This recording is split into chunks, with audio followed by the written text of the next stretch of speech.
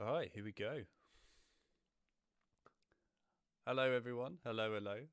Say hi to Hello, nixxo, hello. everyone. Very, very good to be here. Hello. uh, right. Hello, everyone. Welcome to the first stream on my channel, anyway, for the year. I know John, my admin, said it's the second. He got it wrong.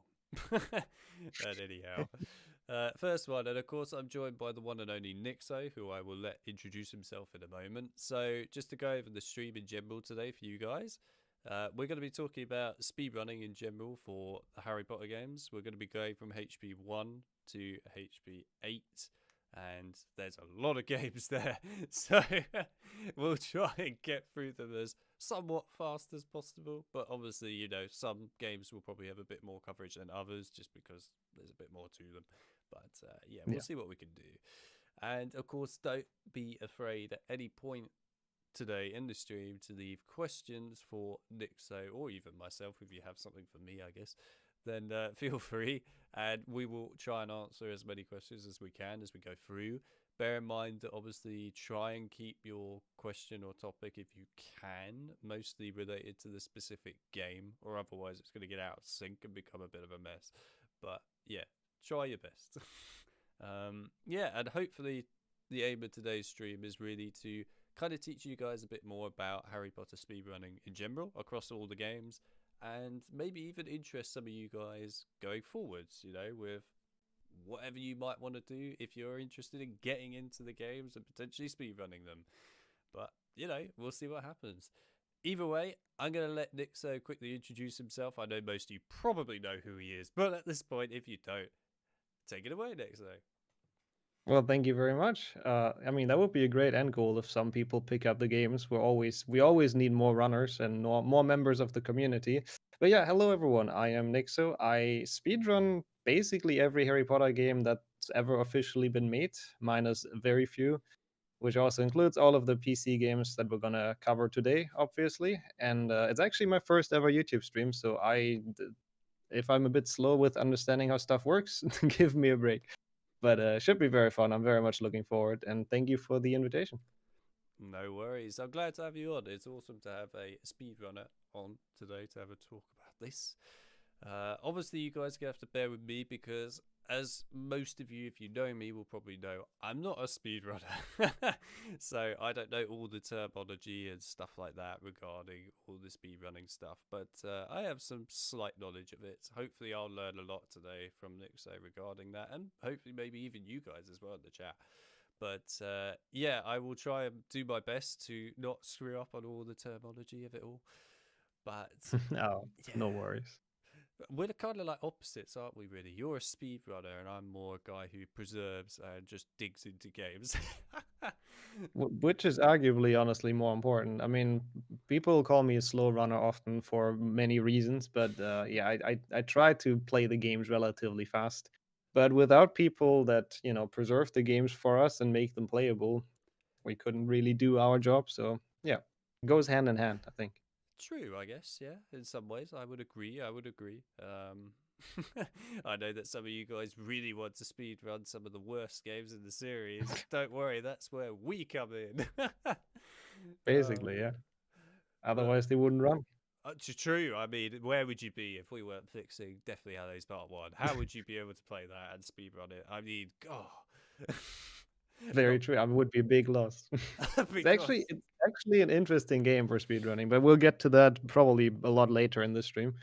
I'm going to be very interested to hear what the hell you have to say that is even Mm. remotely interesting about that game. Mhm, But yeah, fair mhm, enough. mhm. Yeah, yeah. uh, It has some surprises for speedrunning at least. oh, well, there you go. I mean, all my fans certainly know that I despise both of the Deathly Hallows games. So, That's very fair, honestly. I can't blame you for that. uh, I mean, I've had my moments on them. Let's put it that way. Either way, okay. I guess let's start off then. We'll go into this. We'll get straight in, dive on in. So, if you guys have any questions regarding Harry Potter and the Philosopher's Stone or Sorcerer's Stone, if you're in the US, um, for PC, then now is your chance to actually ask those. And of course, we'll try and jump in and out and actually check out what you guys have to say. But yes, so Philosopher's Stone. Now, I know that this is kind of one of those games that obviously is one of the more loved. I wouldn't call it the most. I would say that's HB2 that probably takes that area. But Yeah. I've seen that HB1 has a lot of love for it, and there's a lot of, well, interesting finds, I would say, for this game over the years when it comes to speed Mhm. running. So, Definitely. yeah, I guess really my first main question for you, anyway, regarding this game is, did you find it quite an easy game, first of all, to get into for speed running out of the series, or did you find it quite a challenging one compared to some of the others? That's actually an excellent question because I would say it is probably, as far as PC games go, the most difficult one to speedrun, which is due to a mix of things. I would say most of all the controls, which are clunky. Anyone who's played HP1 knows that turning takes forever, that aiming is really difficult. You can't do it mid-air, you can't strafe. There's a bunch of movement that's just really difficult to get a grasp of. And then you add some frame perfect tricks to it that you kind of need to hit to save a good amount of time, and it becomes very difficult. So this is not a game I would necessarily recommend for someone who wants to start out with HP games, but it is good fun to run it. So it's a double-edged blade kind of. It's fun to play if it goes well, but it can really mess you up as well with how difficult it is. Hmm. Yeah, I mean, to be fair, I can understand from some perspectives, especially with the controls. And that's kind of my other question I had here. Now, obviously, I know that speedrunners have to stick to strict rules when it comes to the games. Now, the controls, I'll be as nice as I can here, are abysmal for Mhm, HP1 mhm. Absolutely. normally. Also, I will sort my audio out in a minute. Sorry, I saw that, guys. Don't worry. I know what the problem is. I'll just ask nixxo this question and I'll do it. So, yeah, the question I had is there's the obviously the updated control movement, which you actually see in the gameplay in the background, which I think we call the HP2 movement system mod. So, are speedrunners allowed to use this at all when doing speedrunning, or is that a no no? It's We have added a special leaderboard for that actually not too long ago. Last year in, I don't know, October something is my guess, something along those lines. But it's not allowed for the normal full game runs. Like for Harry Potter speedrunning, and I know a lot of other communities have it that way, we have the policy to basically not allow any modification of the game files whatsoever. We have a couple of exceptions, which if it's quality of life stuff to get the game to run better. So, for example, HP1, it's if you just play it, it runs very fast because it's uncapped frames. Harry is just sprinting, he's just zooming. So we do have our own mod to cap it to 60 FPS, which makes the game kind of playable. So stuff like that we allow. Anything that goes beyond that is usually banned for us. So movement modifications or anything else that modifies the gameplay, not allowed really. As for the time being, I doubt it changes anytime soon. But we do have an extra leaderboard for it for people that really hate the basic gameplay or the base gameplay. They can play with that version for that leaderboard. Hmm, that's good to hear. Right, 1 second before we carry on, guys. In order to sort the audio out, I need to do this. So apologies if the screen goes black, but hopefully it Yeah, won't be for long. Give me a sec. is that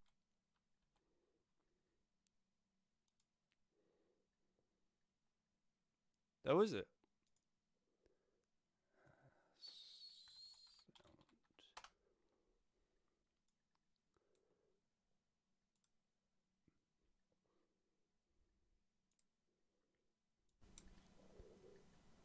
Ah.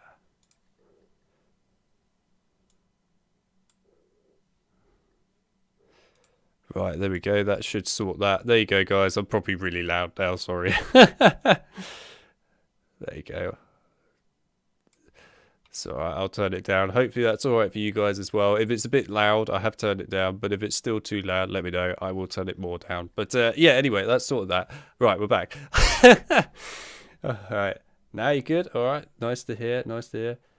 nixxo might be muted. Let me try that again. oh Hang on. Say something, nixxo. Hello, hello. We'll fix tech percent. It's good. I feel right at home. This is what I have on my stream usually. It's No, I think you're all right there.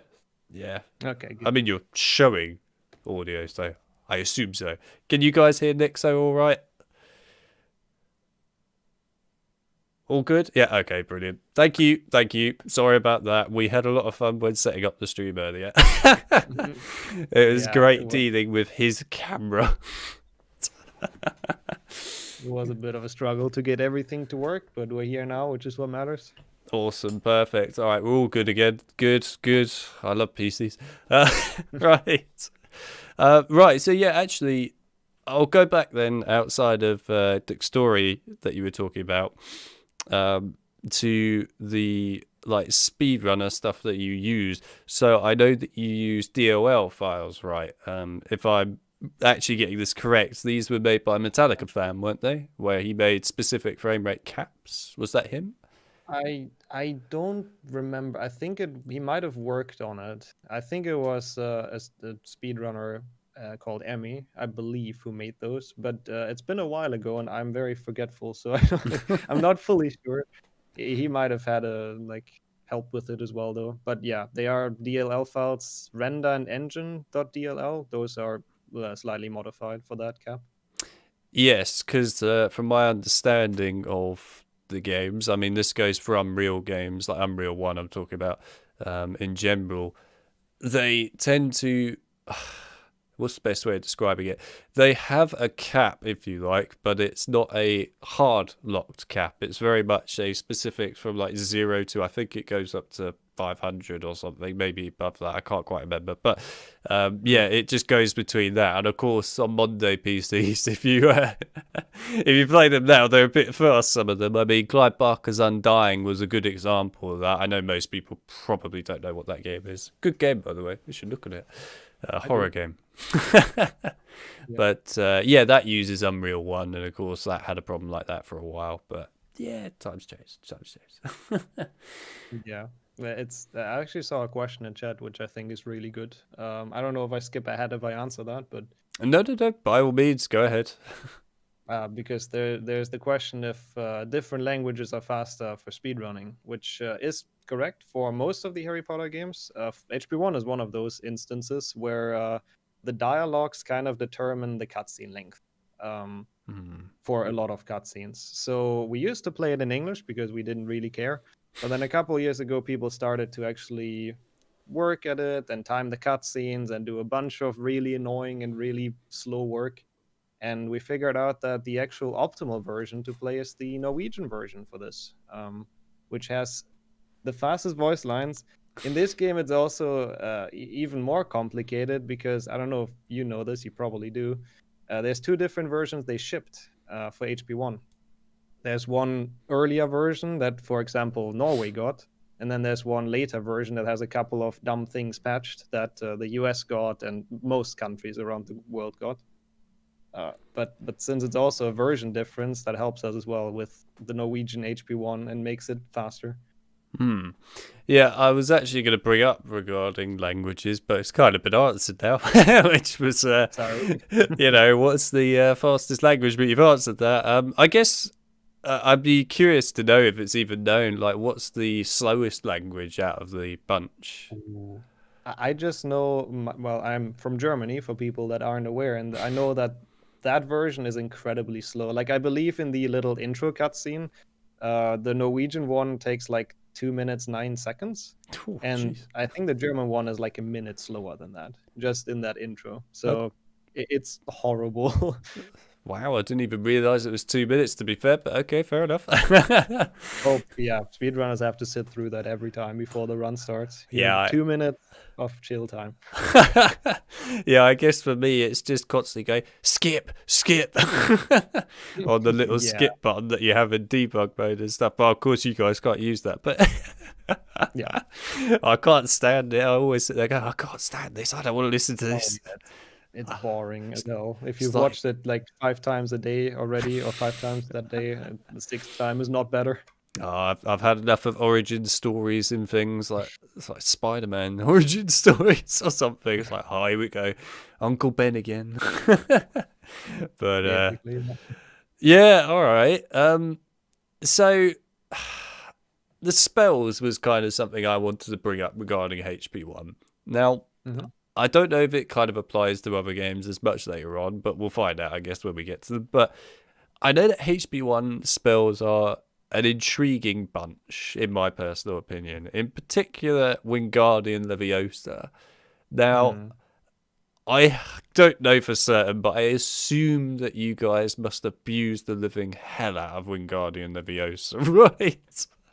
Surprisingly, it's not that broken because you can only use it onto those blocks. There Hmm. is a couple of small abuses. For example, if you take the block, and I'm sure everyone's done that as a child at some point, and you hover it above Harry's head and then drop it, you can, in one instance in the or two instances in the game, actually, you can clip it through a small wall onto a button.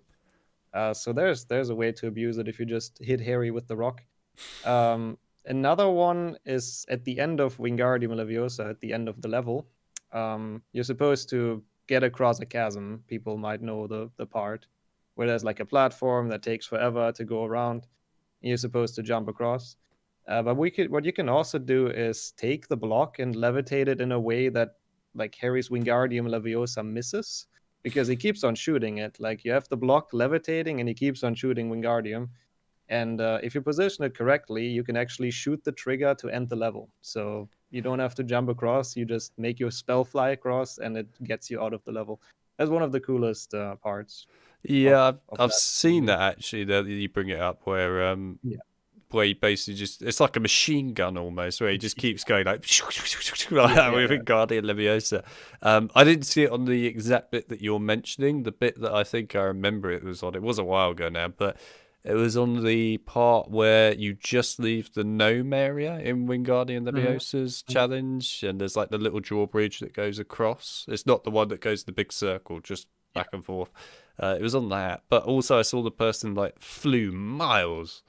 They did like a huge sort of jump or something over the chasm to the very end. I'm not sure if that's part of Wingardium Leviosa or something else, but yeah, I could be Uh, wrong.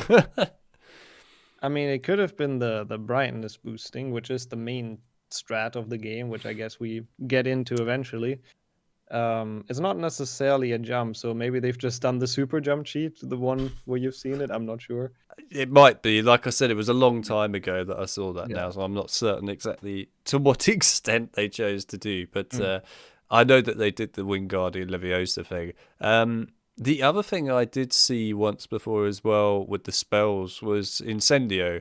There was Mhm. something where like again, I don't quite understand how they did it, but they basically cast Incendio while also jumping on the Venomous Tentacular at the same time, and it basically made them sort of jump forwards a bit way faster than they should, effectively, but also didn't kill Harry or anything at the same time, if Yeah. that makes sense. Uh, I'm not fully sure which area, but the game has like we call them super jumps. Hmm. It has a lot of areas where you can trigger those. It's essentially whenever Harry like clips down a bit, it can happen in a bunch of different ways. But the game gives him like a ton of speed whenever he clips a bit. So if you manage to somehow get a jump off at the exact frame that clip happens, he goes like he speeds super fast into the one direction. So those are the frame perfect tricks I mentioned earlier, which are actually pretty hard to pull off consistently, but they usually save a lot. Hmm. Interesting. That is interesting. Then Yeah. I guess the only other one I wanted to bring up was Lumos. So I don't know exactly what strats again you use for Lumos, but I assume there must be something in HB1 for Lumos because of course Lumos it's got like the little platforms, especially in HB1, which you don't have in 2 quite to the same Mm. extent. But yeah, I assume you guys do something with Lumos, right, in HB1? Lumos, I mean, the platforms are really big in some rooms. We can go back to the one skip I mentioned earlier, the brightness boosting, which is the biggest one in the game, and it's also an Unreal Engine 1 skip, so it also works in HP2, funnily enough, the same thing, and it also works in other Unreal Engine 1 games like Brother Bear and I don't know, some other ones as well that I don't fully remember which ones. Um, But the basic idea of it is that whenever you climb a platform, like a Lumos platform or anything, and you go to the menu settings and change the brightness, and people can do that at home as well if they want to right now, then Harry gets teleported up a little bit. And then if you do that again, he gets teleported up even more. Hmm. And if you chain that, you can gain very, very big amounts of height and just get out of a room where you're supposed to jump up like relatively quickly just by doing that. Yeah, I've seen the brightness boost happen quite a few times in Yeah, speedruns, and of course, it's the main thing. it's the thing that I think everyone at this point probably is going to use. It's fun. um, has it ever been explained as to exactly how that is happening? I am not a like a tech guy. I don't No. know. I know the basics, I think, but if something is a bit wrong, please don't come at me, people. But from my understanding, at least, if you change the brightness, and there's other things that do it as well, but changing the brightness kind of they say flushes the engine, so I think the game like recalculates a whole bunch of stuff. Hmm. And if you do that while climbing a ledge, the game just doesn't do it properly and puts Harry a bit higher than he should be. So as long as you're in a ledge grab, it always puts him a bit higher than the game intends him to be. Hmm. You can do the same, for example, if you well, that again not allowed in speedruns because it needs modified game files. But if you bind a quick save and do that while you ledge grab, then he also gets height. So it's the same kind of thing. Hmm. So roughly that. I mean, you're more of a tech guy than me, so maybe. True. I was just generally curious to hear what you might have to say regarding it. I, to be fair, haven't looked at it, but I assume Mhm. it's got possibly something to do with the fact that the game doesn't actually pause properly in the background. Yeah, yeah. Effectively, I'll call it a soft pause, where you've got a pause on the screen and it somewhat pauses the characters and movements in the game, but the Mm. actual general game itself is still running in the background like normal, and that actually hasn't changed. So I assume it's something to do with that, but I could be completely wrong. Like I said, I've not looked at it in detail. But I'm sure Yeah. Metallica fan would be able to answer that in like Oh, 2 seconds. yeah, I'm sure. No, in no time, 100%. But anyway, he can correct us if we're completely wrong. Mhm. That's his job. Exactly. I'll let him do that. uh, The important part is that it does work, and it's very very mind blowing if you see it for the first time. At least it was for me when I discovered the speed runs of HP. yeah, to be fair, I remember when I first watched like the first ever speedrun yonks ago for HB2, and I just saw people Mm. doing that and went, wow. That's certainly Yeah, something. yeah, yeah. You wouldn't expect that in the game. You wouldn't expect that to happen, really. And to be fair, I don't know. After the amount of games I've looked into now, I'm not putting it past it. That's actually very fair. Yeah. Given the amount of pain that HB4 has put me in looking into that game, yeah, Mm. I'd say Yeah, this is pretty that's basic. true. We'll look in. We get to that one as well at Oh some point, but yeah, don't you worry. One of the infamous game. worst PC ports ever. But anyway, yeah. And by the way, welcome to everyone else that's coming to this stream later on. Just thought I'd say hi to you guys while we talk about HB1. So, I guess the other thing as well is obviously this will be more important when it comes to HB2, and this is going to be like its own almost complete topic, right, on its own. But Mm. you've got, I'll call them like mean runs and also Mhm. sort of custom map runs and things, right, where people make their own maps that you could like speed run and so on. Now, I don't know if there's like a full-on leaderboard for all of these that a lot of people get involved with, or whether it's just like the odd thing just for fun. But Mhm. what do you really have to kind of say regarding those sort of things and the general rules behind something like the Chungus on HP1, if that's Mhm. ever been done, for example, and stuff like that? Yeah, I mean, I personally love them. It's I would say 50% of the stuff I do on my stream is basically meme runs. Most of them fully just for fun, just because we want to see if what's possible and what you can do with the games. And then a very few runs have actually gotten a leaderboard because they've proven that popular that people just like to do it competitively, like Chungus, like you mentioned. It's only for HP2 though. HP1 Chungus isn't a leaderboard because it doesn't really change anything. It just makes Harry Uh, fat. Yeah. So it's funny, but it doesn't really change the any percent run at all. Yeah. In HP2, if you jump on the floor, you actually you attack actually everything around you. So. Yeah, you change it. HP1, it's just literally you don't even get the noise in HP1. It's depressing. No, very sad. My ears are not bleeding. What a shame. Yeah, but the chat brings up a good point. The upside down runs. I know you've done an upside down playthrough yourself. I saw that from Wrench a minute ago. I knew it would be, if anyone was going to at least say something about that, it would be Wrench. Nice to see you again, Wrench, by the way. He was around when I did the upside down HP3 PC, and God. Yeah, he's an upside down enthusiast. I mean, I don't blame him. It's great fun. Nah, I mean, to be fair, I did have fun, in all honesty, doing HP3 PC upside down. It was an interesting experience. It's not something that you do every day. So, yeah, it was intriguing. I will admit that some of that game, I mean, like Buckbeak, for example, upside down, that just made me feel ill because it was all like the wrong way round and just made your brain go, what is happening? Why is this, like, why is Buckbeak going down rather than up? This isn't right. Yeah, that sounds cool. That sounds weird. And of course, like the controls as well, like left and right are all inverted. It's like having inversion on everything. It's absolutely terrible for the brain. Afterwards, in real life, you wonder what's happened to you. But yeah, HP3 was an interesting one to do, I have to say. But, you know, I did say after that I might be interested in other games. As for HP4, oof. Can we choose a different game? Yeah. I know it's mainly because you want to see us do it co-op. I mean, you know, there's a possibility we might play HP4 co-op, myself and nixxo, at some point one day. Who knows? But I don't know about the upside down bit.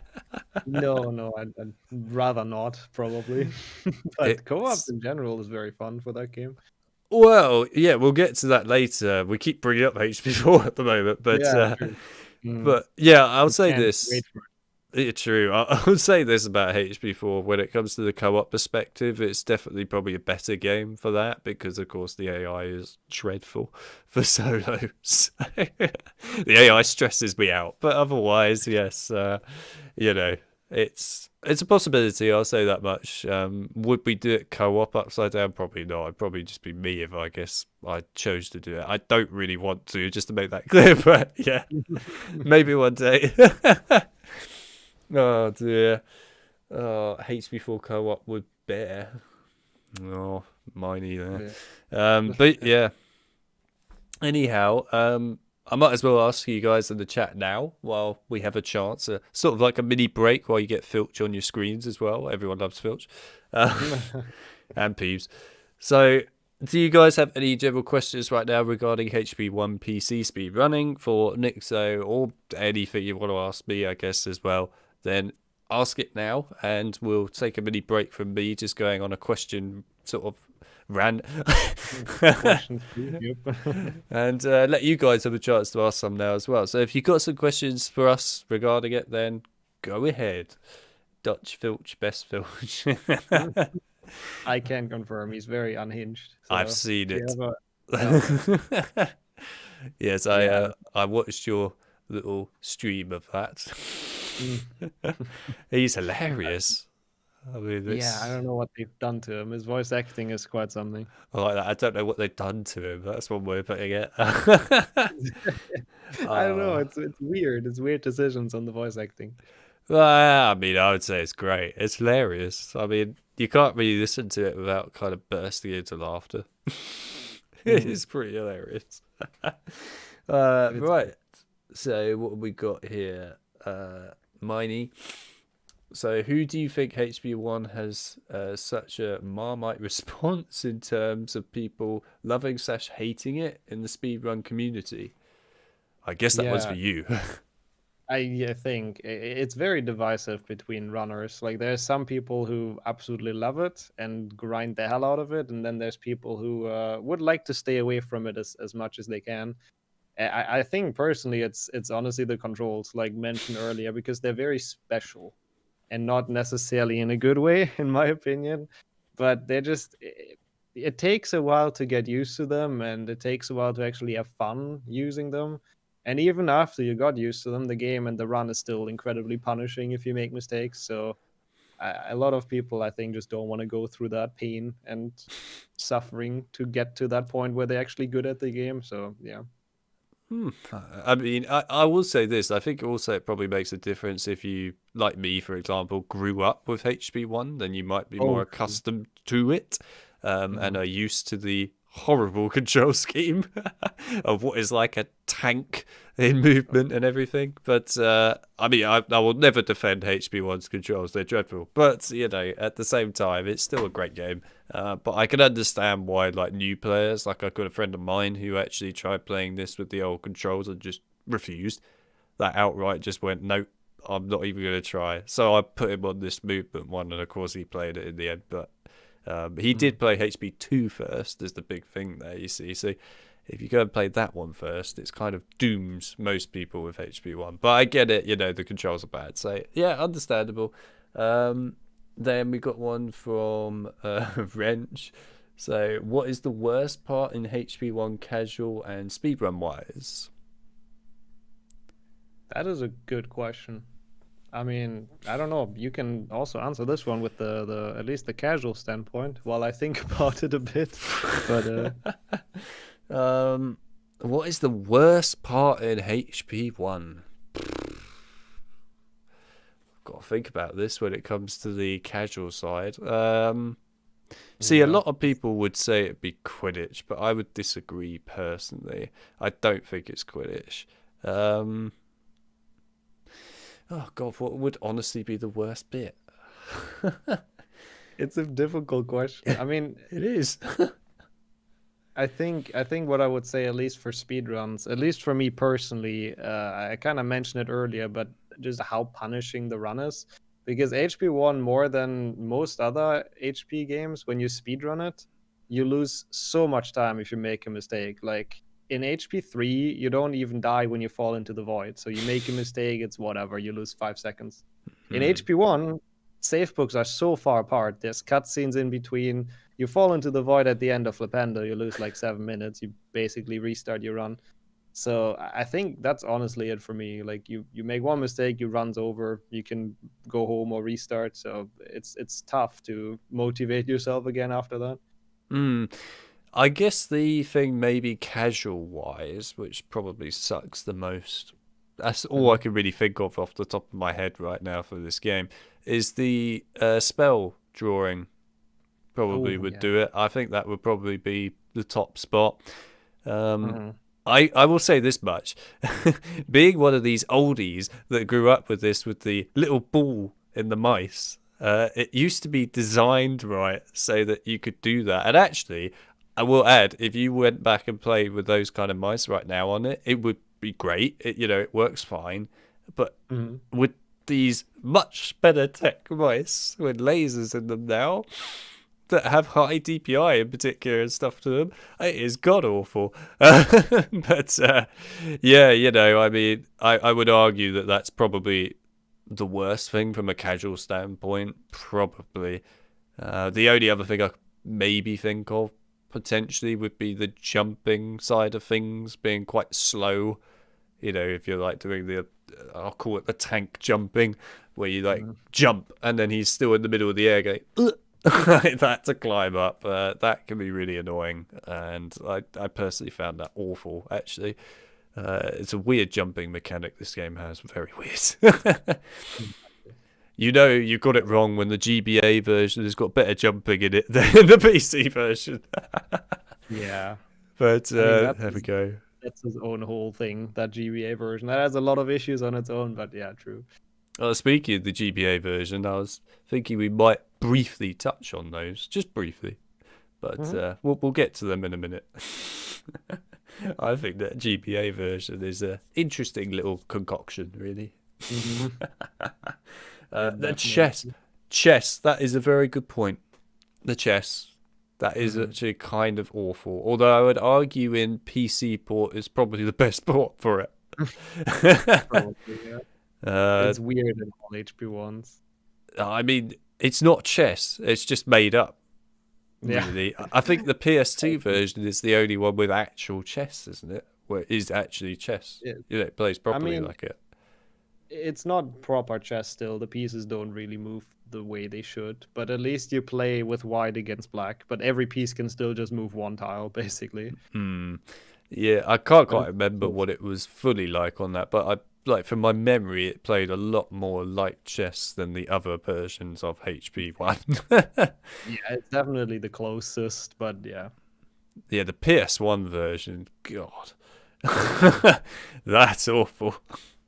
It's basically the same concept as PC, but they did it for 3 stages for whatever reason. So that's what makes it awful. It's too long. Yeah. Nah, I was not a fan of that. Right. Any other questions quickly regarding HP1 PC before I guess we maybe move on to the GBA HP1? That one's an interesting one. I know about the thing with that one regarding Fapende, where you can just cast the barrel backwards and just go straight to the end cutscene. I love that. It is the shortest speedrun in the entire Harry Potter series. The any percent of HP1 GBA, with like less than 2 minutes to complete the game. Oh, that's a good point actually that Wrench brought up here regarding, I guess more casual really here. Oh, that affects speedrunning as well, which is not being able to cast and walk at the same time in HP1. I actually forgot that was even a thing because I've used this movement mod for so long now. But yeah, that is bad. That's dreadful. The aiming as well is dreadful, where you like aim in the air at things, and even if you sometimes actually get it on the object that you need to aim at, it still somehow misses. I don't know how that's possible, but yeah, no, I agree with that. That actually could be the worst thing. I keep finding new things that I didn't think of thanks to the chat that makes it worse every time. We're supposed to be making this game look good. Yeah, no, HP1 has a lot of questionable design decisions, honestly, but it's still fun. It's still a very nostalgic game that has a place in a lot of people's hearts, I think. I mean, I still love it to this day. You know, it's an amazing game in my opinion. It's got a lot of problems, but it's an amazing game. Oh dear. This is an interesting question from Miney, but it's more like a kind of a broader question, I think, which is the shortest HP speedrun. Do you know what that is? HP1. It is HP1 GBA. It is actually HP1 GBA. Oh dear. Yeah. The only other one that's remotely close to that is HP5 GBA, which is also, it's like 2 minutes 20, I think, or something. Because there's a save corrupt actually that we use. So we do the one thing that they always tell us to not do. While the game is saving, we just shut off the console and restart it, and it just unlocks every single level, so you can just go straight to the end. So it basically gives you a dev menu. Yeah. That's amazing. Not really a dev menu. At the end of the game, you're supposed to have the menu, like Hermione gives you all the level, and you can replay them, and it just unlocks that instantly. Yeah. Okay, fair enough. Because usually that sort of thing, right, is, well, you're effectively going in the game and unlocking the dev menu to actually choose what levels you want to select, right? That's usually the case. I mean, it's like that. Speaking of the dev menu, I guess the HP1 GBA dev menu that I was mucking around with lately and did the short on, where you can select all the levels. And there's some levels in that game I didn't even know existed until I found that menu. It's like, when did this happen in the game? But yeah. I mean, yeah, obviously that you don't get given normally. But yeah, okay, fair enough. I've never played the 5th game on GBA, in all honesty. I kind of looked at it and went, nah, it's not for me. No, it's horrible. It's I think one of the worst games of the series, in my opinion. It's really, I don't have any redeeming qualities apart from it's a short speed run, so I don't know. Really? Worse than HP6 PSP? That's saying something. That one's a good contender as well, yeah. That one was dreadful. Hmm. I know that Yeah. everyone keeps going, will you ever do a a live stream of HP6 PSP, or are you ever going to do a series on it? Like, I like to give you guys series on these HP games, but that's painful to play. That actually hurts the soul. It's that bad. It shouldn't exist, in my opinion. It shouldn't. It's just not even No. trying, in my opinion, that game. But okay, well, anyway, I think that's probably everything regarding HP1 PC and like all the, I guess, speedrunning things that I could think of for it right now. But who knows? If there's more stuff later on, and likewise, chat, if you have anything later on, then don't be afraid to ask. We will address it where need be, of course. And it's always good fun to address everything. Right. Let me find the GBA. As I guess we're talking about it, we might as well go straight to it. Mm. HB Philosopher Stone GBA, which there it is. The lovely little folder of it, just chilling around. There it is. Oh, what a beauty! It's a nice game. I mean, it kind of has the same problem that the main PC game has, I think, which is kind of clunky controls. And Mm, Harry moves incredibly slow in the game as well. mm. Yes, and yeah, I was going to ask you at the beginning of each game, and I kind of forgot what the last one, but I guess you addressed it anyway. Which is, what do you think of the GBA version of HP1? It's hard for me to be unbiased because I grew up only with PC. I had all the PC games, but I had nothing else. So all of those I only like played later and learned for speedrunning. I don't know. 1 GBA it's a weird game. In my opinion, it's very confusing sometimes what you have to do. Harry is very clunky, and if you die somewhere, you lose minutes of progress usually. So I'm not a big fan, I have to admit. I played it casually once, and that was the only time. From that point on, I did not need to play it again. Yeah, fair enough. It's weird. I did actually grow up with this, so Yeah. I think I'm kind of like an exception to most of the fan base, where I did literally grow up with every version of each game for the most part, other than like some of the later on ones. When we get to 5 onwards, I don't care about the GBA version, stuff like that. But HB1, yeah, I played all of them, and Nice. that was certainly something growing up, because I remember back in the days, like at school, people would go, "Have you got to this level on HB1?" I'd be like, "You mean the PC version, or are you talking Yeah. about the PS1 version?" Yeah. I mean, I have to admit, I was not aware there even are different versions until I was very much older. So for me, it No, was always just PC. But yeah. it was confusing. I mean, I felt sorry for everyone growing up, because somebody would go, "Yeah, this is freaking awesome, this bit of the game," and you go, "Huh? I don't remember that in my game." Yeah. But yeah, no, I mean, I grew up with this, and I guess you could say I had some nostalgia for it, just because, when you're younger, you kind of get attached to things a little bit. But I will confess that this one, anyway, for me, it's not aged well. It's not aged well at all. It's No, bad. I Uh, say.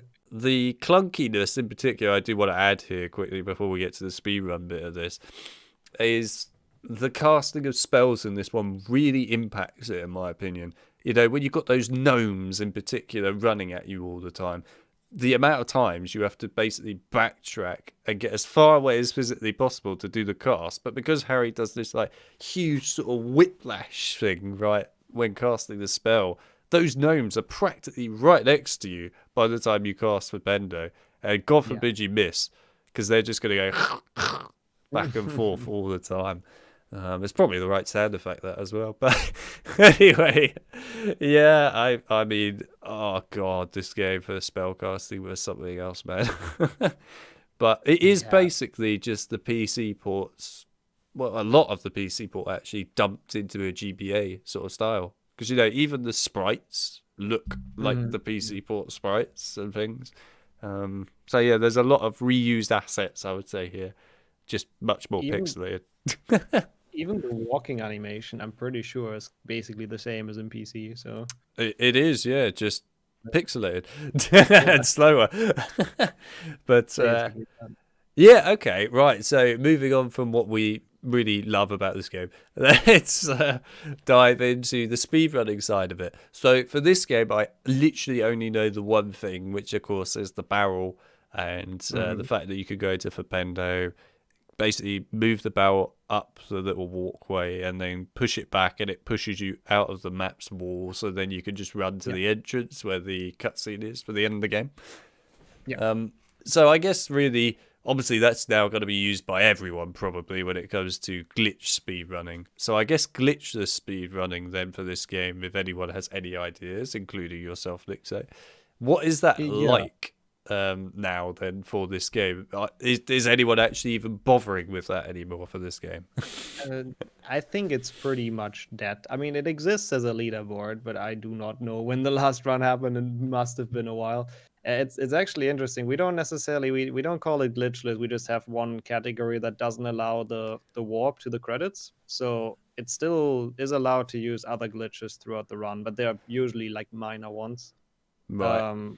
For example, like in some areas the walls are kind of thin, so you can sort of run up to them and then just cast through them to skip some puzzles and stuff like that.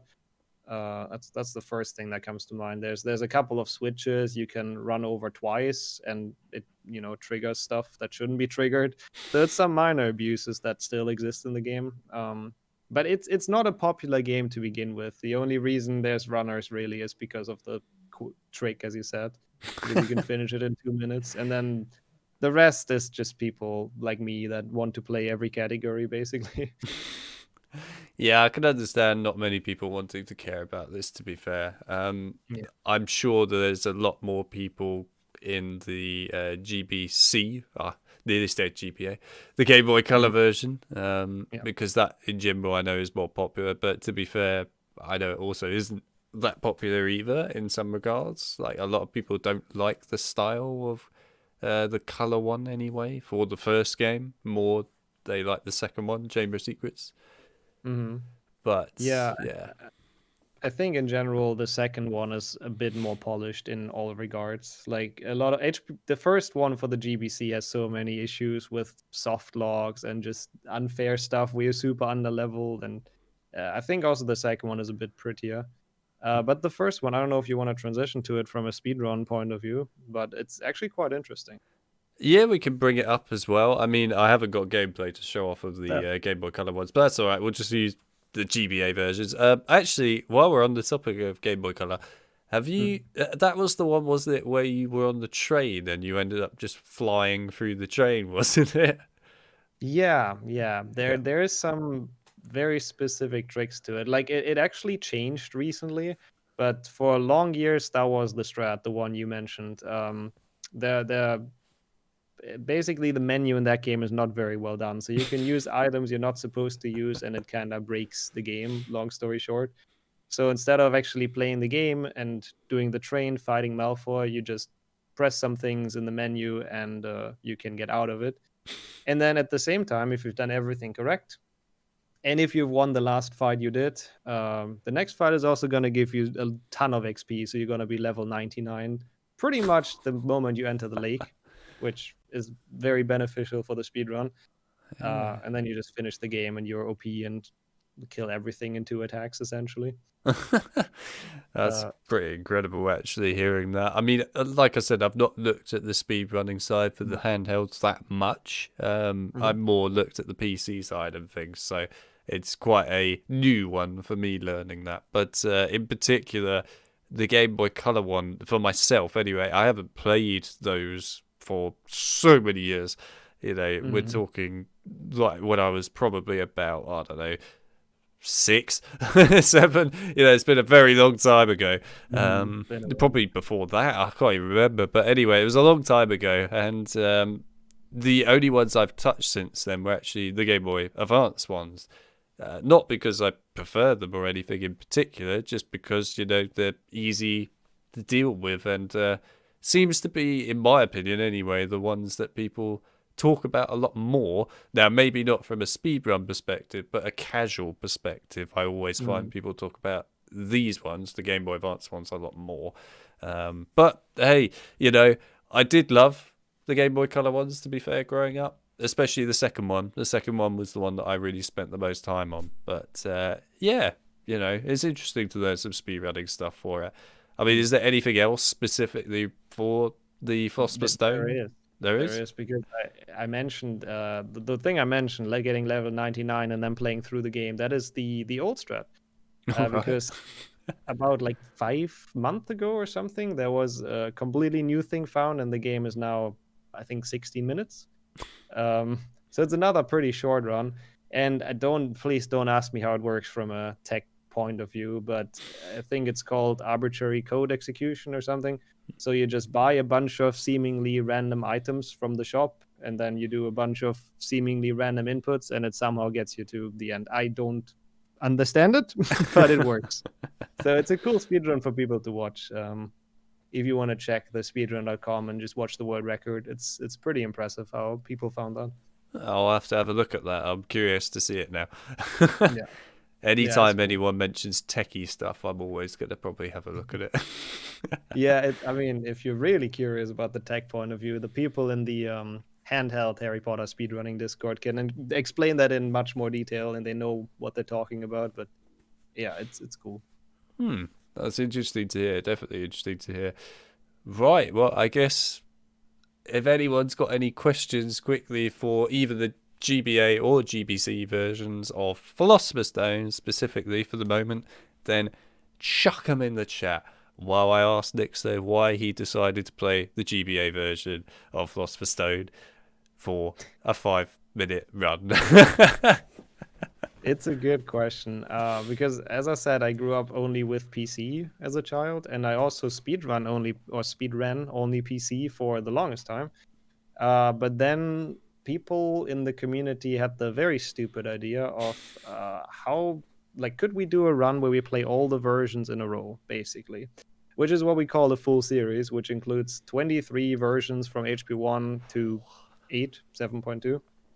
And yeah, that's why basically I checked out the rest of the versions. That's why I started practicing them. That's why I started to get into anything else, one GBA, one GBC, even PlayStation 1. And that's how it started. God, that's too long. That must be way too It's many hours. it's pretty bad. I think my PB is 32 hours or something. It's 32 hours. Like, are you even able to stand after that? It's pretty bad. I do not recommend it to anyone to do that, to be completely honest.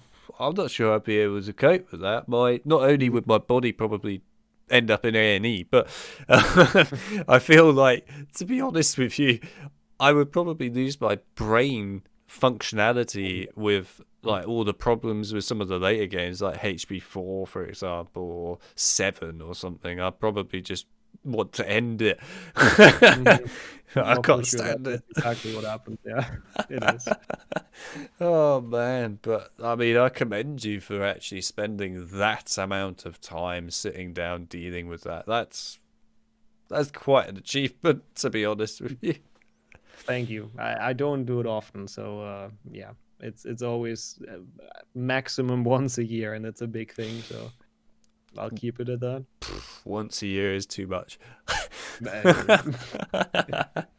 Oh dear.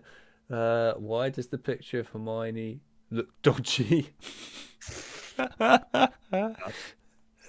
I think that's just a general question for the whole of this game in a nutshell. True.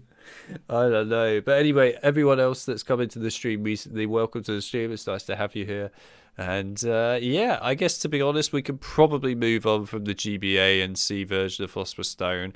So I guess, do you want to touch on at all the PS1 or PS2 version of Philosopher's Stone, or just go to Chamber of Secrets? It's up to you. I don't mind. I mean, I think the first 3 games we can do a bit more in depth, because the 5 and 6 and the 7s, they won't have too much to talk about.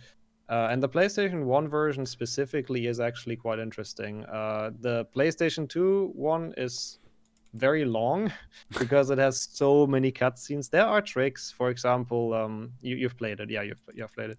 So I've there's the definitely played restricted. it. Yeah, there's the restricted section level, and we can skip that fully just by jumping into the cutscene at the correct spot, and then it just skips the level and he comes out again. Hmm. So it has stuff like that, but it's overall just a very lengthy speed run where you watch cutscenes, so it's not super interesting. PlayStation 1 is actually pretty cool, because it has a trick that was actually found in a casual playthrough on YouTube many, many years ago. Um, and it involves playing Quidditch.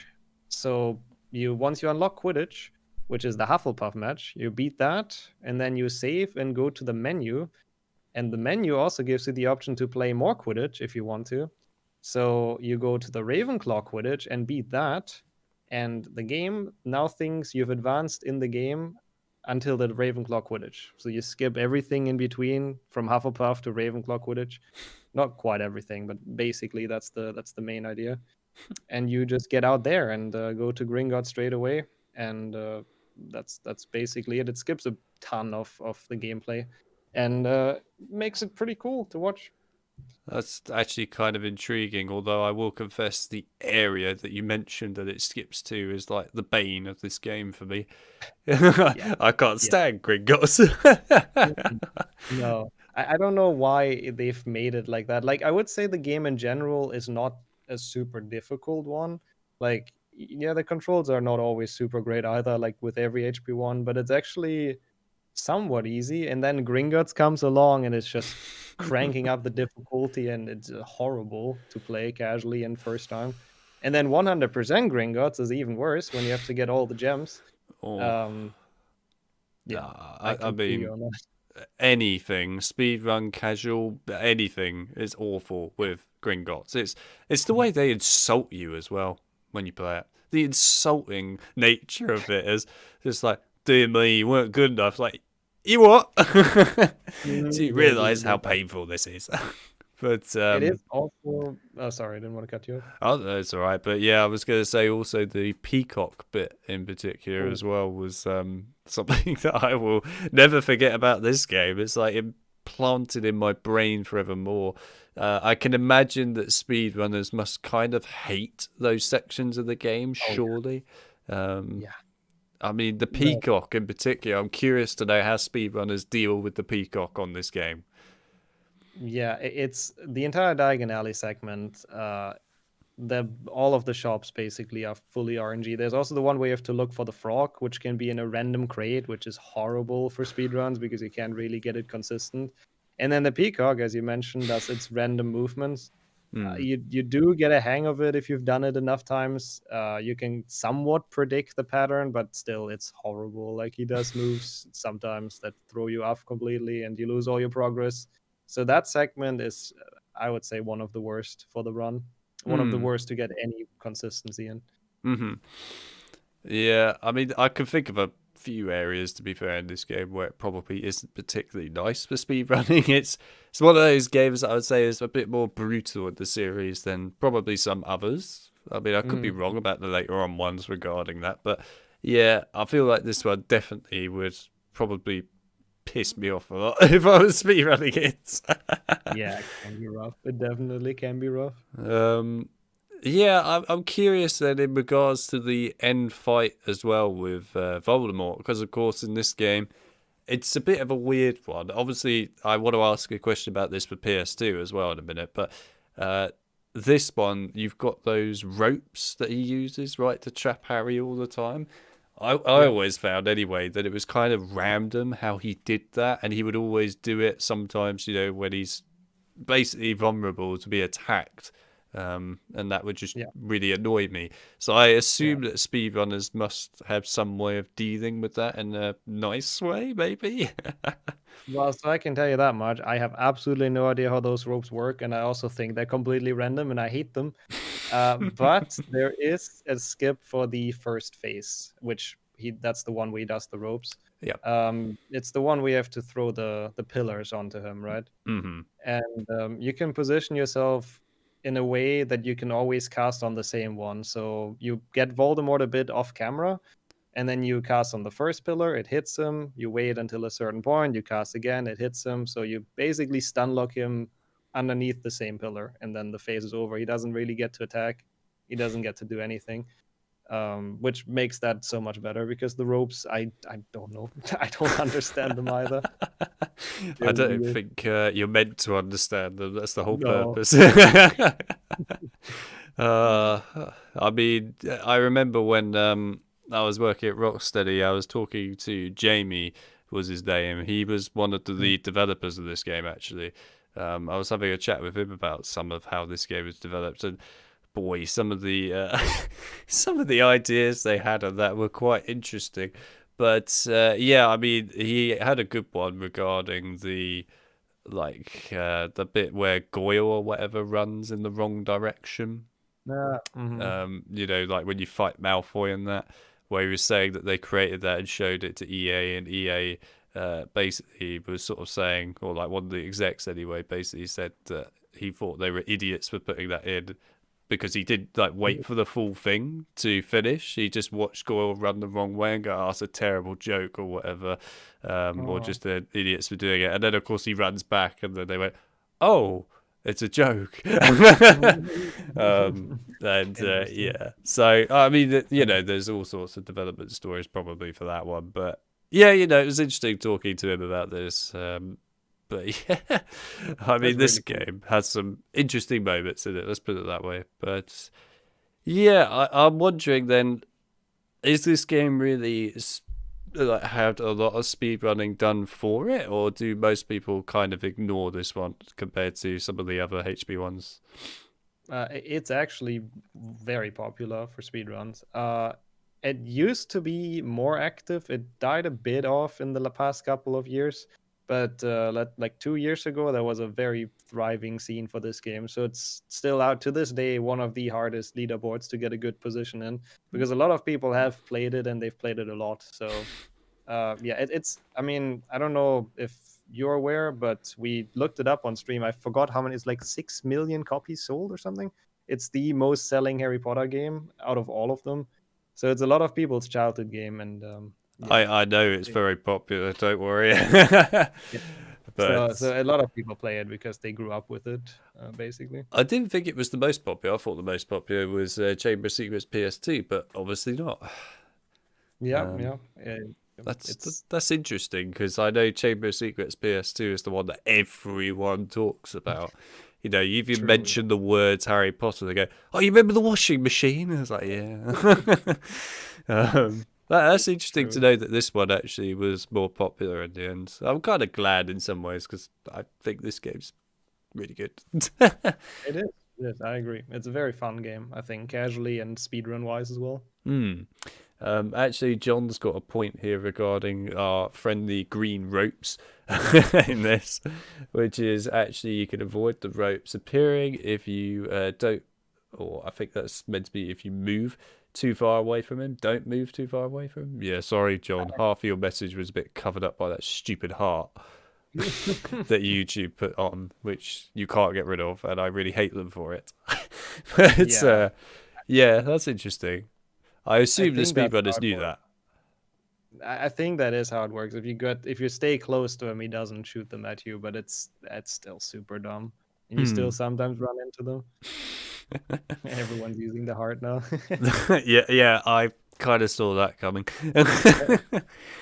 I don't know why YouTube put the heart in, if I'm honest, but hey, everyone loves it. What can I say? I mean, I guess you can also do party. Oh yeah, there's party, everyone's favorite as well. Uh, um, yeah, I can't really think of anything else in particular for like, HP1, PS1 that I really have a question for off the top of my head. I don't know if anyone else has got anything speedrunning wise questions for HP1, PS1. If you do, rather than I did spamming the chat with weird emojis, then just ask them. I did actually read one earlier about Gringotts, how easy it is to speedrun Gringotts 100%. Hmm. And I can say not very difficult. It's awful. Mainly because of surprisingly Sickles is the more difficult one. Uh, the first one, the Knuts and Galleons, you can kind of figure out if you've done it enough times. But then Sickles has one where you have to spin, and the indicator for it does not show up in time. So if you start spinning when the indicator shows up, you're not gonna get them, which is kind of weird game design. So you just have to learn like the audio cue of when you have to start spinning, and it's painful. Is the second one? That's the second one, right? Yeah. That is the second Silver. one. Yeah. I always tend to have trouble with the third one. I don't know why. Casually, I had the same. Like that one took me a while, but that one you can at least get somewhat consistent once you practice it a lot. I remember streaming this actually about, I guess it was probably 3 years ago now. God, time moves on. But anyway, everyone was just like, how the hell have you just done the first and the second one of these first time? I went, that is nice. childhood torture right there. Just, repeating this so many times and getting used to it. And unfortunately, I can say that it's just ingrained in my brain now. It's one of those things where you do it enough and it's just stuck there forever. I'm not even speed running. I just have it stuck in my head. Yeah, exactly that. Oh dear. Oh, the slippery floor. Yeah, that's a good one. Gringotts. Collect all the freaking paperwork for no apparent reason. Oh, yeah. Very fun. Normal and you banking. get timed. It's like, I've never ever been to a bank where they insult you more. But there we are. True. They don't like the customers at all. Oh dear. Right. Anyway, I'm going to move over to the PS2 version now, I think, because I've run out of questions anyway for the PS1 version. Hell, yeah, there may be loads of really, really good questions. I don't know, but yeah, I can't think of them myself personally. I was trying to see if I could find. I think we've covered most. So there it is. I wanted to, in particular, would this go to? Oh God, yeah, I forgot. The lovely thing about the emulators is when you get to this boss fight and the aspect ratio goes like this. I've never seen that actually. You'll see it in a minute. It's certainly something. So this one in particular, the one thing I definitely had a question for speedrunning, and it annoys me enough as it is just playing it casually, and that is the fact, by the way, Quirrell's in the background. You might have seen him. Did you see him there behind the pillar? Yeah. Yeah. Oh well. Anyway, yeah, so the speedrunning thing was the whole, I don't know what they call them in this, but like the guy trash things, right, in the boss fight, the green ones in particular. Yeah. What the hell do speedrunners do about those stupid things? They piss me off, if I'm honest. They are pretty awful. Like there is a bit of a strat to it, because there are those pillars that we see in the fight right now, and if you kind of stay next to them, they tend to not attack you that much, and they also tend to not do their ranged attacks. So you just kind of want to hack the pillar as much as you can, and hope for the best, really. But they are awful, but that gives you the best chance. It's the same earlier when you get the spell book for the Findo. There's also a guy trash fight next to those, and if you just stand basically where the spellbook spawns in the stand, then they also tend to not attack you that much. It makes it a lot more bearable. It's still sometimes annoying, but it works relatively consistently. Well, and I was going to say the thing with this one is you've got to obviously attack Quirrell when he puts his little shield down, which is the bit I always found really annoying, because of course, if you're not in the right spot at the right time, you're screwed, and then he brings them back to life, which makes it really annoying. It's a tough boss fight casually, but at least you can shoot at him without aiming as well, so you can be a bit further away and just shoot the general direction, and usually you hit him. It's interesting to hear that the speedrunners have that sort of idea, though, with the pillars. I never honestly thought about the pillars coming, for this sort of fight. Mainly because I think I was too busy, I guess, swearing at these annoying dogs constantly attacking me. And the thing that's really annoying about those versions of the dogs, actually, or the guy trash, I should be calling them, is they have those little, I'll call them sonic sort of sound things that they shoot out, which are the most abusive attack I've ever seen. They just fly everywhere. So do those not go through the pillars then, those? They do not, no. They block them, yeah. You're right. I know how to do this boss fight forevermore from now on. If we ever revisit this. Yeah. All right. Well, that's interesting to hear. Now, another one with this one, of course, is cutscenes. And I know this is Mhm. the bane of every speedrunner in existence, in particular for HB6 when we get there. But this one, there are a lot of cutscenes and you cannot skip them. How do you deal with this as speedrunners? Honestly, me personally, I just zone out and talk to my chat most of the time, because at some point you've seen them 20 times and they're just really not interesting anymore. Obviously, people try to find skips for them. There's some weird things in this game, like there is a skippable cutscene, which is the one after potions class when they all leave the classroom. After you've seen that for the first potions class, you can skip it for the second and third one for whatever reason. So that is the one skippable cutscene in this game. And then there's a couple of triggers you can walk around, like the one before the troll fight in front of the toilet. You can walk around. So there's slight things to do about it, but most of the time you just have to sit through it and find something else to do. Yeah, I honestly just thinking about the console ports. I mean, most of them you have a lot of cutscenes in them, to be honest. Mhm. Compared to the PC ports, anyway, of the earlier games, there's so many more cutscenes, in my opinion, inside of these Yeah, ones. Also, on yeah. the PC ports, you can skip them for the most part, other than like HB3 kind of is a bit weird for that. But yeah. Um, yeah, alright. So I guess that's the bane of this game for you lot. So is there anything else in particular with this game that speedrunners find quite challenging, sort of difficult? Maybe with like the boss fights, maybe like the venomous Oh, tentacular boss fights and yeah, things. Tentacula is awful. I mean, it's the same as for most things. You do get the hang of it if you've done it enough, but I remember getting into this game and I got destroyed so often by that plant. It's awful. Aiming at it is awful. There isn't really a trick to it, just learning the pattern and dodging, so it's bad. So yeah, that's tough. The troll as well was the other one I was going to bring up, like in the bathroom in particular, the Mhm, first troll, right? mhm. I've always found anyway, trying to get that stupid troll to sometimes actually hit the floor properly is a pain in the ass. But the other thing I found with that as well is there's like a sort of mini soft lock almost for that, where even when the troll actually whacks the floor, it doesn't Mhm. stun him ever. And it's just permanently stuck with him, just constantly attacking you, but never stunning himself all the time. I don't know if you've ever experienced that or other people have while speed running, but it's a horrible thing. Mhm. Yeah, that's bad. I don't think I've heard of that. No, I have to admit. No, all Um, right.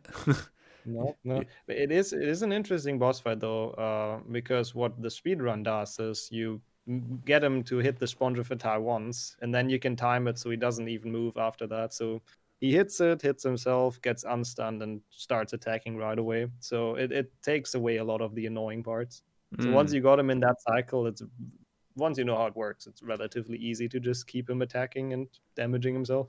Yeah, you see that one I know I do it myself inside of Mm. the Defendo challenge in particular. Mhm, mhm. Where he just for some reason in a school they're like, here, have a troll. But Seems very safe.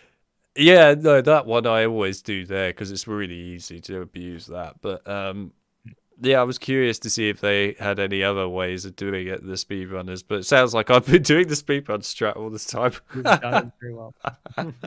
Oh, there you go. I can already say I'm partly speedrunner. Basically, yeah. Very nice. It's interesting. Yeah, okay. So the other thing as well, I can't remember how many Quidditch matches there were in this one, but I know there's obviously the one in particular with the main story. That is the What's only one, yeah. what's that one like for speedrunning? Because I know obviously Harry loses control of the broom at points, Mhm. and you got the whole cutscene thing and so on. So does that tend to be annoying and slow down everyone, or not? It was for me when I picked it up, but if you actually just fly flawlessly, you kind of just always get to the next cutscene before anything really happens. So it doesn't really throw you off too much. Hmm. The problem starts if you miss a ring and then it's not perfect anymore. Then you have to struggle and it's really annoying. Square for energy is the best part. Yeah, Yes, I know what you mean. good old place. That's good. That is good. Hashtag PS1 Hagrid, best Hagrid. Oh no, you're gonna remind me of those weird indie games that person created, Oh. Mhm. like Slender Man Hagrid. Yeah, Escape PlayStation 1 Hagrid. Absolutely ridiculous. I don't even know what's wrong with them. Yeah, yeah. Oh man. Yeah, I guess is there anything else in particular that speedrunners really do with this one that might be kind of mind blowing to know about? There is an interesting one that I can think of, which happens before you learn, after the first flying class, you go to Hagrid's hut in this game, and then there's a cutscene and the loading screen. And during that loading screen, if you hold A or X, whatever your controller is, whatever your platform is, uh, about three-quarters into the loading screen, then you actually get teleported to the next spell book, which is Alohomora. So you don't watch the cutscene in the common room, you don't have to go to the restricted section. You're just there. And I don't remember why that happens from a tech point of view, but it's probably one of the coolest glitches because all of a sudden you're just in the library, Ron is panicking about Filch, and you have no idea what's going on. That's a good one. That is interesting. All right. um, yeah, actually, a question I did have for this that's just popped into my mind. Is there a particular version of this that's faster than the others? So obviously, this was made for PS2, GameCube, and Xbox. Is there a particular version that is actually better to run than the other ones, or not? Uh, we do have different leaderboards for them, so they're a bit split between the versions. So we have uh, we have one for any percent which any console can be on, and then we have an emulator one which is only for GameCube and PlayStation 2 because Xbox emulation doesn't really work. Yeah, yeah. But the console one, most people opt for Xbox because it's I believe it has the best, like, most stable frame rate without any lags and slowdowns and stuff. So it just runs like a little bit more optimized. The versions aren't different in itself, to my knowledge, apart from looks and stuff. Hmm. But that one is just the most smooth one, the most smooth running one. So then that brings me on to my next point with that, if it's Xbox. So obviously Mm. this was made for the original Xbox, but it is backwards compatible on the 360. So I know that backwards compatible Xbox titles on the 360 are a bit hit and Mm. miss. In particular for Chamber of Secrets, it runs pretty badly. Uh, It so, I mean, again, does that kind of come into play here with the speedrun sort of table for this, for Xbox? I mean, you are allowed to play it on the 360. I actually do not know how well it runs, but as you said, the second and also the third, I believe, run really poorly on 360. And I would say the majority of people that plays HP1 Xbox also runs those games. So nobody really buys a 360 just for HP1. So most people just play it on the original Xbox. I think exclusively everyone plays it on the OG Xbox, Hmm. and that's basically it. I couldn't tell you how well it runs, to be completely honest, for this game.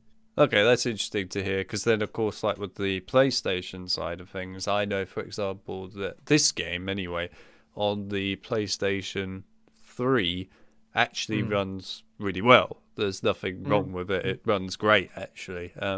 But then HB2 on PS2 for PS3 runs Mm. questionably. In particular, it has this problem where Harry tends to sometimes, when he opens doors or walls, he'll just keep walking. There is a way to fix it. You eject the disc. I mentioned this on my stream actually when I was playing it. You just eject the Mm. disc from the PS3, which basically stops the game, and then put it back in again, and he stops walking. It like freezes the game basically. But yeah, so Mm. that's how you fix it. But of course, I would then argue that you couldn't speed run that game on the PS3 because it's so questionable whether it'll happen or not. Mm. Right? It's not guaranteed to definitely happen, but it can happen a lot.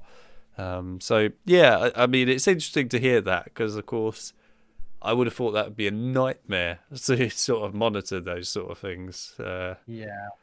I'm not too much in. I mean, I do speedrun those versions, but I am not like a moderator or anything for it. So I'm not fully sure about the full what's allowed and what's not allowed specifically with those versions. But it's most people just play it on Xbox and that's it basically. So there hmm. isn't really much of a need to monitor the rest. But Console Harry Potter speedrunning is a bit of a nightmare because of that, for sure. All of those different versions. Yeah, I would have thought so, to be fair. It's interesting they allow emulator, though. I'm actually surprised. I thought they would just never allow emulator altogether, but that's nice to hear, actually, because emulation can be quite a good thing. And actually, you know, if you optimize them properly on an emulator, you can really make them run well and look good, etc. So, yeah, no, that's good to hear. I'm glad that the speedrunners are allowing extra things. Finally. Yeah. I think the main point of it as well is eventually all the OG consoles are gonna be broken, right? So as sad as that is, eventually in a couple of decades, nobody's really gonna be able to play this game on original hardware, anyways. No, So, it's going to get to that point at some point. Yeah, it's definitely. It's good to hear though that of course they are being somewhat preserved, we should say, through our lovely emulation stuff. True. Yeah. And actually, now that we're on this point, I did have a question about this before we move on, which is chess on the PS2 version. I would argue that this is probably the toughest chess in my personal opinion. So how is it really something that you can deal with speedrunning? Because anyway, whenever I've done this chess anyhow, it's very much the case of it's kind of random, right? Whether it's going to work in a certain way to another way, or at least that's my sort of experience of it anyway.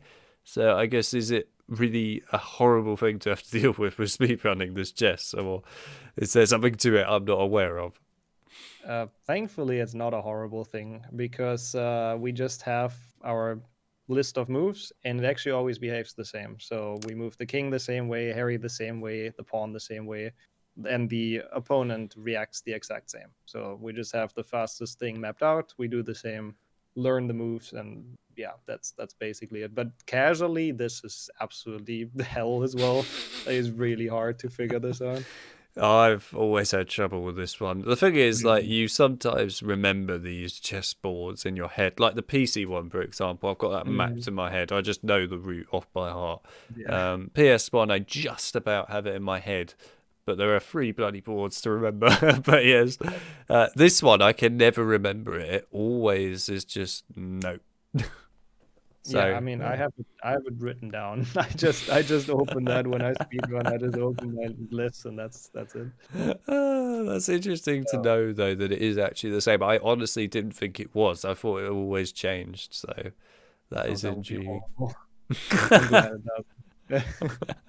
I mean, I hate it enough as it is. So yeah, I mean, it's like the chess in HP5 that does change. I know that changes for a fact, and that is horrible. So yeah, I hate chess.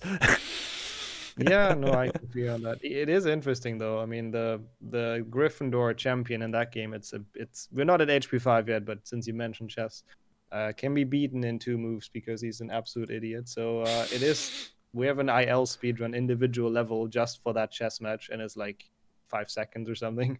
But they are always different. Like you have to get lucky for that to happen.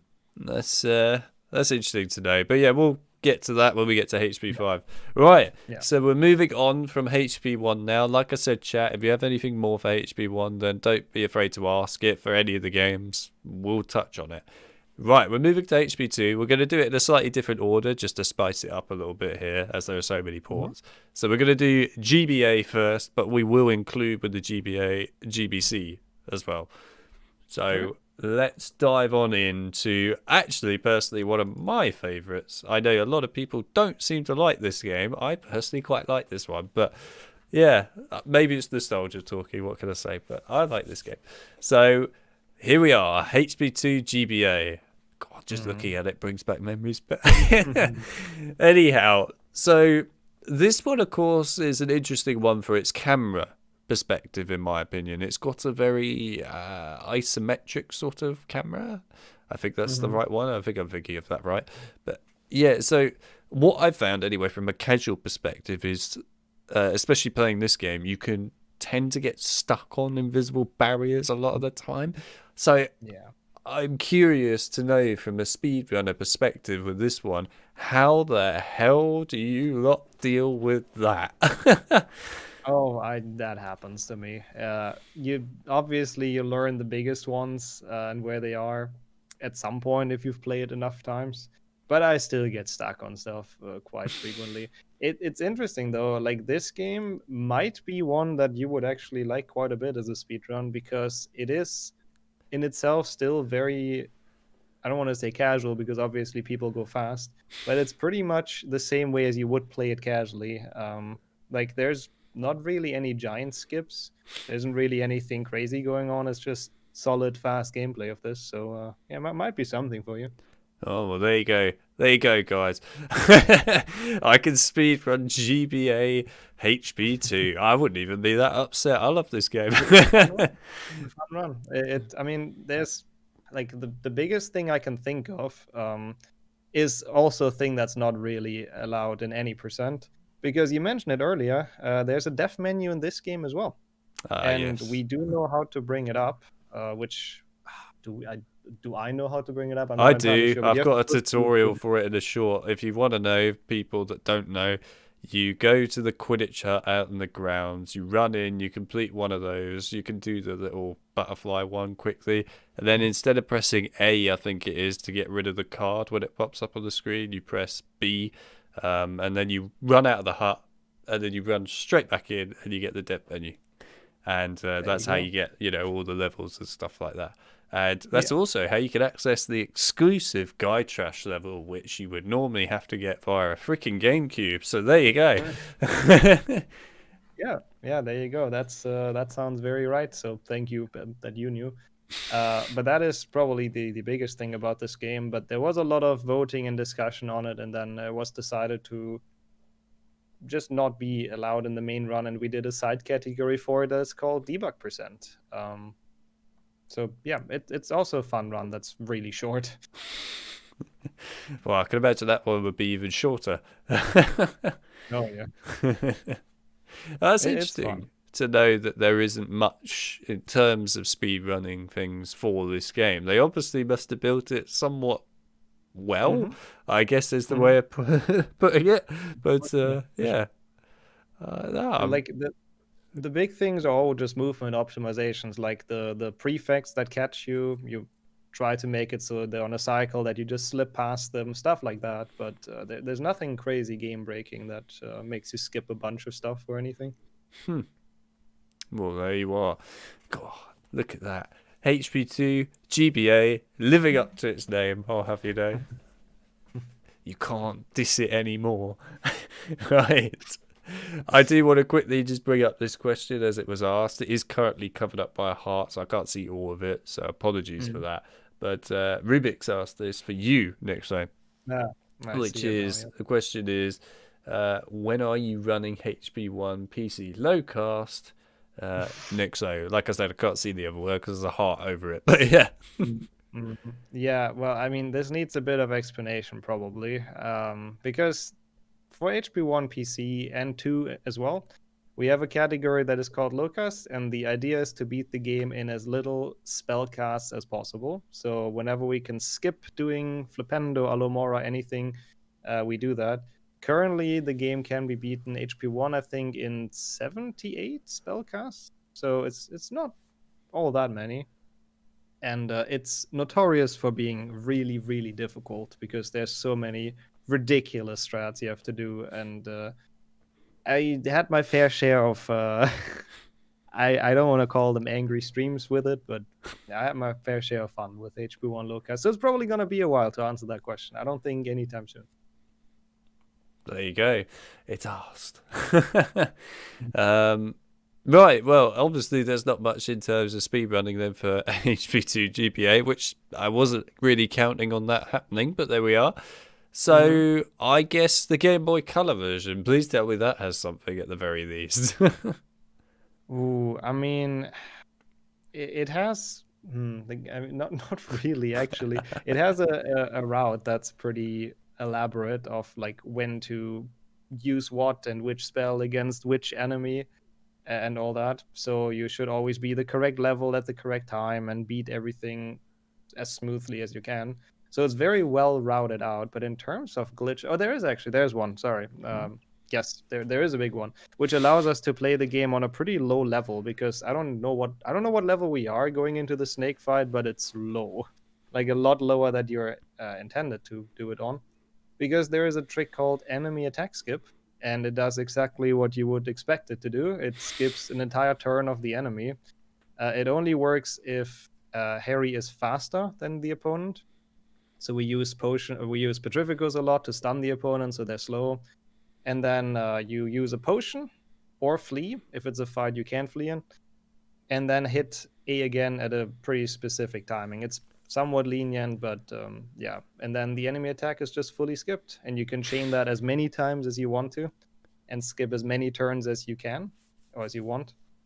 And there's a spell in the game which poisons the enemy. I forgot, mucus ad nauseam, I think it's called.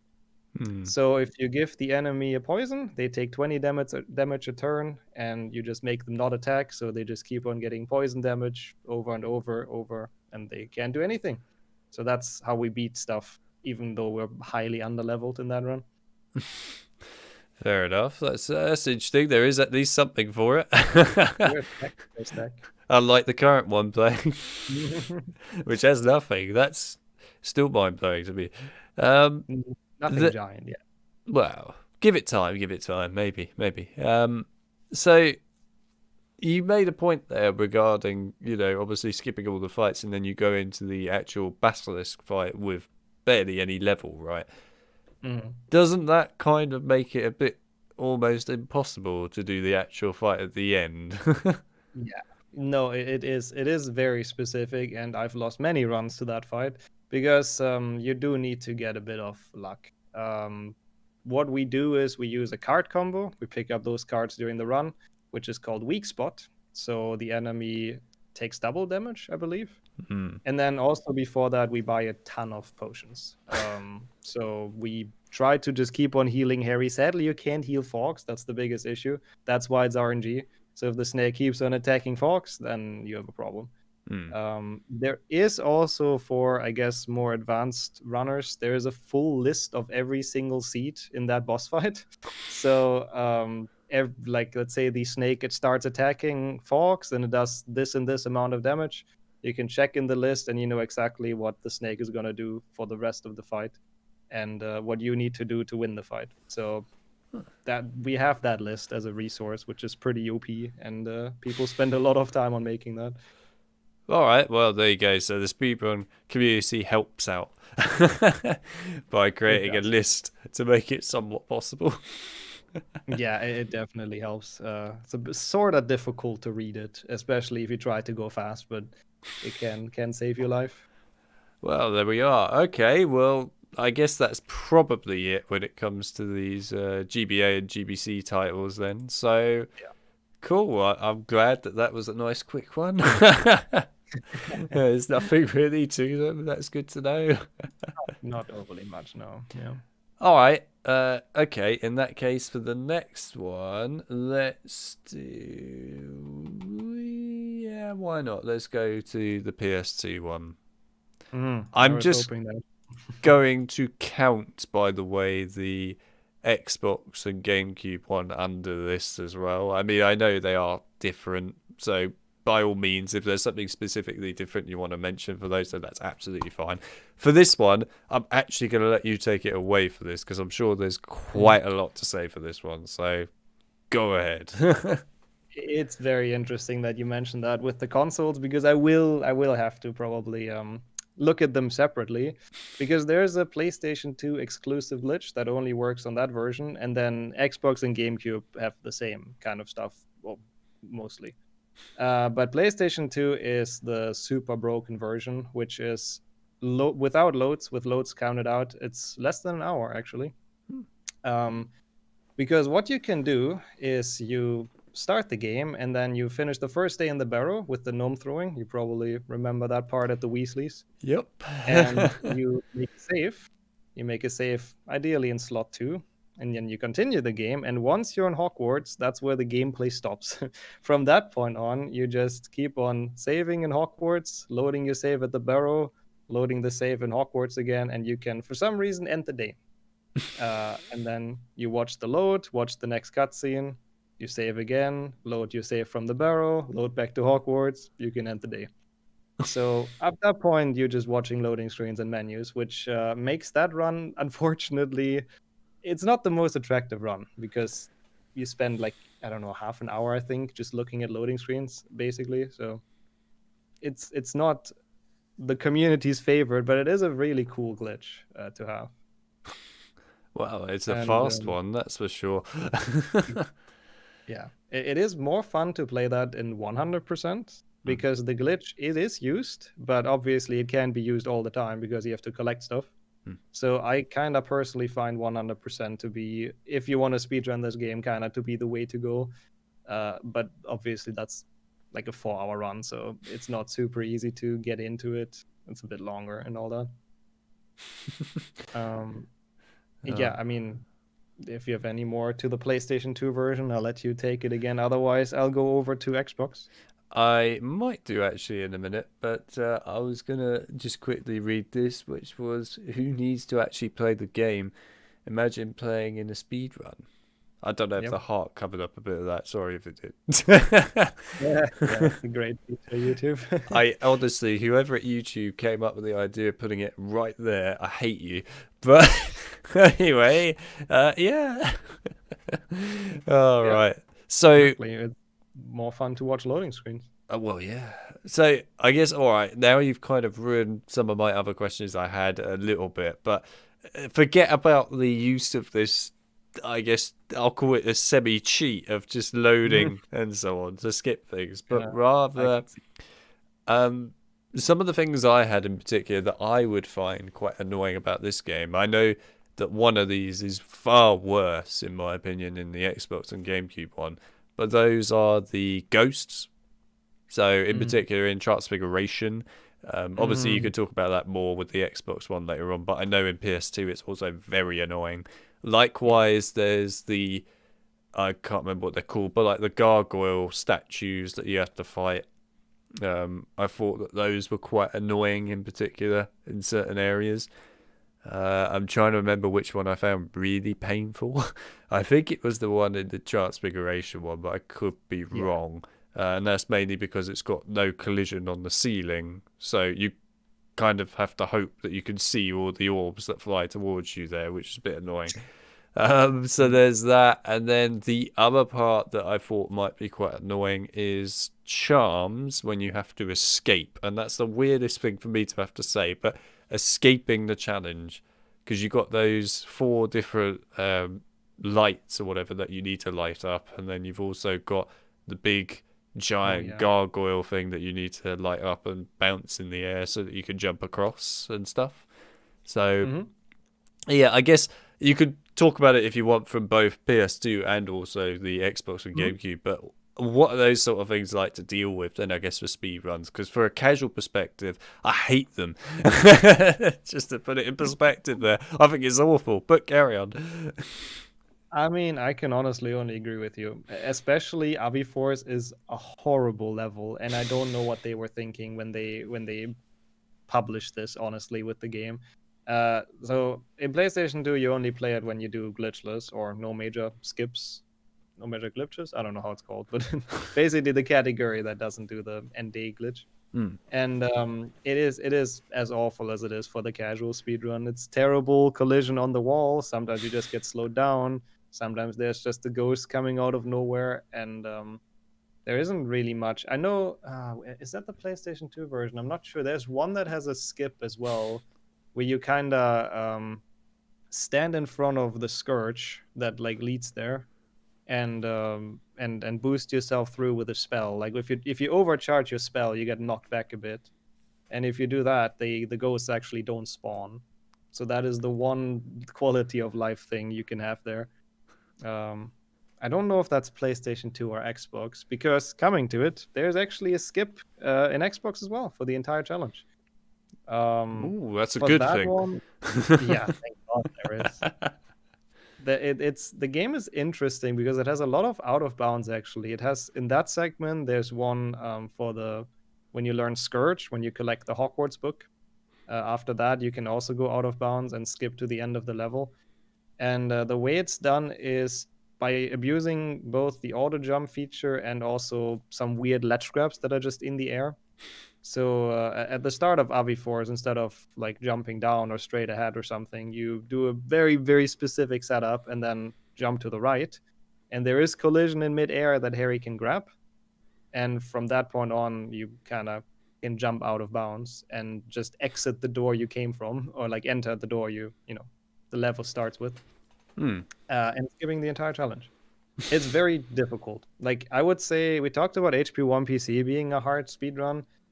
I would say HP2 Xbox/GameCube rivals that.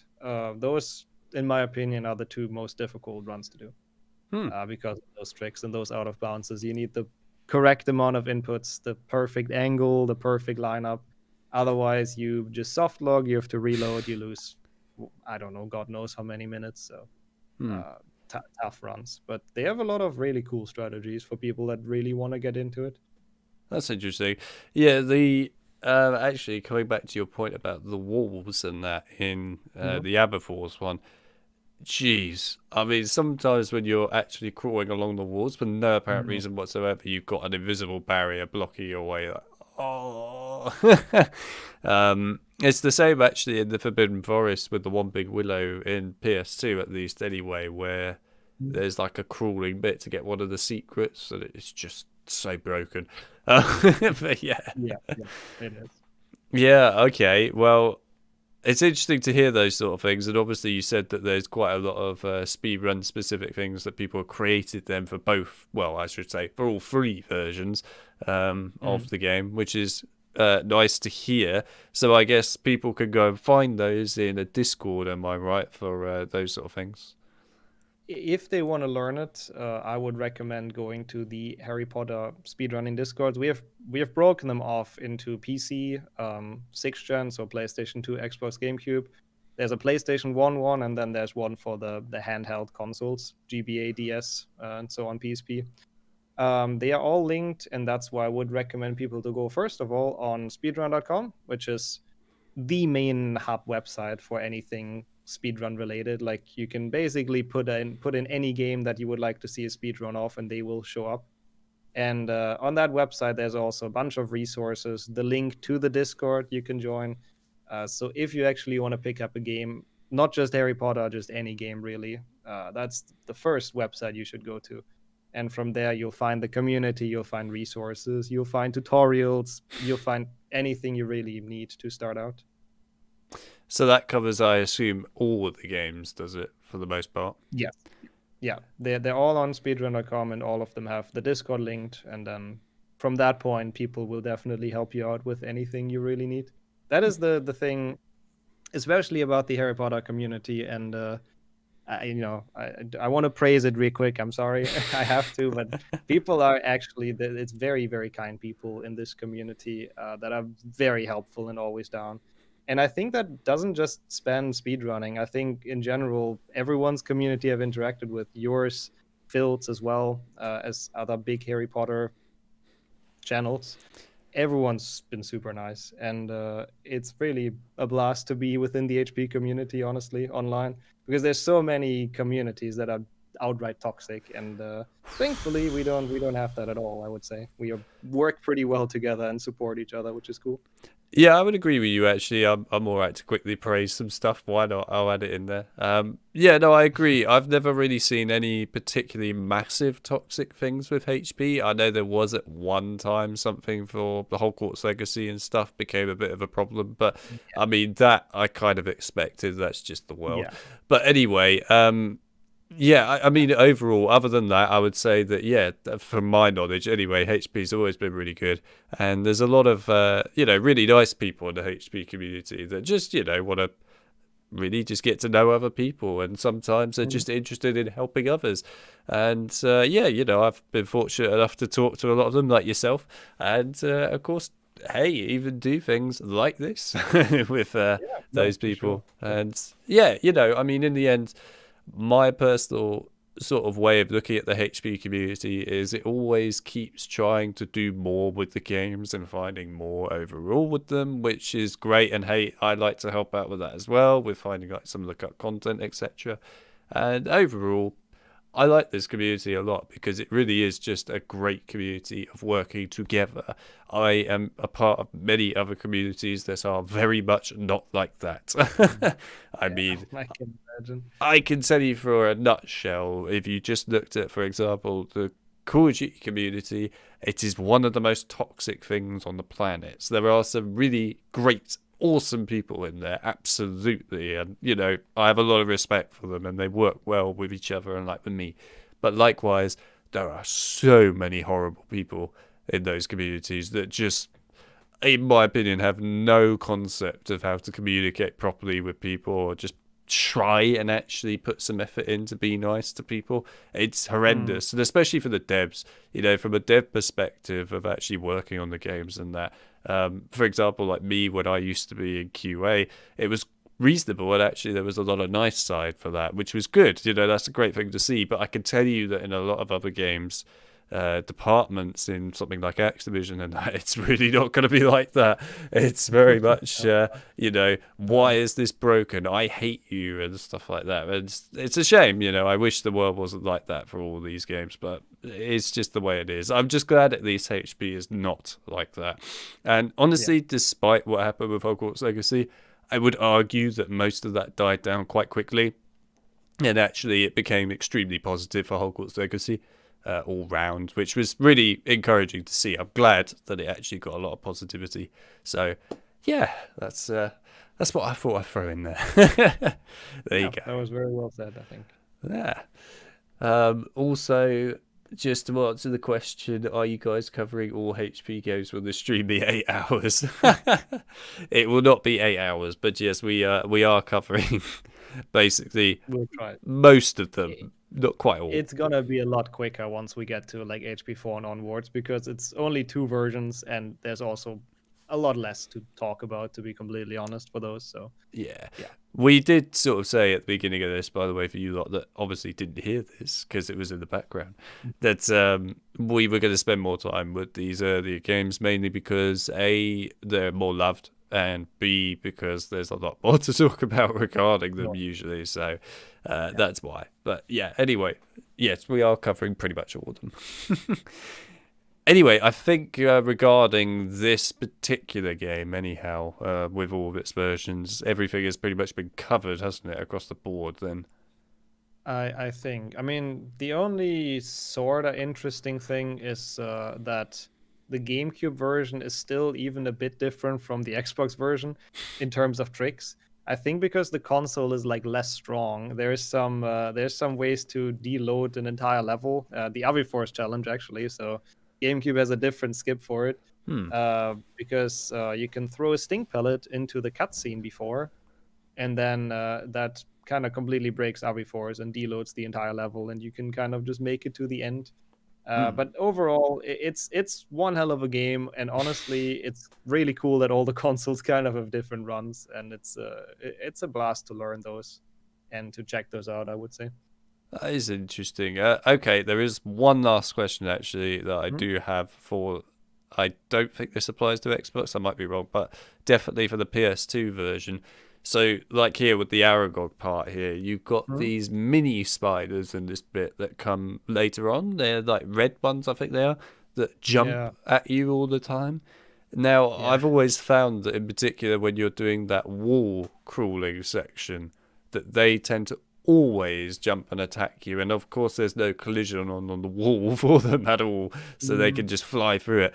I assume for speedrunning, when you're not doing that cheat thing with the menu, that must be kind of a bit random. What happens regarding that then? Uh, I mean, if you ask me, it kind of is. I don't really run the like not glitched categories too much, to be completely honest. So I don't really know if there's any super cheeky strats for that, but I just usually try to spam at them and cast at them as much as I can and then make it across. But it's sometimes it ends in disaster. So I've died there before. Yeah. So if you ask me, it's kind of just a bit of a stupid segment, and you can Mm, randomly just fail. I like that. It ends in disaster. All Basically. right. Well, there you go. Okay. Well, to be fair, I wanted to ask that because I was curious, as I know that has caught me off guard multiple times actually. So It's a bad segment, yeah. right, so I guess we'll briefly touch on my favorite wobbly graphic friend. And then we will head over to the PC version of HP2 where there are, I'm sure, a lot of things to talk about. But yeah, so before we get there, the PS1 version of Chamber of Secrets. Now, to my perspective anyway, of looking at this casually, this is a lot more polished, this game, compared to the first one. Yeah. I know that a lot of things that were quite glitchy anyway for a casual point of view in the first game are not here in the second one. So I'm curious to know if speedrunners have managed to abuse this game quite a lot or not. I'm sure you're going to tell me yes, but go on then. What have we got for this one? I think you were honestly pretty spot on with your analysis. It's a lot more stable than the first one, and it has a lot less weird tricks. There's one very big one, though, that's a very unique one, I would say, and it's right at the beginning of the game at the end of the Weasley's garden segment. I don't know how well people remember the part, but there is a segment where where Ginny gives you a remembrall, I think, coming out of the puffskin, and then Ron is supposed to come out of the door on the opposite of you, and he takes you to the burrow, and you go with flu powder and everything. But if you just turn around when you pick up the remembrall and face your back to where Ron is coming from, he doesn't actually spawn in. So what you can do is just exit the area through the door you came from, and then for some reason that puts you straight into the common room in Hogwarts. So you don't have the flu powder, you don't have the car segment, you don't have any of that. You're just straight up there. Huh. And we fittingly call that the Ron warp, like The wrong Ron warp, but very. Oh dear, Ron in these games is a meme in every way. We've got the Ron warp, we've got bed problems, we've got bean issues. I mean, it never ends. No, he has it all. So yeah, it's like 20 minutes of a time save because of all the cutscenes and mini games in between. So it's big.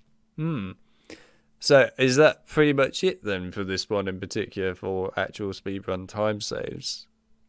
I mean, it's the biggest thing. There's another pretty big one in front of the Death Day party. There's a segment where Peeves annoys you. We are supposed to go into the side rooms and stuff.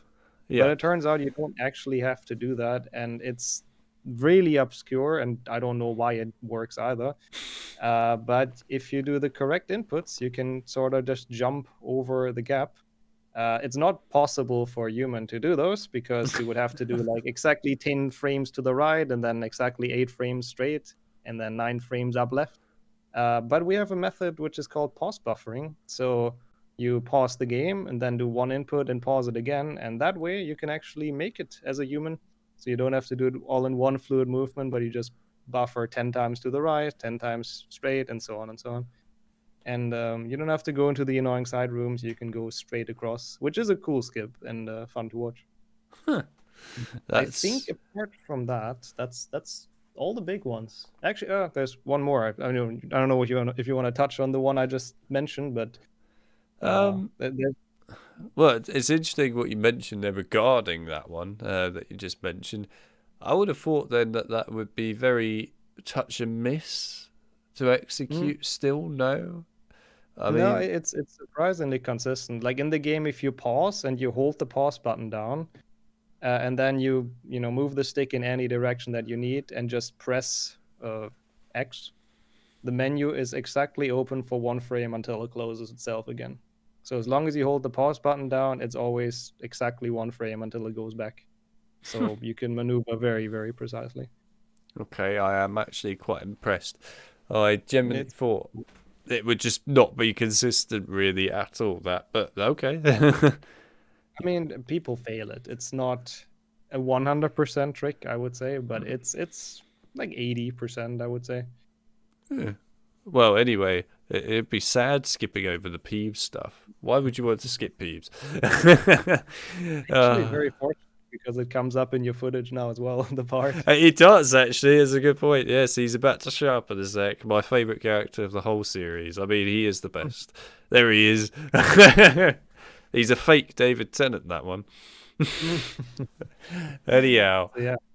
So what That was? part you don't have to play.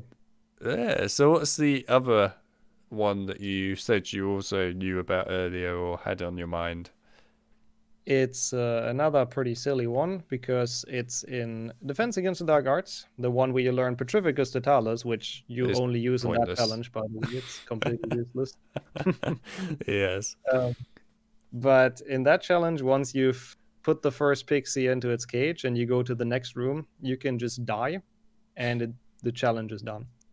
So it's probably the easiest skip to execute. Anyone who wants to do a speedrun skip on their own without practice, it's very easy. All you have to do is just die in that room and it's all good. Okay. Wasn't really expecting that, I'll be honest. But yeah, it's some random quirks that those games have. And I don't even know how people find them, but I guess someone probably just died on accident and, well, realized it's fast. well, in the case of the first game, I can understand a bit more because I know that people have at least been, I don't know how far they've got with it, reverse engineering the first one quite a bit. And, you know, looking into kind of a bit more about how it works and functions. And of course, you've got the things like people using Cheat Engine to control the functions of the doors. And some of the doors that, of course, you normally can't go through, see where they go, which is, by the way, subtle hint, nowhere. But yes, you know, it's kind of cool that people do these things. And actually, in a lot of ways, you know, the PS1 games are kind of the ones that I would argue didn't really have any real touching up going to them. You know, no one was really looking into them for cut content and that. And all of a sudden, out of nowhere, people started to look into the first game quite a bit. I don't know about the second one. I'm not sure how this one's getting on. Probably not that great. But the first one definitely has had a lot of looking into all of a sudden. And I'm actually quite pleased to see that. You know, there's probably some cool stuff hidden in there. I know that Andrew Baldwin, when I was doing various bits with him, he found one of the like the tutorial bits at the beginning of the first game. You know, he got all the jumping puzzles. He found one of the rooms that you were supposed to use for higher jumping purposes, I believe it was. It was cut, and he managed to get in there and start playing it and recorded that. So that was really cool to see. Nice. But yeah, you know, it's cool to see all these sort of things. It really is. So yeah. Anyway, okay. I think, yeah. Other than the Weasley Warp, as it's now known as, this game's not got as many as I thought. No. You know, I kind of saw this game and went, to be fair, you know, it kind of feels like a polished, as odd as it is to say that, game compared to really others. Yeah, I would say so. So that's the three big ones. Yeah. Right, well, there you go. I think that covers it as a definite then, the PS1 version, 100%. So then that brings us on to, well, I think now, anyway, today's perspective probably, maybe not so much in the past, but definitely now, the best and arguably the one that everyone loves the most, which is, of course, Harry Potter and the Chamber of Secrets for the PC. And yes, I do sound biased when I say it's the best, because it is. But anyway, there you go. So this one is one of those ones that, of course, has had quite a lot to go over it over the years. I know it's the one that in particular speedrunners have basically dug their heels fully into more than I think any other game. And yeah, well, I assume that half of what was found in Philosopher's Stone was found originally in this game. Like the brightness boost, for example, was probably, I assume, found in this first. Is that right? You're very correct. Yeah. I don't know how you figured that out, but yeah, I think most of the strats were found in this game, as you said. The brightness boosting, we've actually watched the very first run with brightness boosting on my stream recently, which was an interesting history lesson in 2016. So it's been a hot minute. 16. it's actually interesting. We can go over how it was found, because this game, if you've played it casually, you might have experienced that before. You climbed a ledge and you were automatically boosted up without doing anything, because this game does that sometimes, for various reasons. I think, again, sometimes it just randomly recalculates stuff, and people found that, and there was a skip before brightness boosting was found in Defindo, because the Defindo level from the top, you can go everywhere. Like, once you get on the roof, you can go straight to the end. So there was a really, really small chance to randomly get on top of the roof, and someone actually got that. I think Respert or Lazar, one of them, randomly got it in their run and completely broke the world record with that, because it's just so unlikely, but it's so much time saved because you skipped the Findo. And then, yeah, at some point, people were like, okay, this is weird. We have to figure out why this happens. And they were trying all kinds of stuff. And eventually, a runner and mostly modder and mapper of this game called Max G found out how to do it consistently. I don't know if you're familiar with his work. But... I know Max G's mod stuff in particular. I know that he's the one that did the Carpe Retractum, if I'm remembering that right, inside of HP2. I've never actually played any of his mod maps. I've always been quite interested to do so. But yeah, he's definitely on my radar, I feel like. yeah, he's done some cool things, and also found that brightness boosting. And well, that day was quite the day for HP speedrunning. We have a document that lists all the world records that's managed by Miney, who was also in the chat earlier. And it has like so many records on this one day, with the side note: held for 5 minutes, held for 30 minutes, held for 1 hour. So because people kept on finding more and more ways to use that boost and more level to do it in. So it's... Yeah, I mean, the speedrunning technique then for brightness boost, I can only imagine, to be fair. I've never watched, obviously, a full speedrun of HP2 PC because, to be fair, there's so many. But the thing with the brightness boost is I've seen it like many times on the Whomping Willow, for example, right, where you climb up, I think it's the ledge where the trunk is or whatever, and then you can just slide the brightness bar up and down and you just go flying, right? But I can imagine that most of the speedruns for this game then would be really quick, because you could just use that on literally every level pretty much, other than maybe Chamber might be a bit slower, and then just fly through the game, right? It is very useful for a variety of the level. Like the world record right now, I think, is 32 minutes. I might be wrong, and I'm gonna fact check that very quickly. It is indeed 32 minutes and 55 seconds. So it is a relatively quick game. It's not even, surprisingly, not even the biggest time save that we have in this game, because there is a trick which is called Quidditch warping, which happened a couple years after. I don't quite remember when. I would say like 2018 or something. And it actually allows you to skip a level completely. Not all of them, we get to that, but some of them. So it turns out that this game has a debug mode, as we all know, which you close by pressing F4, and the devs have not fully removed that from the game. So F4 still does weird stuff in the game. So if you go to a level, you go to Quidditch and you press F4, and then go to the map and press Escape, you can warp to any Quidditch match that you want. So if you do that exact button combination, it brings up the Quidditch menu again. You can go to any match that you want. Then you just play the match, or ideally lose it because it's quicker, and the level you were in is gone. It's skipped. You can continue with the plot. And it's the most time save there is in this run. It doesn't work for all level because of the way they've coded it. It works for the level where when you enter them, the game already counts them as completed, because they've done that for Goyle, for Slytherin, for... Is there another one? For Scourge as well, Defindo it works in. So the moment you enter the game, in the game's mind, you've already completed the level. And then there's others like Forest. It only counts as completed after you beat the spider, so you actually have to play it. Same for Chamber. It only counts as completed after you beat the Basilisk. But it works for a lot of level and makes them 20 seconds long. So I was actually going to bring up the Quidditch thing because I I've heard a lot about that recently. I was going to ask, Mhm. what the hell is everyone doing with Quidditch? Mhm. But now I've had my answer. Yeah, that's interesting to know that the Quidditch really does just. I mean, it's awful, but it saves time so much in the game. It, no, That's certainly something.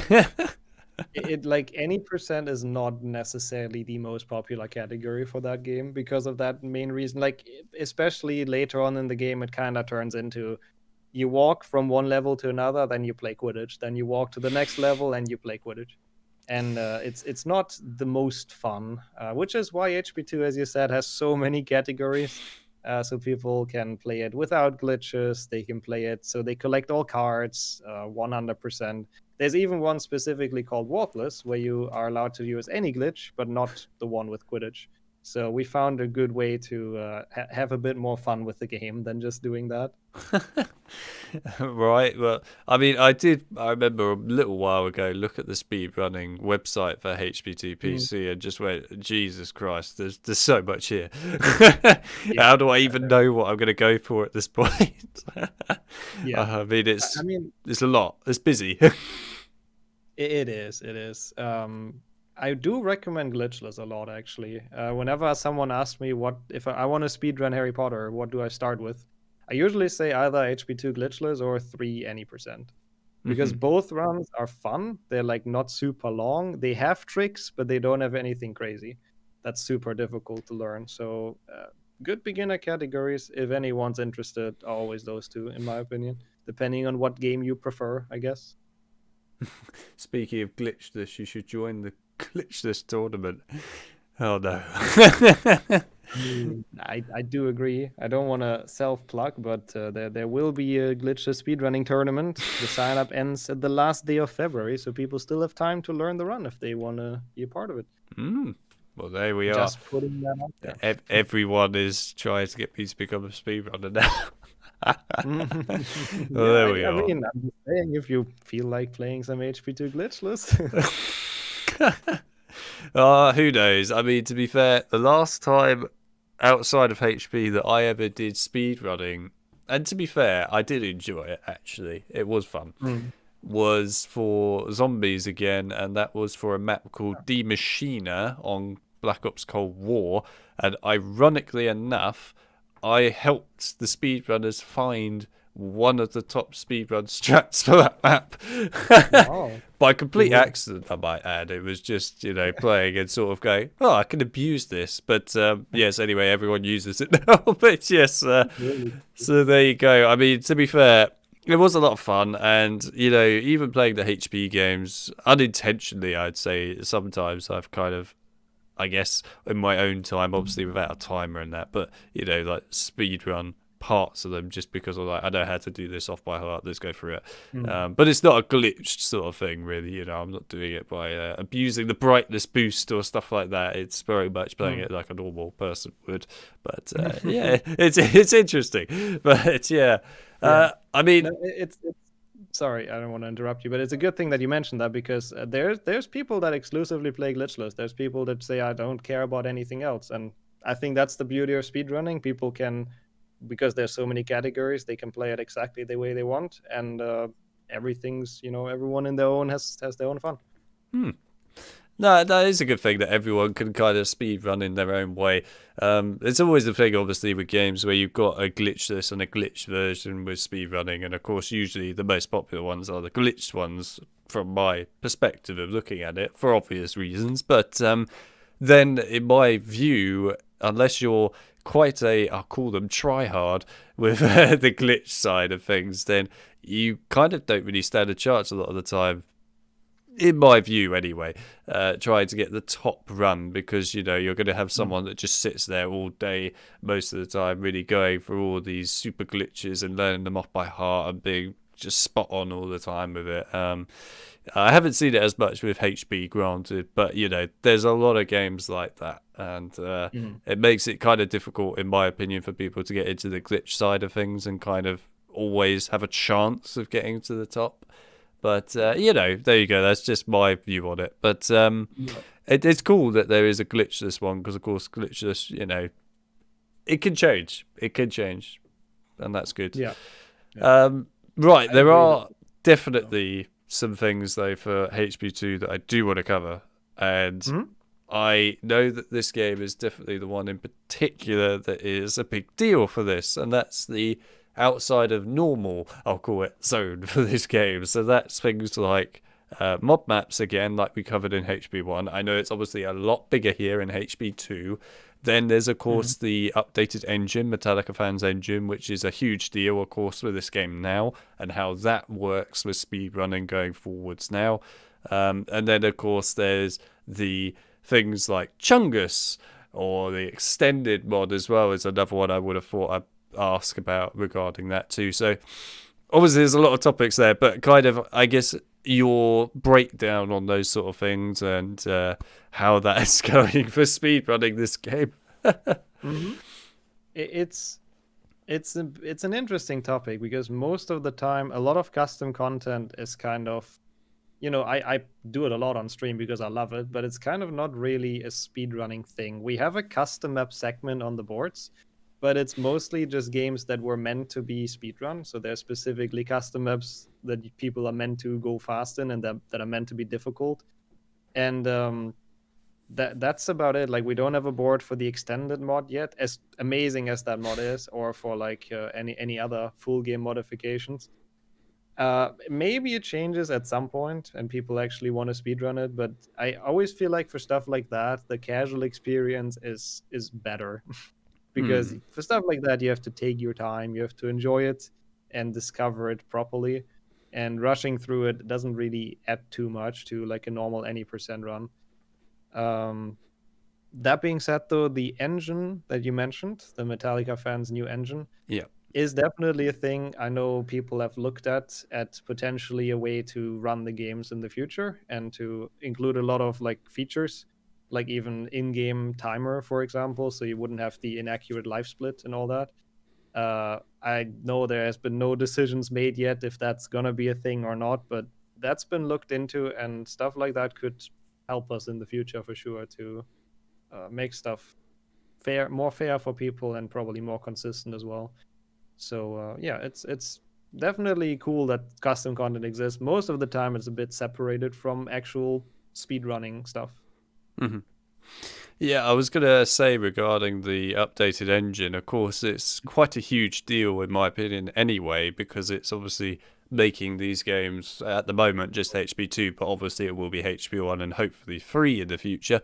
Um, it's making them compatible with modern day Windows, and in particular, what I've seen across the board now is Windows 11 has become an utter nightmare when it comes to these first two Harry Potter games, especially HP1, where actually, quite a lot of people can't even get HP1 to run at all anymore on Windows 11.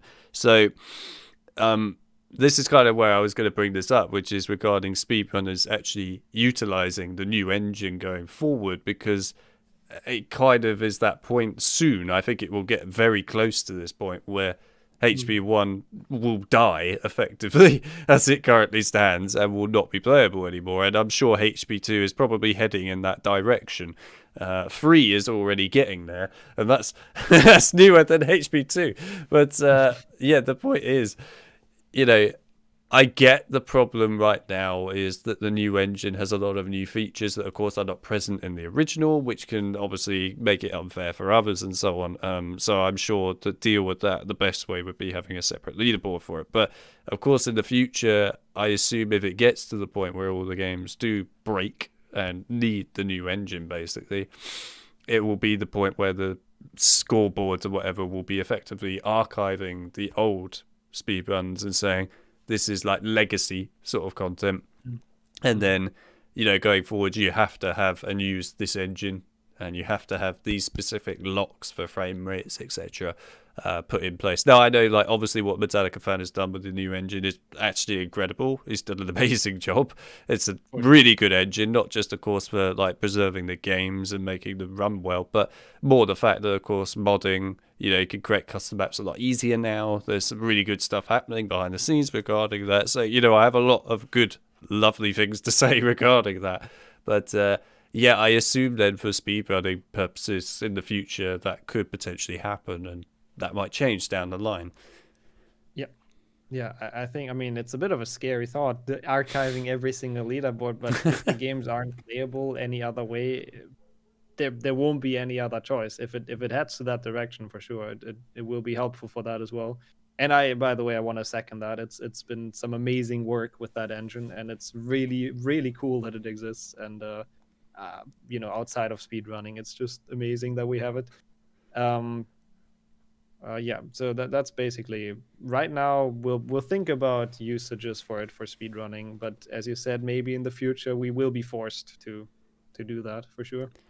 Well, it's certainly heading that way for HP1 at least, which is why I was Mhm. glad to see that there is work being made in progress, if you like, for HP1 now being added to the updated engine. I know that was going to happen anyway, but it's nice to see that it's actually moving forwards.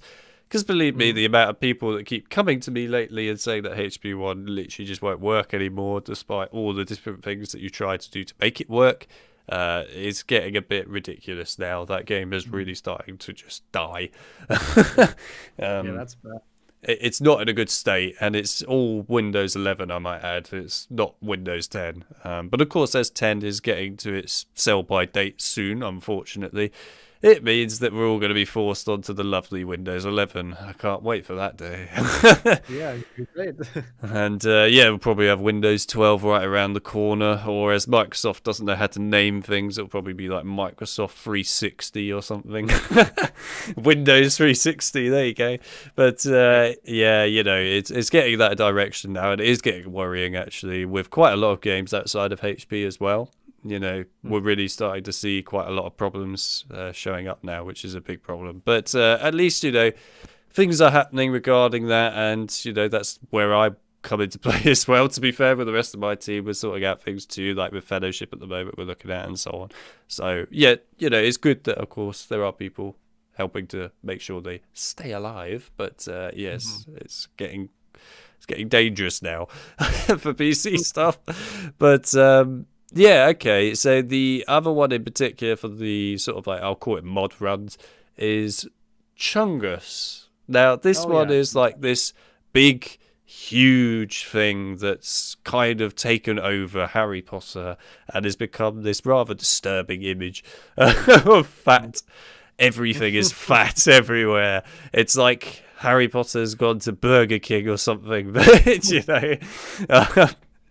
Yeah, it's an interesting story. I mean, it kind of got out of hand a little bit, but the creation is just that people, I mean, not really found it. Obviously, it was known that the Chungus thing exists. You can make Harry fat, but people just started doing a playthrough of it on stream, or a speedrunner called Ryan did it, and then realized it's quite funny. I did a playthrough as well. More people thought it's funny, and then a leaderboard was added for it overnight, and it kind of just, again, it got out of hand. Like, everyone started running it because it was a short run. It was fun. It was a good meme.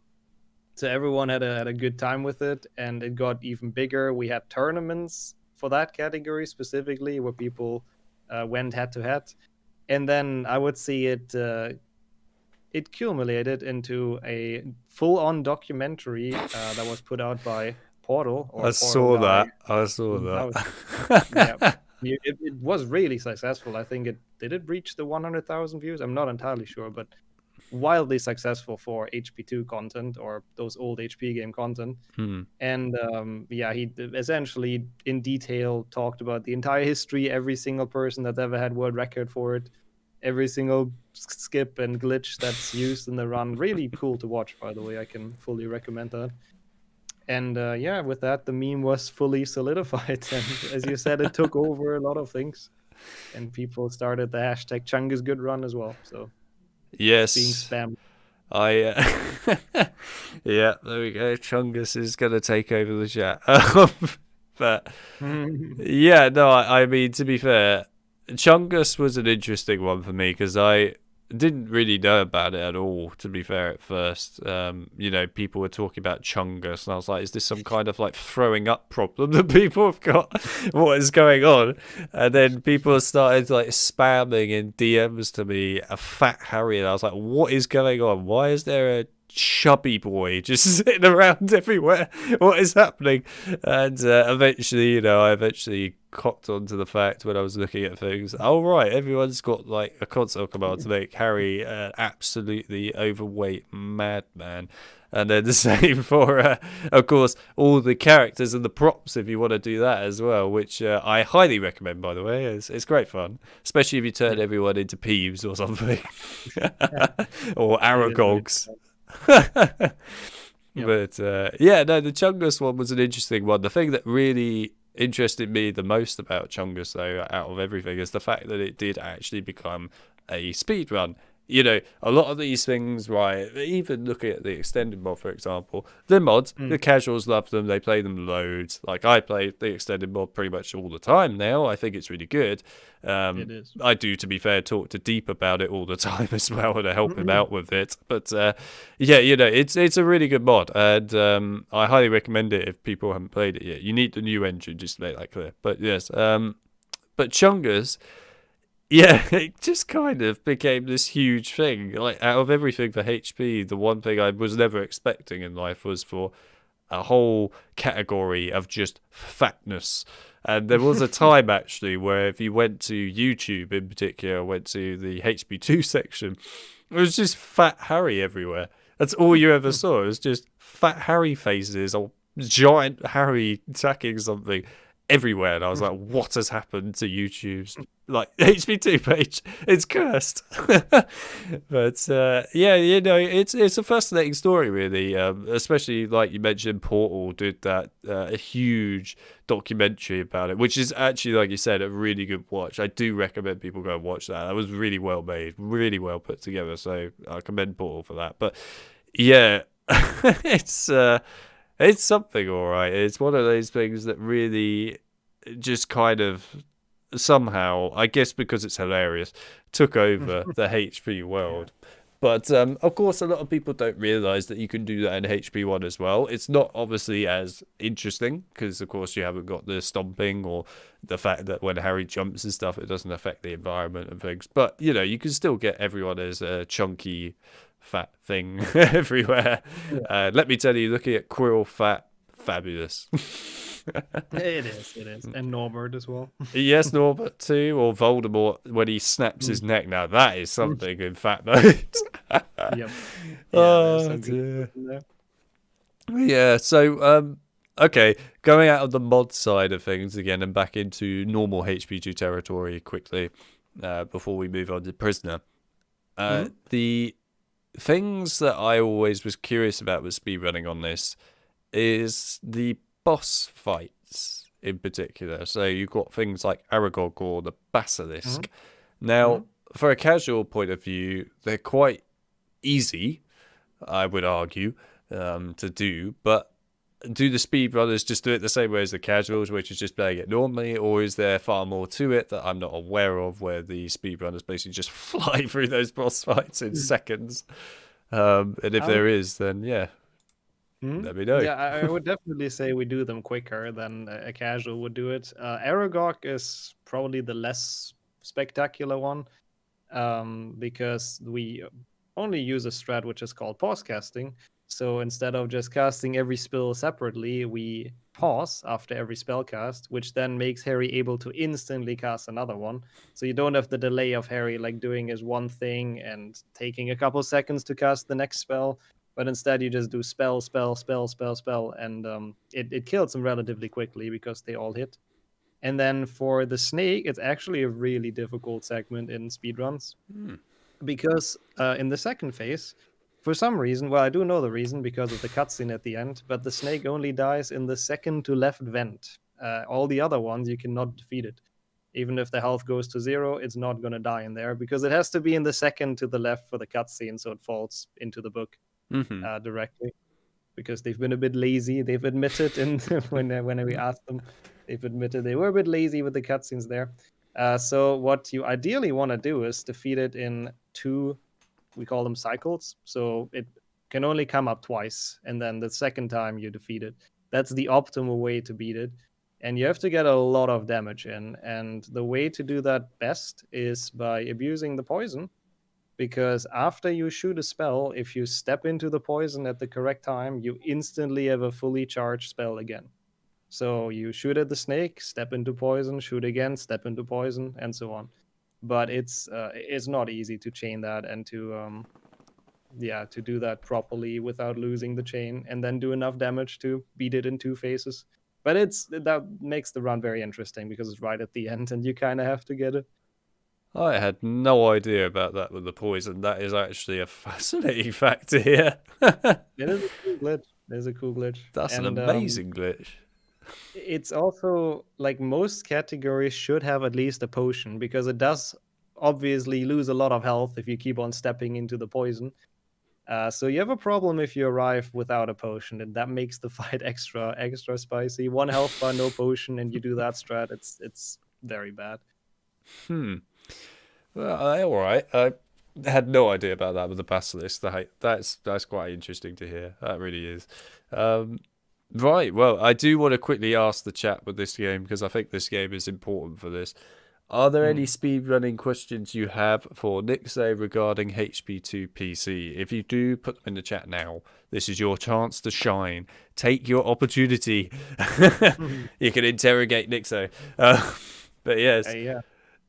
This is your chance. Like they have questions about Surströmming for you. Yes, I saw all about that. I know all about that freaking...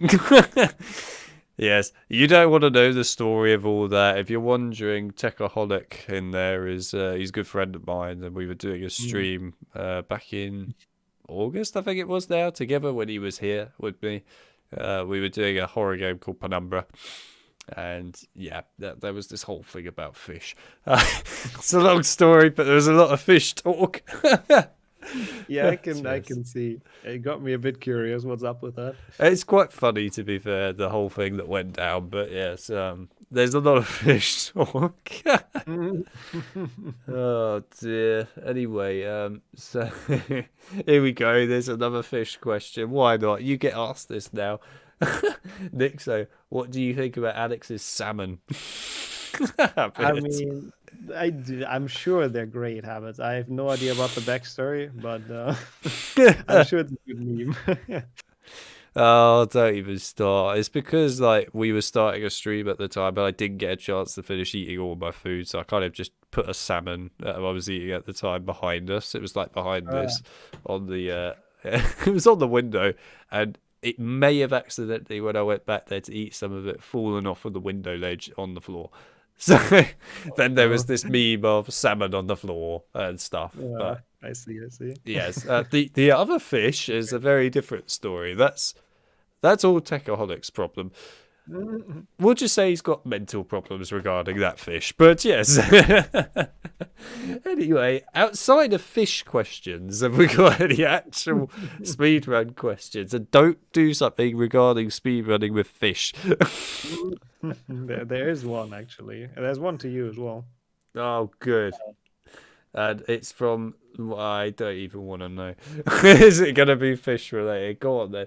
My question it's for not, Alex. Actually. It's not. No, I've just seen. It actually isn't. Oh my God. It's not a fish question. My question for Alex. I've been telling you to speedrun HP for 15 years. He actually has, to be fair. Why have you not started yet? That's an excellent question, to be honest. Well, to be fair, I think he already knows very much the answer to that. But yeah, I mean, I could probably do it. I know he generally has watched me play these games so many times. Has gone, you should be speedrunning these. You just literally know them off by heart way too much. I mean, it's usually to do with time, mostly. And the fact that you've got to look at the fact that I'm not only a HP content creator as well, which does eat into time, you know. This is the big thing with being a various content creator. You do kind of have no time. But yeah, no, I mean, to be fair, the big thing for me with speedrunning the HP games is, even though I know quite a lot about them, to be fair, and do play them a lot, you know, there's a lot more to it than that when it comes to speedrunning, in my opinion. And you kind of need to learn them properly and sit down and actually learn the true strategies for all of them. And that takes a lot of time. That's why I have a lot of respect for the speedrunners, because they just dedicate so much time to doing this stuff, like nixxo. So, yeah, there's a big difference, you see, with that. That's the main reason. But also, in some ways, my thing with speedrunning, while I do think it looks fun, I always get worried that it will take away from my general experience and love of the game because, it can frustrate you doing speedrunning in games, in my opinion. And as a result, it can make you hate a game, Mm, which is not something I really want to have happen, of course, because I love these games. So I don't really want to just wake up one day and go, oh, for God's mm, sake, it's HB2 on PC again. yeah, no, for sure. I've But yeah. fully that's 100% a thing. Yeah, but no, don't get me wrong. I might one day look into it, but it won't be for a little while at least. Or at least if I do it, it will be probably just for fun. It's not going to be like a proper full-on thing. So like Mhm. I already mentioned before in the past, earlier on, that obviously like today is talking about speedrunning, but maybe at some point I might speedrun against nixxo in one of the HP games. But it would be more for fun, right? It's not Yeah, a proper yeah, for sure. serious thing. No, Um, no, no. so there's the difference, really. But yeah, there you go. That answers the question that you've had for 15 years. Mhm. No, Right. I agree. Then we got more of our speedrun Finding Nemo PS2. No thanks. Then what else have we got that are actual questions? What's your personal best run of catching salmon? There's a fish one. I love it. Yep. I don't have a personal best run of catching salmon, mate. But good try. Maybe sometime. Yeah, totally. Do you prefer any percent or glitchless speedruns? This will be from MP to you. Good question. I very much like that. It for me, it really depends on the game. Which I know is not a very satisfying answer. But there's some like I like running any percent, but there's some games that kind of take it too far. And I feel like HP2 is kind of one of those because, as I mentioned earlier, most of the gameplay has kind of been drained from the game with all the skips. So for this run, I really do like glitchless because you play the entire game and you actually like do stuff. But then there's other ones where the tricks aren't like that massive and they don't change like that much. So if there's one every now and then, I don't mind that at all. So it really depends on the game. But generally, the more broken the any percent runs get, the less I really enjoy them. So if it's just a bit, I don't mind. But if it's like super broken, I like glitchless quite a bit. Hmm.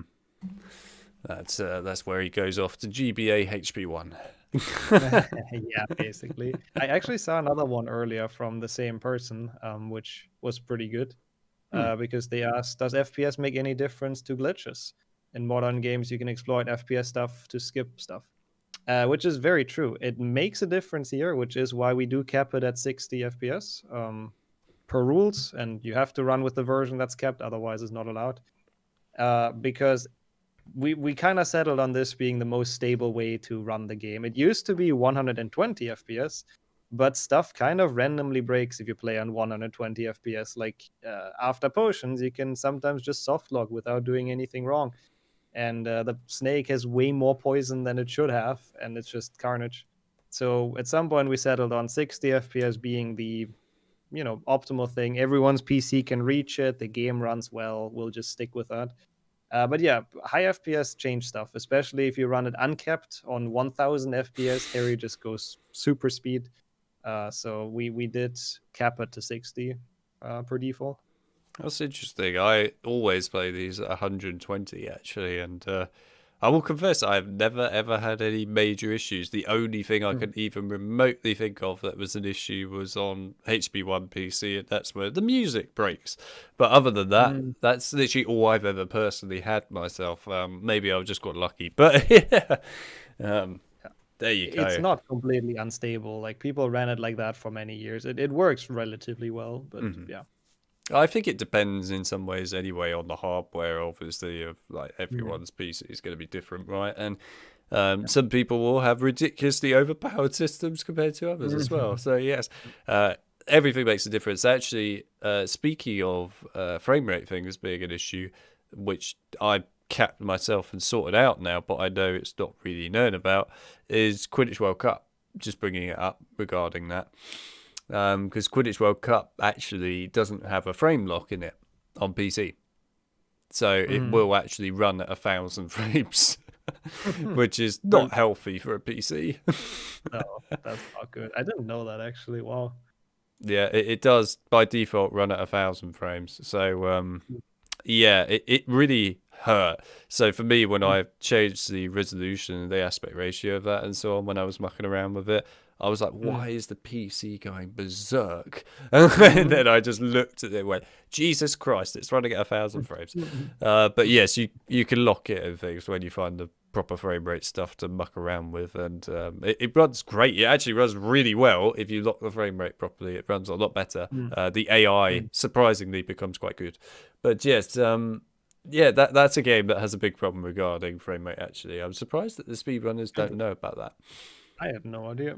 But then again, I guess you don't play it on PC much for Oh, Quidditch no, World I Cup. do, I do. I just don't play it much in general. That's Yeah. kind of probably why. Nah, that's fair enough. I know it's not everyone's cup of tea, that Mm. game.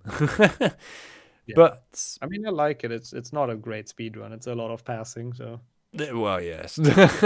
It's one of those games that you can play for a certain period of time before it then yeah, gets a bit stale. yeah, It's just that's like, for sure. end it. Please, Mhm. end it. But yeah, anyway, so okay. Let's move on then, I think, to Prisoner of Azkaban. We Now, can. There's some general questions in chat that I saw. oh yeah, I go can on. I can Go on. answer those before because they're Yeah, quick yeah. anyways. Uh, But there's a question if anyone's been caught cheating in HP speedruns. There are 2 cases I know of. One is very old, but it's an infamous HP1 PC run where the runner just cut out an entire cutscene out of the VOD and pretended they found a skip for it and all that. And I think they also made Harry faster in the files. So that was a fairly obvious one to catch. And the moderators did a good job at the time and banned that person. And another one I remember, I think, was more accidental than anything. But for the Game Boy Advance games, if you play them on emulator, you can bind an auto clicker to it. So you basically skip through every cutscene on the first frame that they appear because you just click all the time with the script, which is obviously not allowed in speedruns, but we're not fully sure if that person was aware that it's not a legal thing to do. And yeah, I think they got off with a warning. Hmm. But that's the 2 instances I remember. Okay. Then you've got another one here from Tech, which is for you. What introduced you to speedrunning the HP games? And it's awesome to see all the live streams. So there you go. Well, thank you very much. It's very great to be here as well. Well, it's a question I actually get asked a lot, which makes sense. And it's a fairly simple answer. I was in, I think, my first or second semester of university, and I actually surprisingly had a lot of time and not much to do. And I also wanted to replay the Harry Potter games, but just like kind of had enough of just replaying them the normal way again. And then I got introduced to Games Done Quick, the big charity marathon for speedrunning, which is live like every winter and every summer. So a bunch of people running games as fast as they can and get like donations for a good cause. And I watched that and I was wondering if there's runs for Harry Potter. And I looked them up on YouTube and there were runs for Harry Potter. And yeah, I started picking them up. I started learning them. And the rest is kind of history. There you go. All that knowledge stored in there. All for HP just from games done quickly, which to be fair is a big thing actually. Games done quickly. Oh, yeah. It's always been quite a big thing around for many years now. Actually, it's nice to see it though. But yeah, any Charities always. yes, indeed. Any other bits and bobs before moving on to Prisoner of Azkaban? Does nixxo know what that freaking fish is? No. Well, maybe. Yes. All right. There you go. Yeah, that's the one below that. If I only speedrun PC, I do speedrun all of them. Mainly PC. That's the main thing I do. But every now and then I play them all. Yeah. Yeah, he's been going over some of what he did earlier. MP. Damn, that's a cool origin story. There you go. Well, Oh, look thank at you. that. Okay, right. Like I said before with other games, if you have any more regarding HP2 or the HP2s or whatever, then feel free to still put them in the chat. We'll get to it. But yeah, we're going to move on to Prisoner of Azkaban. And we'll start off with the GBA one because everyone loves GBA, and Mm. who wouldn't want to just, play the GBA version? Uh, anyway, so again, to get your general perspective on this, I am curious to hear what are your thoughts on this game. Do you like this game much out of the series, or are you not a fan of it? I actually personally think it's one of the best games of the series, hands down. Obviously, you have to like that it's an RPG, which is not for everyone. So if you don't like the genre, obviously you're not gonna like it. But I feel like in terms of how polished it is and how also book accurate it is and everything, it's really well done and it's just kind of fun to play. Um, I don't know what's your opinion. I'm curious. So, a lot of people Hmm. probably don't like hearing this, but I like it. Okay, I think the Mhm. general exploring side of it is great. I definitely think it's the better one out of the.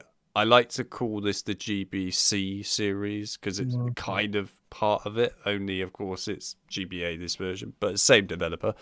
Um, but the thing about it is I like the exploring, I like the story that you don't get in the other ports and so on, but what I hate about it is this that you see on the screen right now.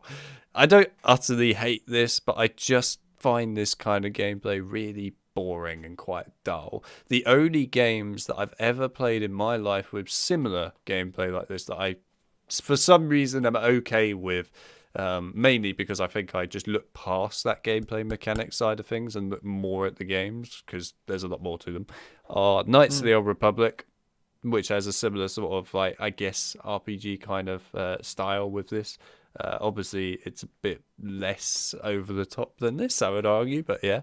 Mhm. Um, and then Lord of the Rings: The Third Age is another one as well, which That's a great game. is a Yeah. really good game, and actually, I'd probably say is almost as complex as this game when it comes to that sort Mm. of style. But yeah, I just can't really get into that kind of combat style for very long. I can enjoy it for about like maybe 5 minutes. But I think the other problem with this game compared to those other games I mentioned is the combat is constant. It's always happening, right? You're always going to Yeah. run into something. The Third Age is similar, I suppose, but it's not quite as awful as this one, in my opinion, for that. But, I like the game. The other thing with this as well is once you learn all the spells to like their max potential, you basically have no reason to ever use anything else ever again. But yeah, you get the idea. Anyway, I still think it's a decent game. I do enjoy it, but it's not something I'm going to come back to all the time. And I still personally think that HP2 GPA is better than this, in my personal opinion. But there you go. That's fair. Right, there you go. So I'm probably going to get abused for that one, but that's fine. So moving on. Right, speed It is running for it is a this one. fantasy, right? Speed running for this one.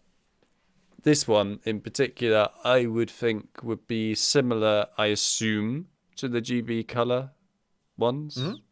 Mhm. So I guess the strats are somewhat similar, aren't they? Or are there actually a bit more in-depth things to this one in particular? Because I know this one's a bit more polished, built up Mhm. from those. I'm curious to hear what you have to say regarding this one. Actually, go on. So you were pretty spot on. It's also almost the same as 2 GBC, but you actually don't have the enemy attack skip anymore. So we once again have a full guide of what spell to use against which enemy and which ability to use when, which should guarantee that you get through the game relatively smoothly. But there is still a pretty high amount of RNG involved, actually, for people if they do the run.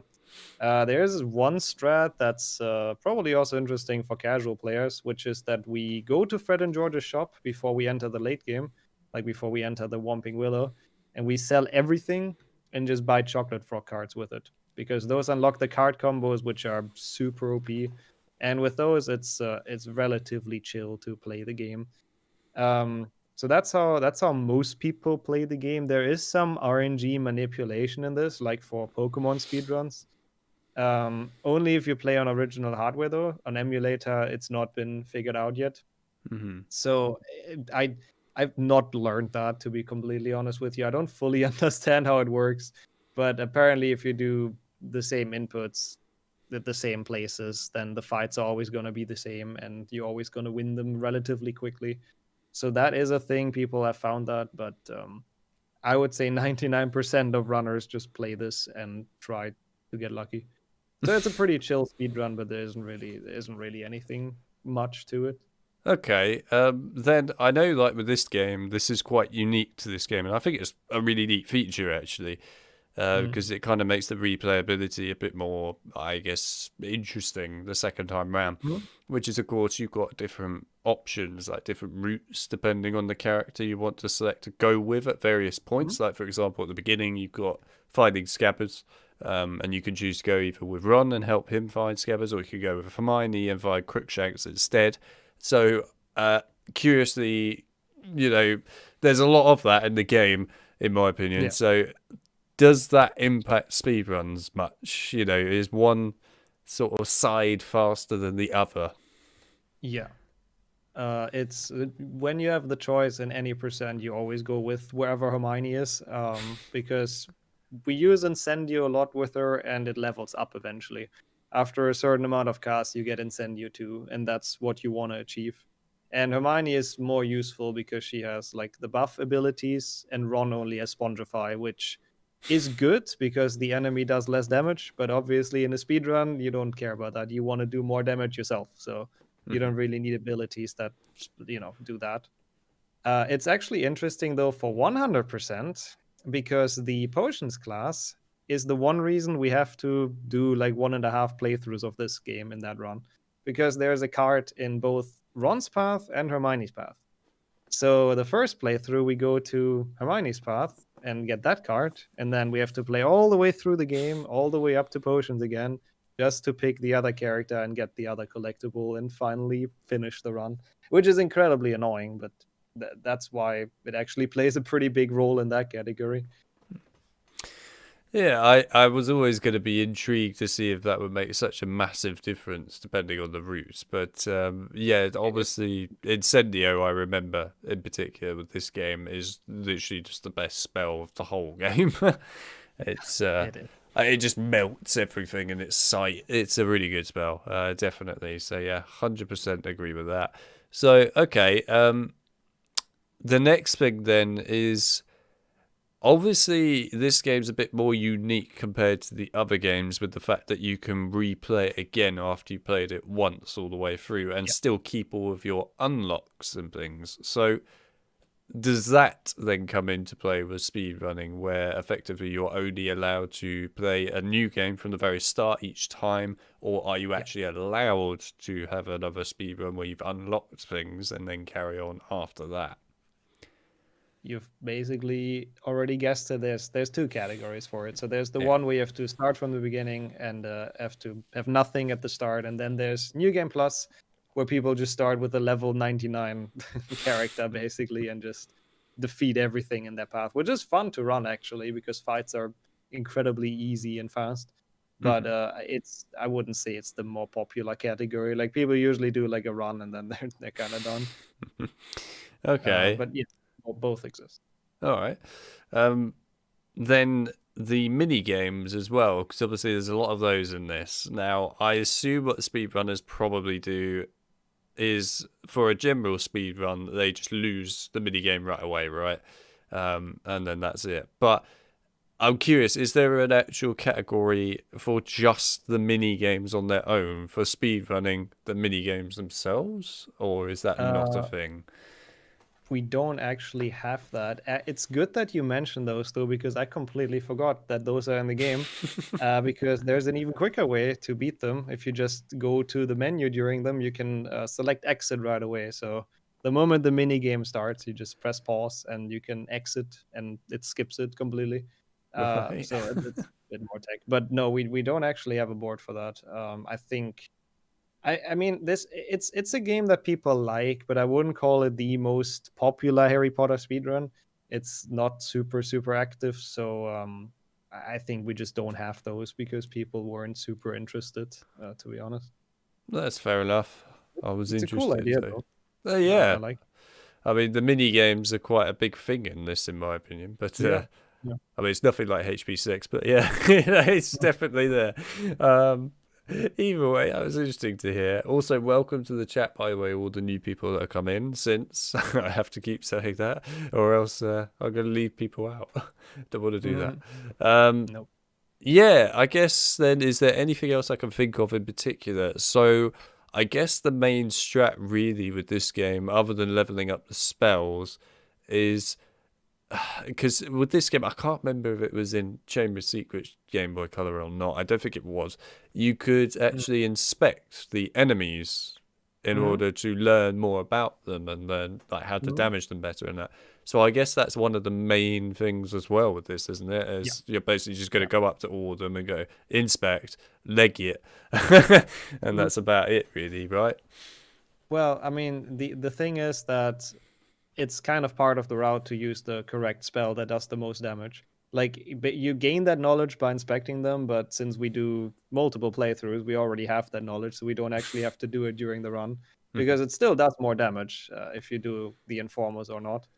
So yeah, but yeah, 100%. Like you always want to use the spell that's the most effective against the enemy, and it's all written down and all kind of figured out. Or something else I wanted to touch on. Oh yeah, but I forgot. You've got another speedrun strat for this game, have you? No, I don't think it was a strat. It's fine. It probably wasn't important then. Well, I mean, if you remember it, you can bring it up again later, I'm sure. Yeah, I will. Definitely. I knew that this game there was going to be more to probably talk about regarding speedrunning, because it's one of those games that, out of the handhelds anyway, in my opinion, has a bit more to it. Yeah, I don't think there's anything else that I can personally think of off the top of my head. Go on. I have remembered. Because you mentioned the informers. It's actually required in 100% to inform us every single thing that exists in the game. And there's some that don't actually exist in the game, which is kind of funny. So you can never really fill up your entire Folia Bruti because there's, I believe, 3 enemies that don't spawn, which are obviously not required in 100%, but it's a big scam. So if anyone tried to finish that as a child, you got scammed by EA. I was They always don't wondering why that never filled up when I was younger. I was like, I'm sure I must have not gone somewhere, but no, okay. Good to know they just didn't finish it. Nope, unfortunately, no. Oh well, that's what cheat menus are for, right? True. Okay, well, I don't know if anyone else has any questions regarding this specific Harry Potter and the Prisoner of Azkaban game, but I've personally run out of them now at this point that I can think of off the top of my head. So, yeah, actually, there is one thing. I don't know if this has been discovered yet with this game. I personally not bothered looking into it myself, but has there ever been a debug menu discovered for specifically this GBA game? I don't think so, but I cannot tell that with 100% confidence, but it's nothing I've ever heard of. So I don't think it exists, actually, for now. Okay. Yeah, I was wondering if this one had one or not yet, because I know that the others do. But yeah, this one was one I was really not 100% sure on. Me neither, but I don't think. Okay. Because I'd be curious to see that happen one day. I also see that Tech said that nixxo is second for Harry Potter and the Prisoner of Azkaban or Wizard Cards PC. There you go. I mean, we can switch to PC if you're ready for that. I think we might well be ready for that. Yeah, I mean, I appreciate the compliment and the praise, but it's kind of important to note that it's like what three or 4 people on that leaderboard, because it's actually pretty recent. 5 people. Yeah, I'll take it. Yeah, it's a pretty recent category that was only really thought up like a year ago. Because HP 1 and 2 both had an all wizard cards category and HP 3 didn't. Because it's kind of very similar to just 100% in this game. But people were still like, well, it's kind of weird that this one doesn't have one. So eventually we made it. It hasn't been done all too much, but yeah, I'll take my second place. Thank you. All right, so yeah, we're on the PC version. This personally is actually, in my opinion, probably the worst out of the three, but that's just my view. Mhm.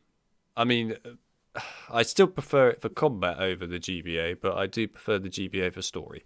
But there we go. This one I think is weak in that department. Oh yeah, the story rushes weirdly and is weirdly Especially paced. the end is just like, let's have some final exams. Yeah. It's like, okay. But yeah, anyway, this one's like that weird sort of alien child that didn't quite, beat its predecessor. It looked at HP2 and went, I want to be you, but then wasn't it. And just failed a bit. But it's not a bad game, it's still a decent game, but it's definitely not as good as others. The one thing I do know, though, with this one is it's quite a buggy, broken mess. Mainly because, in my opinion, it's not a finished game. There's like many examples of that. If you like walk around, with Hermione, Ron, or Harry with holding shift, when you Mm, walk, you're still walking forwards when walking sideways and backwards and stuff. Same when you're running, by the way. yep.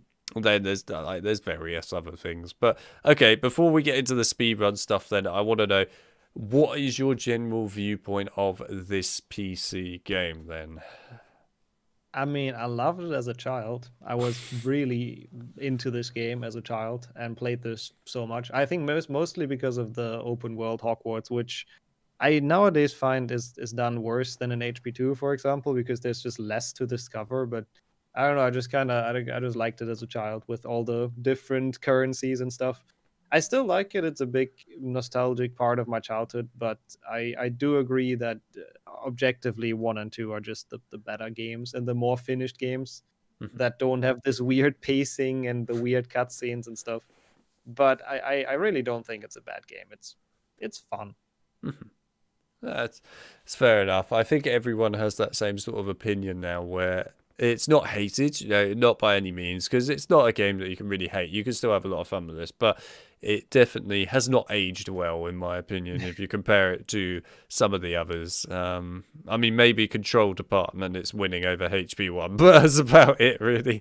But True. yeah, there you go. So, I obviously mentioned about a lot of breaking problems with this game, which there are. So, of course, you've got the things like in this Carpe Retractum, which is probably going to haunt people till they die now. The imp getting stuck and frozen in place. And then, of course, there's stuff like the portrait passwords. The portraits don't open properly. Then there's the Mm. other thing that I've seen personally quite a lot myself until I fixed it recently. Thanks to Deep for actually pointing this out to help fix it. I did a fix video regarding that, so if you guys want to actually use that, then go check that out. It tells you how to fix this game up properly. Okay. Is the final exam for Glacius, where you've got that platform that goes down. That has broken for me countless times without that fix, where it just gets stuck, so you're soft locked forever. Likewise, the pixies don't spawn, stuff like that. So obviously I know that there's the DLL file that has been made to help with the speedrunner's point of view anyway for fixing this, which is just locking the frame rate at 60. The other version that I have given people for casual players and that, it is a DLL file that helps with VSync and stuff, which is a big problem in this game. But you could obviously play the game at higher frame rates, like 120 if you want to, and everything will still work. Mm. Mm. So I guess out of curiosity here, the DLL side of things, I assume from now on with speedrunning this game is a full-on requirement like it is with HP1 and 2. And if you tried to do this without that, if you were somehow successful to get through the imp and that, then your run wouldn't be counted then, would it? Yeah, no, exactly. It's exactly like that. Even though I think apart from this imp room and the portraits being weird, FPS doesn't make that much of a difference in this game, but still, the cap is a hard requirement, and if you don't have it, yeah, your run does not get accepted, sadly. Hmm. I thought that might be a problem with this one. Yeah. Yeah, okay. So then, when it comes to this one again, it's one of those ones that I feel doesn't ever really seem to get much traction when it comes to speedrunning. Now, correct me if I'm wrong. Maybe it's got quite a big speedrunning community that I'm not aware of, but does it have much going for it in regards to speedrunning? Are there a lot of strats for this game, or is it very just dead and abandoned? It's an interesting question because currently at the moment it kind of is, sadly. There aren't really too many people who are doing runs of this, but if you look at the total runs, there's 128 people on the any percent leaderboard, which is a lot. It's only beaten by 1 and 2 PC, I'm pretty sure, out of all the Harry Potter games. So there was definitely interest in this game, and there still is. Like it's a game people enjoy running every now and then, but it's just gotten a bit less active because it hasn't been really any. It didn't have any new strats for a while, and people just kind of stopped playing it much. It has some interesting things. I think the biggest one I want to touch on is connected with my biggest achievement in this game. So basically, when you want to finish this game, there's this requirement list you might remember from playing casually, and before you complete that, you're not allowed to go to the credits. And it's super annoying. You have to beat the monster book and the pixies, and you have to buy portrait passwords and all that stuff. And we used to do that in speedruns, and we had to go through the castle and do all kinds of side missions. But then eventually, it was found that the devs left the trigger to get to the credits inside the door at the end. So all you have to do is go 2 steps to the right and jump once, and you hit the trigger, and you don't have to do any of that. You just get to the credits. So now the run ends after the exams, and we just jump into that trigger. We don't have to do that nonsense anymore. Which was a giant find like a couple years ago when it dropped. And my one time I had world record in this game for, I believe, 7 minutes. So we take those. Oh, there you go. Yeah, I think actually it's ironic that you say it's super annoying because it would be for speedrunning. But I remember when I was super young as a kid, it was annoying more for me when I actually, was 100%ing the game and completed all the freaking tasks list. But of course, because they don't make it a requirement to get all wizard cards, it meant that, I hadn't done all that. So because it forces you afterwards to then go and watch the cutscene and end the game, you can't choose to back out. Then, you missed out on a load of the secrets, and you missed out on things like Peeves, right, who appears later on in his flaming armor. So Yeah. I'm kind of the opposite when it came to, when I was younger. I would actually argue that the whole system is just stupid. But, it's something that I feel has no positives to it, actually. It's just negative on all fronts, really. Yeah. But that's interesting that the speedrunners found a way around that. That is actually quite handy just for a casual player, in my opinion, actually. If a casual player can't be bothered to do all the Monster Book of Monsters or something. And I mean, the Pixie thing is the most brain-dead minigame ever. It's horrible. It's awful, but at least you get to hear Ron say in the Monster Book of Monsters one, "We're outnumbered." Everyone loves it. Yeah. Yeah, it's like 20 minutes of a time save, so that run went down by a lot. It's definitely the biggest skip in this game. Like it's more stable and has less glitches than 1 and 2, surprisingly. I think mostly because it's Unreal Engine 2, so stuff like brightness boosting doesn't work anymore. The pause casting that I mentioned, we do at Aragog, for example, doesn't work anymore. So people had to kind of find new strats, and it's fitting that you're in Carper right now in your gameplay, because that is probably the most broken level. All right. With the Carper Retractum swings, because they completely break if you're in the air when you cast it.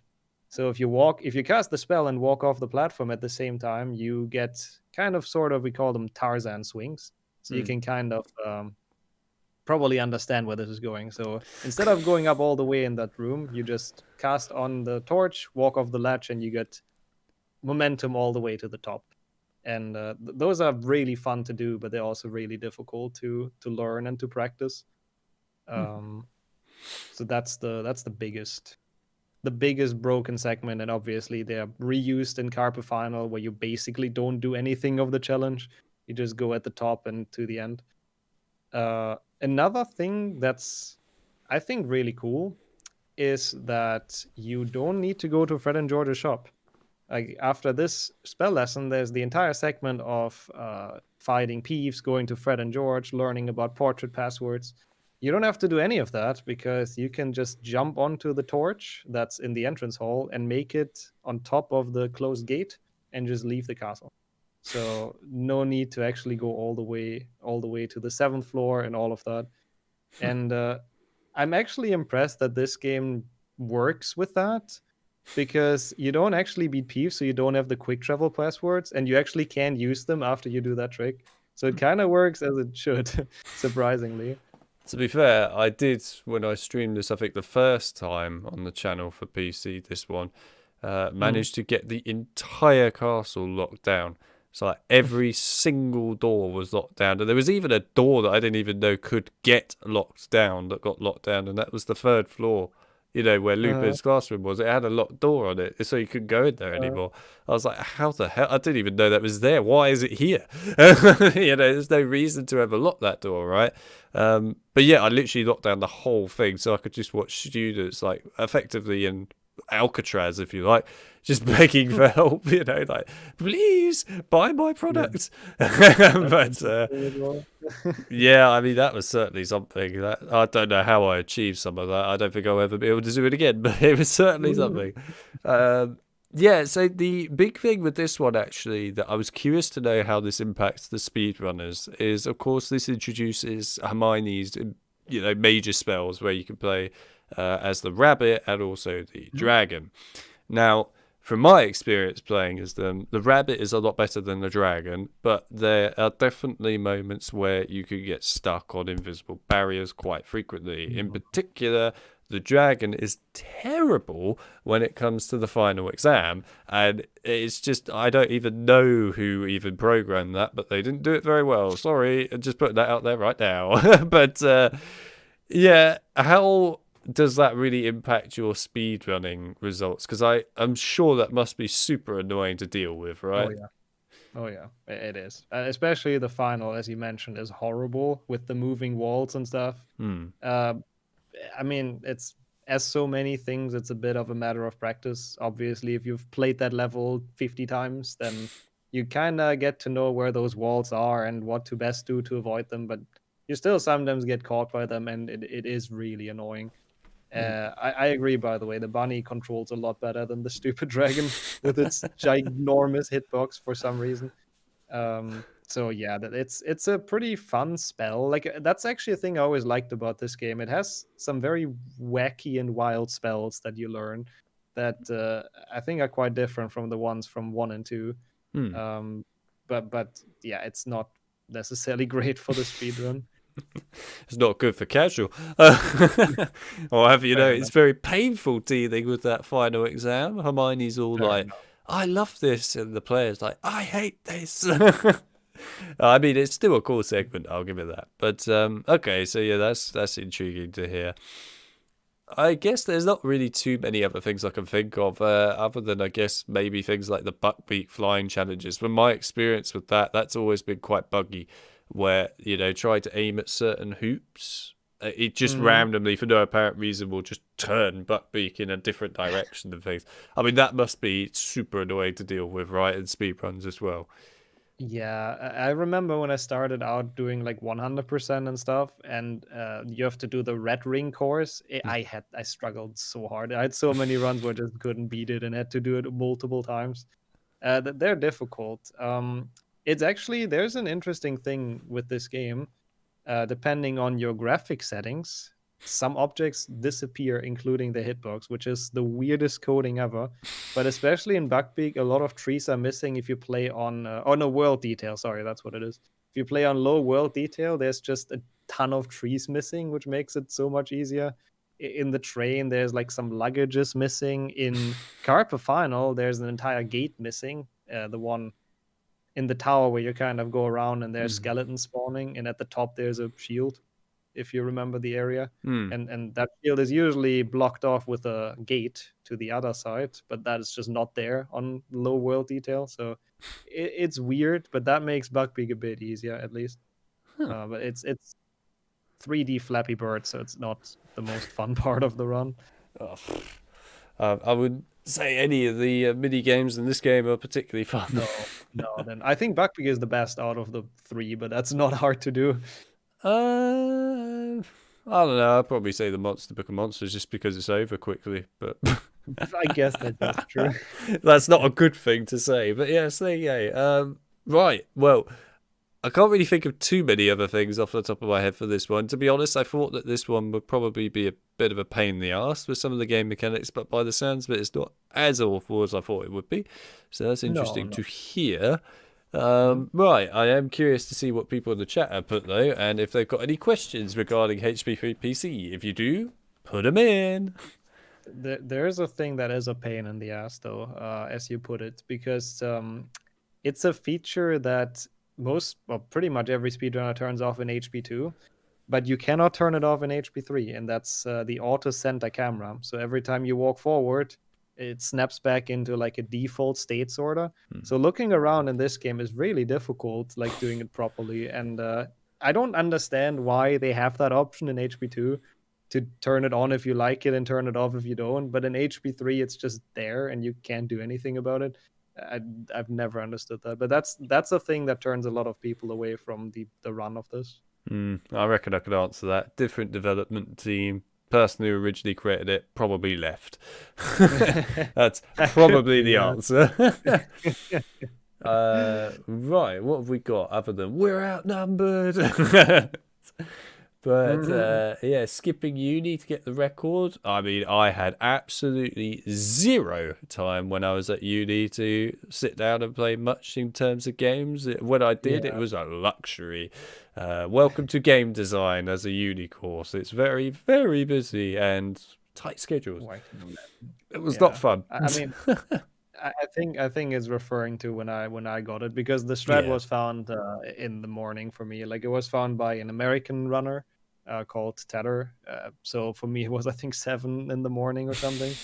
So I decided to not go to university and get the world record instead, which I just want to point out is not a smart decision, and people should not do that.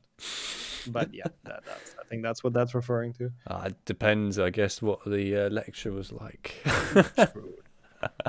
That is quite funny though. I've seen Tedder's name pop up a couple of times, but I don't know him or anything, but I've seen his name pop up. Right, and then we got hang on, is this? Yeah, I thought it would be. Let's put on something else for a minute. Oh, final exams, best thing. Right. So we got text saying, nixxo, you are only 2 minutes and 14 seconds away from being first. Any percent. Whereabouts in the game can that time be shaved off? Do you have an answer? It's a good question. It's actually a very good question. Like, at that point, it's really hard to save time, to be honest.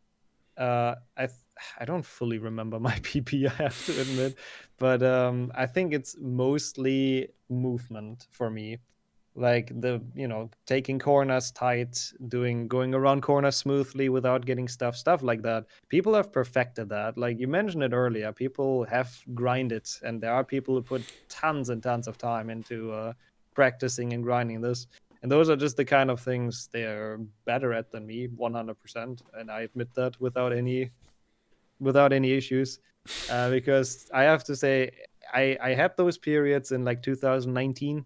I was grinding. I had world records. I was doing well, but with the age progressing, I'm a bit lower on time. So my practice sessions and anything has gotten reduced drastically. So I'm more kind of having fun with runs nowadays and do some memes and stuff over seriously competing for world records. So it's just a lot of small details that add up, that people are just straight up better than me. That's how it is.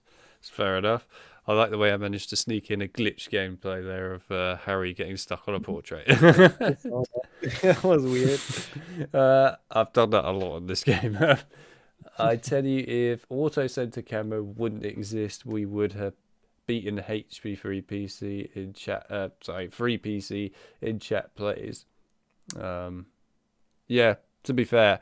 Actually, speaking of the auto center camera, now that you bring it up, to be fair, it is awful. Like, I'm sure for speedrunning and in normal gameplay, I find it annoying. But in particular, I think it's really annoying if you're playing this game upside down. No kidding. It's horrendous. So I think that's even worse than the speedrunner point of view. It makes you more sick. It definitely could be. I mean, I have no experience with that, thank God, but I can imagine. Come on. It's your chance. You've got to do it as well. If I've done it, you've got to do it. I think I'll pass on anything upside down for the foreseeable future. Definitely Hallows. Upside down. Off you go. Oh God. Shoot a game upside down. Sounds like great fun. Right. I do game design masters at uni at the moment, so I feel you. Thank you for Fool. I can tell you, it gets quite busy at points. Definitely, especially when you get to your final year, it just never ends. It was always funny though regarding that, because of course, a lot of my time was spent, of course, at uni doing that, but I was still, granted, not a full-time like major one, but a small content creator at the time, and a lot of my friends obviously helped me out with that, and they were constantly like, you need to get on and do this, do this, do this. Like, I literally don't have time to do this. And there's like all this stuff that needed to be done takes hours. Like, I don't have hours. I have like minutes. But yeah, it was all right. I mean, to be fair, most of my time was not spent playing games so much. It was more spent like hanging out with friends, just because, to be honest, I had no energy to play games. But there we go.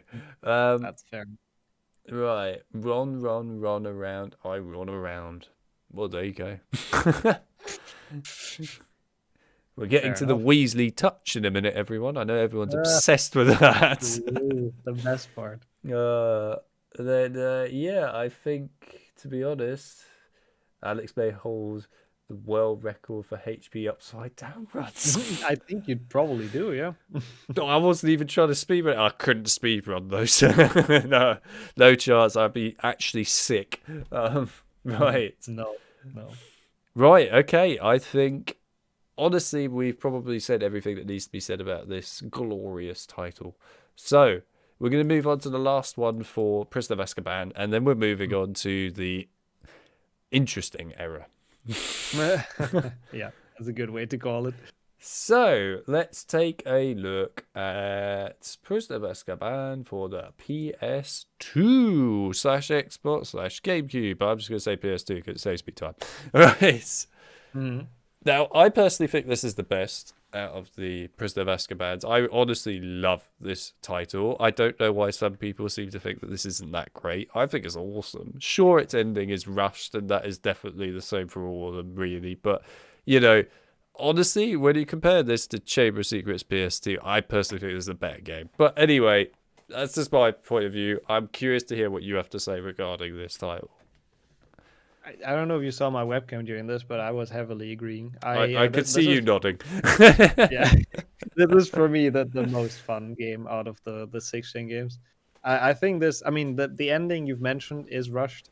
I sometimes find the gameplay a bit clunky because you try to move one step and they just start sprinting somewhere. But overall, it's a really fun game. It feels like you're in Hogwarts. It feels magical. You have the open world. You can play all three characters at will, which, by the way, I thought I get when I bought the PC version because the back of the package said that, but then at the end it just automatically switched you. So I think that's a big plus for this game. It's fun. I really like this game. It's really enjoyable. Also, I just want to say quickly, Luke, thanks for dropping by the stream. It was nice to have you here, man. Yeah, no, I was curious to hear that.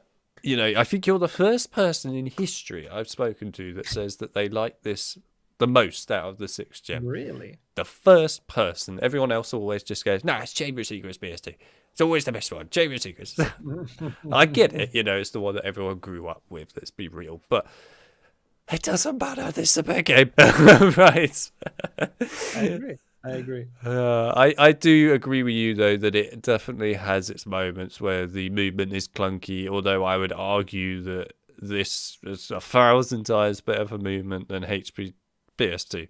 HP2 PS2 has got the most horrifying movement, especially the fact that you can't move the camera, in any direction. It is locked, and that sucks, especially for the crawling segments. But yes.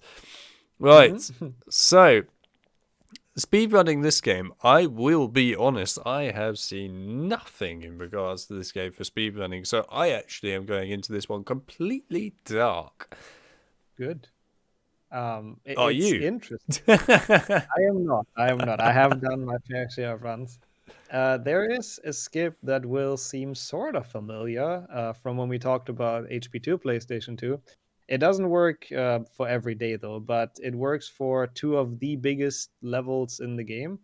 One is the Carpe Retractum challenge, which is just endless. Like if you play it casually, it never ends. It takes like 40 minutes to get through it.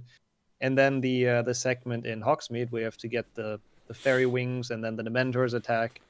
So both of those are completely skipped by doing another save and quit essentially. So right before the loading screen leading into those, you just have to spam the pause button and you can get just one input in to bring up the pause menu right before the loading screen. Then you just save and quit and reload your file and it will skip the level. It will put you past the entire level. That's so much time save overall. And I think that's really the important strat to talk about in this game. Yeah, I kind of thought that with this one, speed running it would be tough. I don't know why. Mm. There's something about it to me where I just look at it all the time. I played this game so much, probably too much, that I just kind of can now at this point play it in a way where I can buy everything from Friend George's super early. So I always Mm. do this now. I try and get everything as early as possible, like Snuffly Falls and that. When most normal people would never do this, but yeah. So I guess like just from playing it for all these years, I kind of looked at it and gone, honestly, it's built quite well and just seems to be Yeah. quite Yeah. polished overall to the point where I can't see many glitches ever being Mm. achievable while playing this particularly. But I mean, is there something in particular with, I don't know, maybe like some of the spells that might be actually useful for glitching? I don't know if like Lumos, for example, with the what the thing was called, the Hunky Puffs, is that what they're called? I can't remember. The lantern guys. I Um, think. Yeah. Yeah. is there something with that could help skip those faster? Because I know they take quite a while sometimes to Oh, yeah. kill. There is actually, as a matter of fact, a Oh. Lumos skip. That one is very interesting actually, because you know the room of with the ghoul leading into that. There's basically two doors before. There's one room where you fight the instruments, and then there's another side room before. And while going through those doors, if you just pause your game at the correct frame. The first door is very lenient. The second door is very precise. But if you pause it correctly on both doors, the entire banister up top, the entire railing is missing. So you can, instead of going around where the Lumos creatures are, you can just climb up straight away to the robot and fight the robot. So you don't have to do anything of the entire challenge, which is it's a tough skip. Like you said it very correctly. It's not easy to speedrun this game. It has some pretty precise tricks that take a lot of getting used to. So Hmm. definitely one of the harder ones of the series, I would say, to pick up. Hmm. I mean, there's a couple of things I have really with this one, but the red caps. Now, I'll be honest, the normal versions of the red caps are pretty reasonable to deal with and not so bad. Obviously, Mm. if they throw their fart balls or whatever they are at you, then that could be a bit annoying. But it's Yeah. not the most horrendous thing in the world. The ones that I'm really curious about, though, and how speedrunners get around the situation are the ones with the shields. Because from my Mm. experience, obviously using Carpe Retractum on the shield ones is dreadful and barely Yeah. works ever. In fact, most of the time, the red cap probably just whacks you in the face before you actually get the shield off. Or your friend casts Pependo and stuns you, whatever it is, right? So, yeah, I'm curious, how did the speedrunners deal with the shield red caps in particular? Because they obviously must be quite painful to deal with in a speedrun. Yeah. No, it's exactly like you said. And the one easy solution is to not cast Carpa. So we just kind of try to circle them and attack from behind with Flipendo. They're still painful and they're sometimes annoying to hit, but the Carpa just doesn't work. As you said, it's just not worth even attempting. So trying to circle around them, attack them from behind. Sometimes you can even hit them from the front, even though they have their shield up, and then just kind of hoping for the best. Usually, is what works. Yeah. Mm-hmm. Okay, so that brings me on to some of the mini game stuff in this game. So, of course, you've got things like the, God forbid, I hate this mini game with a passion, the owl racing. So, from my personal experience, that owl racing just seems to be impossible. Like, if you win it, good for you, because it just seems to be so rigged. I don't understand how you're supposed to possibly figure out how to actually win it. It just seems to be pot luck. So, is there something that the speedrunners have figured out with that stupid owl mini game that makes it actually doable on first attempt, or is it really something that is just broken, basically? Well, you're not gonna like my answer to this because you definitely have more experience with that mini game than me because I have played it a total of 0 times. It's not required for any percent. It's not required for 100%. And when I played it casually on stream, everyone was telling me just how bad it was, and I just didn't bother. So I we don't really need to find any way to make it faster because it's not really needed for anything, and there's no category for it. So, well, your guess is as good as mine. I have absolutely no idea. I hate that minigame. Yeah, I heard it's really bad. I'm glad I've never played it. It's an awful minigame, and it's definitely rigged. And I want to meet the person who programmed that, and I want to ask them why. Why did you program it so poorly? Yes, very, very good question. I don't know if you've ever seen that minigame before, but like the owls, right? They seem to have a various flight speed, and no matter how fast you fly, physically, you could be flying the fastest ever. You could be miles in front at the end, and all of a sudden, all 3 other owls just go at like Usain Bolt speed or Sonic speed, right? They just fly past you. You're like, I have no way of beating this. What the hell? It is luck in the end if you win it. It really is. So I was curious to know if the speedrunners counted that and how they dealt with it, but seeing as they don't count it, the lucky sods, they get away with it. Yeah. If I may quickly throw one in because your gameplay is at the room. Yeah. That's the last big skip I would have mentioned anyways at some point, but it's actually pretty good right now. Because at the Glaciers challenge, there's a door that's supposed to open after you do all of the puzzles, like what your gameplay is doing now. Climb up here, turn those mirrors, and then there's an ice door that opens. But you can actually abuse, and that's probably the hardest trick of the game, the AI's movement in this game, because if you go close to them, they start backing up. Because I guess they're afraid of the main player. I don't know. So you can make it so you position Harry right in front of that door and then get close to him with Hermione at the correct angle. And you can make him actually walk through that icy door. And then you switch back to him and you're past. So you don't have to do the entire mini game. You don't have to go around. You don't have to open it. You just get through.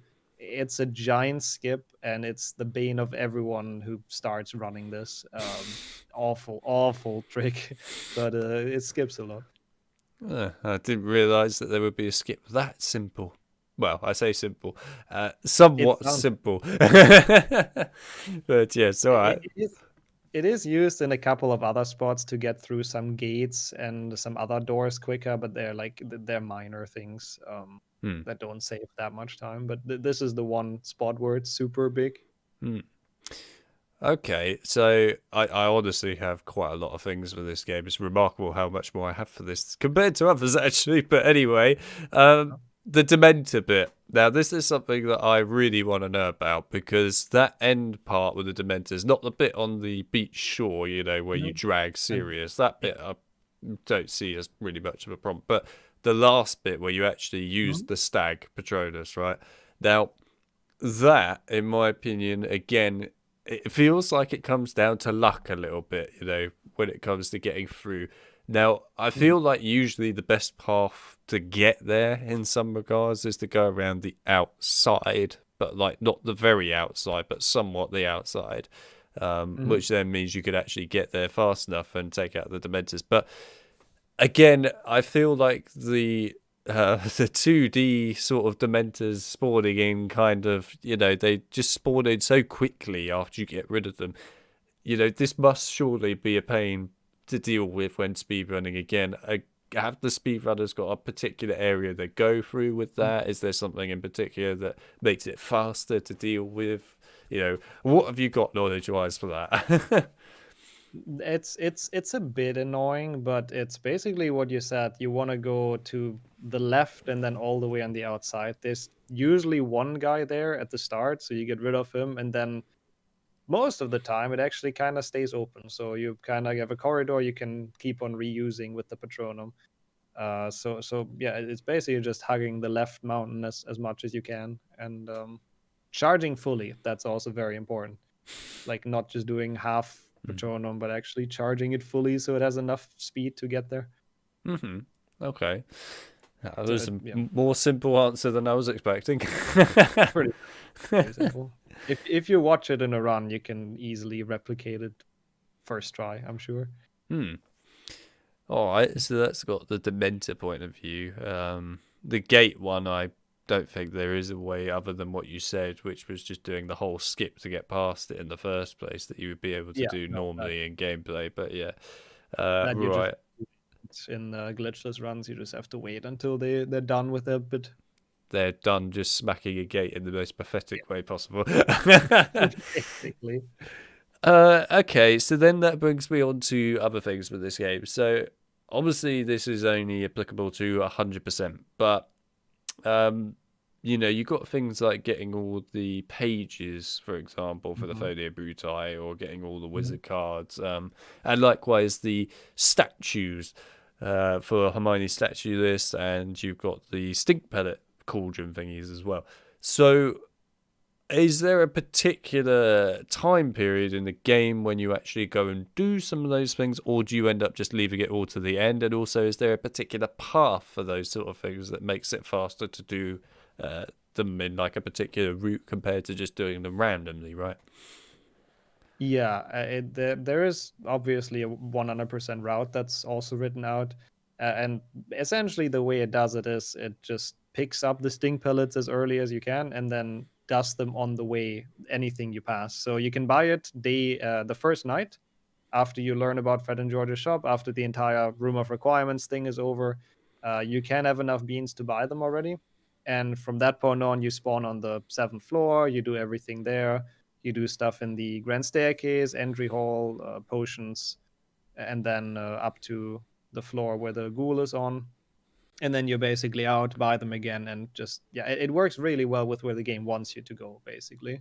And the same is for Hermione statues as well. You pick up the quests and then just do them as the story progresses, and you get past anyways. Okay. The Brutai is interesting because you can also buy some of those pages. So we pick up the ones that are kind of in the way, but since we even in 100% skip the entire carpet challenge, we have to like buy one or two because of that. So thankfully they allow that in Fred and George's shop, and you don't actually have to pick them up from where they spawn. Okay. Right. Yeah, I was wondering if there was a particular way that they do some of those things, because there's a lot of collectibles, to be fair, in this game, and it does take time. In particular, though, I would argue that the thing with the stink pellet cauldrons, of course, there's a lot of those, and they're in a lot of different places with a lot of loading screens. So yeah, that would be kind of painful to deal with, I would have thought. But actually, it sounds somewhat reasonable. It works really well just doing them while you get past them anyways in the plot. You just have to pick them up like early, basically, as quick as you can. The only thing that is actually a bit of a pain are the lost and found items. We do it the same way. We start the quest, we pick them up whenever we get close to them, but it's like so many. So the 100% run actually ends with kind of running back and forth, picking up stupid lost and found items and bringing them back. So those are actually kind of a pain. They don't work out too well. I actually forgot all about those, to be fair. But yeah, I should have asked about those probably earlier on for HB2 and HB1. Especially HB2, I would have thought would be quite annoying because of the sheer amount of loading screens on the PS2 version. Yeah, it is. But yeah, a lot of well back and forth. Yeah. Yes. Yeah. No worries. So I guess not to stay on HB3 for too long. My last Yes. My last Mhm. major Oh, question then, before going to HP4, and also yeah. just reading out other questions in the chat. I wasn't really expecting this to probably come up in speedrunning, but you never know. Maybe someone's made a leaderboard for it. And that's the iToy stuff. Is there any iToy related speedrunning stuff? No. Sadly not. Sadly not. I wish I wish I could have played. I don't own an iToy, sadly. I really want to play that mini game, but I hope one day I can get around to. But no, there's unfortunately no leaderboard for it. You can actually, by the way, on the emulator version, just use your normal Oh, camera. oh, that's cool. I can teach you Actually, how I to didn't do know it that. if you want. Yeah, I'll pick you up on that for sure. There you That go. sounds good. I still need to play it properly, record it myself when I can be Mhm. bothered. But yes, you can use your normal camera and stuff. Oh, that's Likewise, you cool. can use your normal mic on the PS2 emulator and things now, which is good. Yeah. Right, so just to quickly go over some quick chat related things before moving on to our lovely HP4. All Mhm. right. So I always wonder how people find out crazy things like that, skipping with the pauses and that. Yeah, it is actually a genuine, curious question It's a from good me, question. that. Yeah. It's honestly a bunch of very dedicated people that find it usually that either really love the run or really want the speedrun to be shorter. And I've never been one for glitch hunting because I don't know, it's not for me. But the main thing that people say, it's you basically run into the wall head first until something works. So you just try everything. You jump into every corner, you do every combination of inputs you can think of until eventually something sticks, and it takes hours and hours and hours, and yeah, eventually you find something. I saw, I think John said it, there's another way, which is the one finding stuff by accident, which I think is probably more common even. But every now and then people just do a run or play the game and they find something weird and something breaks, and then it gets investigated and people figure out why it broke and if you can replicate it. So it's one of those two ways. But all of the pause glitches are definitely, those are glitch hunted. Like people don't just find that on accident really. Hmm. Um, so yeah, it's I have a lot of respect for people that go for glitch hunting. It seems like an incredible frustrating thing to do, of hours of trying random things until something works. But yeah, I can imagine how boring it would get. it would for me as well, probably. Yeah, I have to say. Right. Well, anyway, I will move on from HP3, despite how much I love it, because we should get moving to Goblet of Fire. God forbid. Right. So, Goblet of Fire, then. Let's go with one moment. But there's one final one about HP3 actually, Oh, yeah. about using the unintended route past Snape on the third floor, which I assume is right after the Marauder segment as well, right? Mm. It is a trick in the game, in the run. You basically cast on the right wall. You just cast Flipendo, and he gets distracted by that, and you can run around him, and you don't have to go all the way around. I assume that's the room in question. So it is done in maybe a slightly different way, but yeah, Hmm. it's a cool trick. All right. Right. I will whack on HP4. Everyone loves HP4. Of course, great. Okay. Yeah, I don't like this game. But anyway, I think everyone knows at this point my viewpoint of this game, which is that it's a letdown, and I'm very sad that it was such a letdown when it should have been one of the best in the entire series. But anyway, moving on. What's your viewpoint on this game? Honestly, I very much agree with that because after the trifecta of like the first three games on PC, I think a lot of people bought this hoping it would be something like those games, and they got kind of heavily disappointed. So I think a lot of people share that mindset. I think it's pretty horrible if you have to deal with the AI because it's absolutely dumb as hell. But it gets okay if you play it in co-op. Like I've had fun with this game in co-op when you don't rely on just stupid AI, and you can actually do stuff properly.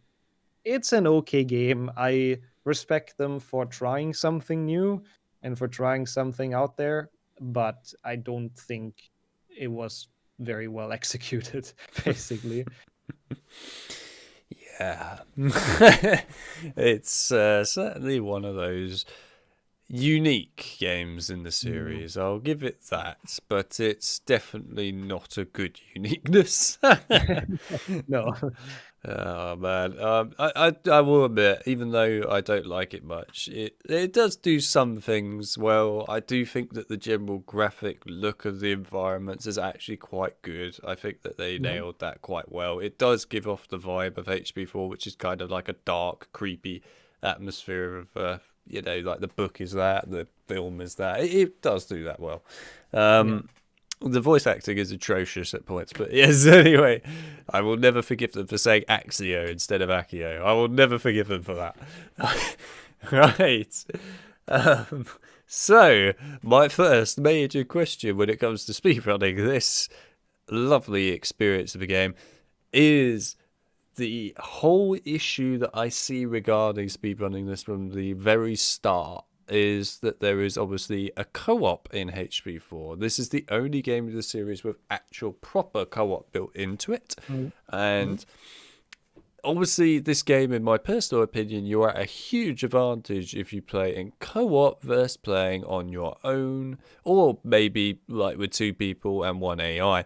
Mainly because, of course, of the sure need of needing like the AI for a lot of the main tasks and things. So Mm. for speed running, then, are there two different categories for this? One for, just on your own, particularly with the AI, and one with online people, if you like, or whatever, right? With, I assume, Parsec. But yes. Yeah, it's exactly like that. There's even one for 3-player because the game also supports that, and they all have their own categories. So there's 1-player any percent, 2-player, 3-player any percent, and then same for 100%.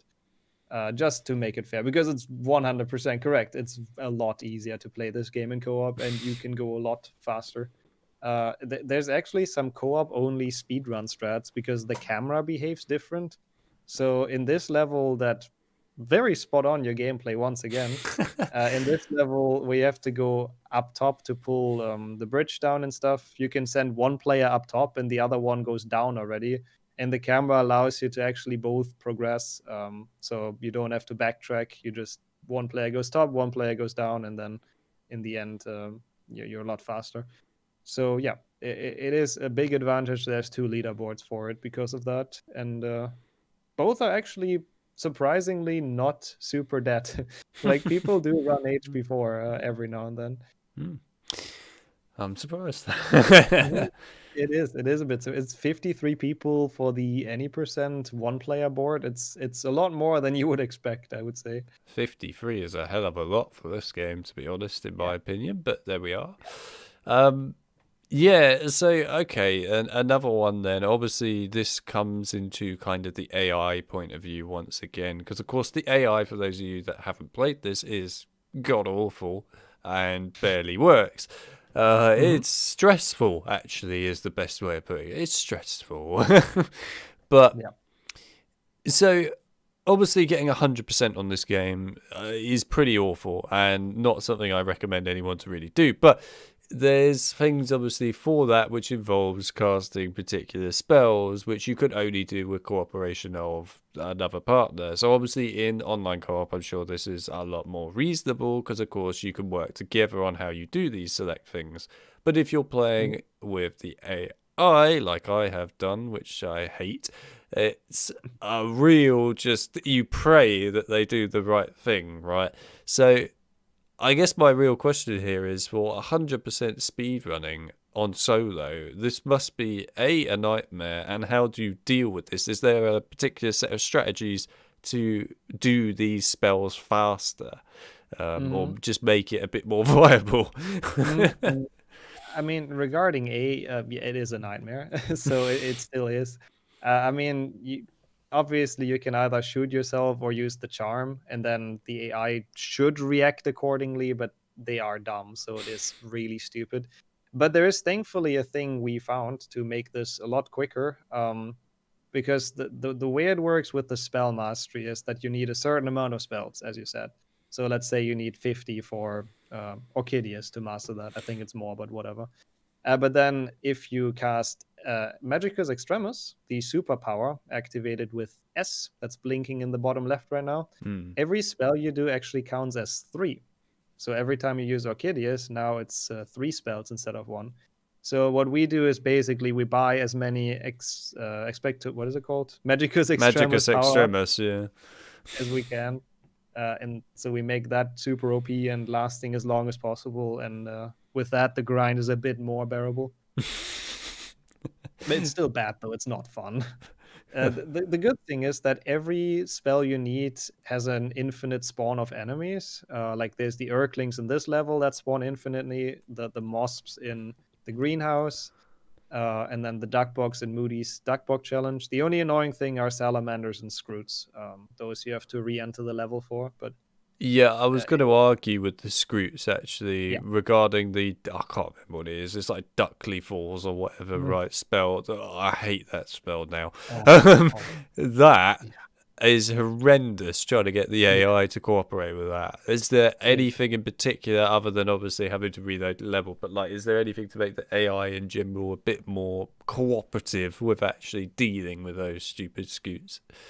There are some ways in general to manipulate the AI in this game, like walking into specific spots makes them catch up quite often. Walking in circles actually makes them catch up quite often. For the Scroots, for Duckly Force specifically, what most people do is just wait until they charge into a wall, and then they're like dazed. And for some reason, if you cast Aqua Raptor, then the AI helps most of the time. So that's the best way to get Duckly Force done. And it's also interesting to know that only one player has to cast Aqua Raptor. So once the AI starts casting it, you can actually let go and just jinx and kill the thing. Interesting. Okay. Right. So then I guess there's the other aspect of the game, which is the levels. Now, there's the thing that I personally hate about this game more than anything, which is the backtracking and having to get all the shields. So I guess there's absolutely nothing that speedrunners have been able to do to really make that an improvement and speed it up, because it's awful. Yeah, not really. Like, it's obviously we have a route once again with the quickest shields and the quickest ones to get in the level and to backtrack to. There has been one pretty interesting find being made last year in terms of strats, because we can now get the shields, or we can now skip the story shield in Herbology. So we don't actually have to play that gigantic long mission, but instead, it's a strat called Rock Ride, and it's kind of silly, but you stand on top of a rock and levitate yourself up. And there's this one shield. You might know the area where there's like 2 Scroots spawning. Yeah. And there's a shield at the top there that you usually need to open like lily pads for and stuff. So that one you levitate yourself into during the story mission, and with that end it earlier. So that's the biggest, probably coolest find in this game, to save us a little bit of backtracking at least. But no, overall it's just you got to re-enter level and you got to do everything all over again and get the shield. There's not much around. Okay. Right, another thing that I had, and this really applies mainly, I guess, it kind of applies to the whole game, but in particular to the main Triwizard Shields, not Shields, sorry, Triwizard Challenges even. Obviously, if you unlock cards for Harry, right, for example, you can make his spells more powerful, or you can make him move faster, whatever it is, right, that they give you. So does this become a problem with the speedruns? Because, of course, if some people buy cards, say, early for Harry that improves him, further on down the line, or for Hermione or Ron or whatever, does that then impact the speedrun leaderboards? Because, of course, somebody might have something that makes Hermione have, I don't know, like double jinx, and then Ron with triple jinx before anyone else did if they didn't choose to do that, right? Does that become a big issue with the speedrunning on the leaderboard side here, or is that just ignored and just whatever, really? I like the question. It's a good one. So the thing with the cards is they are consistent, so everyone can always buy the same thing for the same price. and it's actually just routed in. We basically buy in any percent one set of cards, which is the double Jinx and 2 Jinx strengtheners, whatever they're called, Jinx power ups, and just give them to Ron midway through. And basically everyone does that, but you would be allowed to buy other stuff if it would be faster. But yeah, since everyone can buy the same things, in the end, most people just do the same strat essentially. So cards, they are allowed. You can buy them whenever you want to. But we kind of figured out what the probably best setup is. Okay, fair enough. I was always curious to know if that would actually impact the speedrun, considering I would have thought that would be unfair if some people had certain things over others, but fair enough. If it's consistent, which to be fair, I've never bothered to look at. Sorry, I don't care that much for HP4, but yeah, fair enough. Okay. Yeah, so then you got the things like the vanishing cards. So, those obviously disappear after a certain period of time. So is there a particular strategy for those? Is there a speedrun side of thing for them? Or is it just like casuals who just basically peg it over to where the card is and hope for the best? Yeah, you're touching on a bit of an old wound of mine with the vanishing cards. There isn't really much to it apart from what you said. You know where they spawn. You go to the place as fast as you can. Um, However, there's a fun glitch. If you collect the vanishing card at the same frame that it disappears, the game glitches out. It doesn't count as collected, but it also doesn't respawn.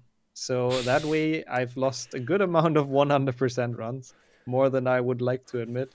So it's just gone because this game is coded well, and there's nothing you can do to bring it back. That's But brutal. no, apart from that, you just go fast and try to get there in time. That's brutal. I don't think I could live with that. That's horrible. That's the worst thing I could probably think of for the vanishing card. Oh, jeez. No, I'd get that. But yeah, okay. Right. The Mad Eye Moody challenges in particular are another one. So I find those really kind of pointless that they even exist. But I'm sure the speedrunners actually do count them as a part of like doing, I don't know, maybe the main run or something. But is it something in particular that the speedrunners have found a simple, easy way around, or is it very much the case of it's like the casuals right now, where if you play with like people online, it's easy, but if you play with AI, you kind of just have to pray? Yeah, so the challenges, they are required for 100%, as you said. For any percent, they just give beans. They're completely pointless, and we don't need them. There aren't really too many strats for it. Like for the tower is probably the most difficult one. We have to stack 5 blocks. That one we do have an order of which block we start with and which block we do second, and so on. Just to maximize the chance of the AI cooperating. Most of the other ones you can kind of do on your own, like the boober tuber shooting, you can just do on your own. You don't need them. The boulders usually work really well no matter what. So that's the main issue, that one. But they suck. Long story short, you can always fail those if the AI doesn't want to cooperate, and it's frustrating. A lot about the speedrunning of this game is actually kind of RNG. It's one of those where you can just randomly get screwed over, and it's not very fun. Yep, I love RNG. It's always good fun. And that's not even from a speedrun perspective. Yeah, it's always fun no matter what you do. Oh man, and I guess all right. The last thing I'll touch on then on this, and then we'll move on to HP5 is Voldemort. Actually, now again, I'm going to say this a lot about HP4 because it's true, but I think the controls in the Voldemort thing are just no, there's no other word for it. Shit. Shit. They're really bad. They are terrible. So it's a bad level in general. Like the fact that you don't fight Voldemort, but you fight his weird skeletons is already just stupid. And I don't know why they made it like that.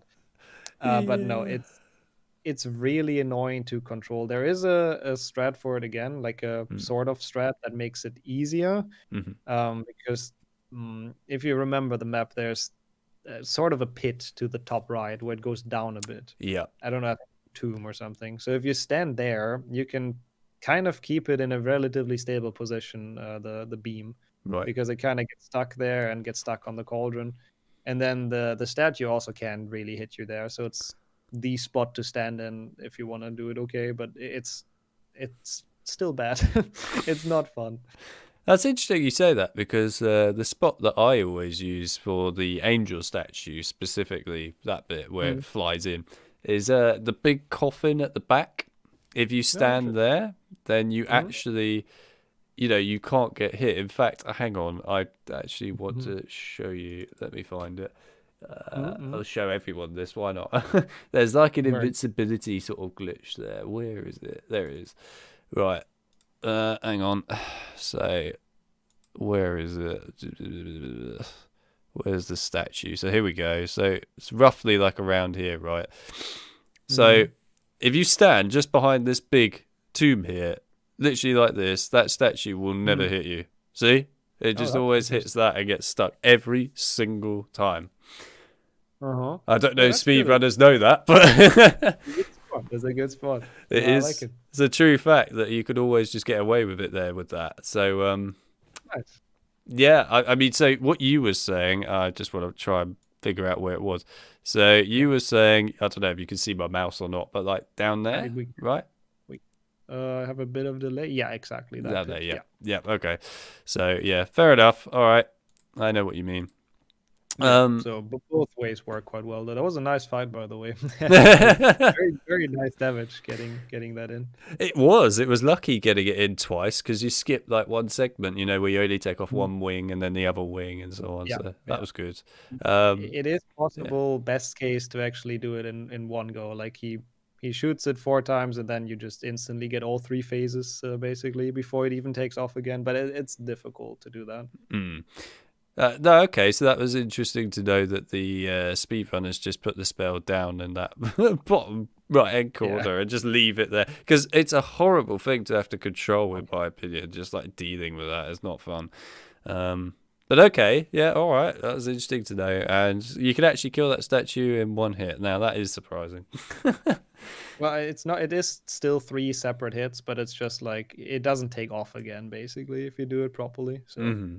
Okay. Right. All right. Well, I've run out of things that I particularly want to ask for HP for. I mean, it's HP 4.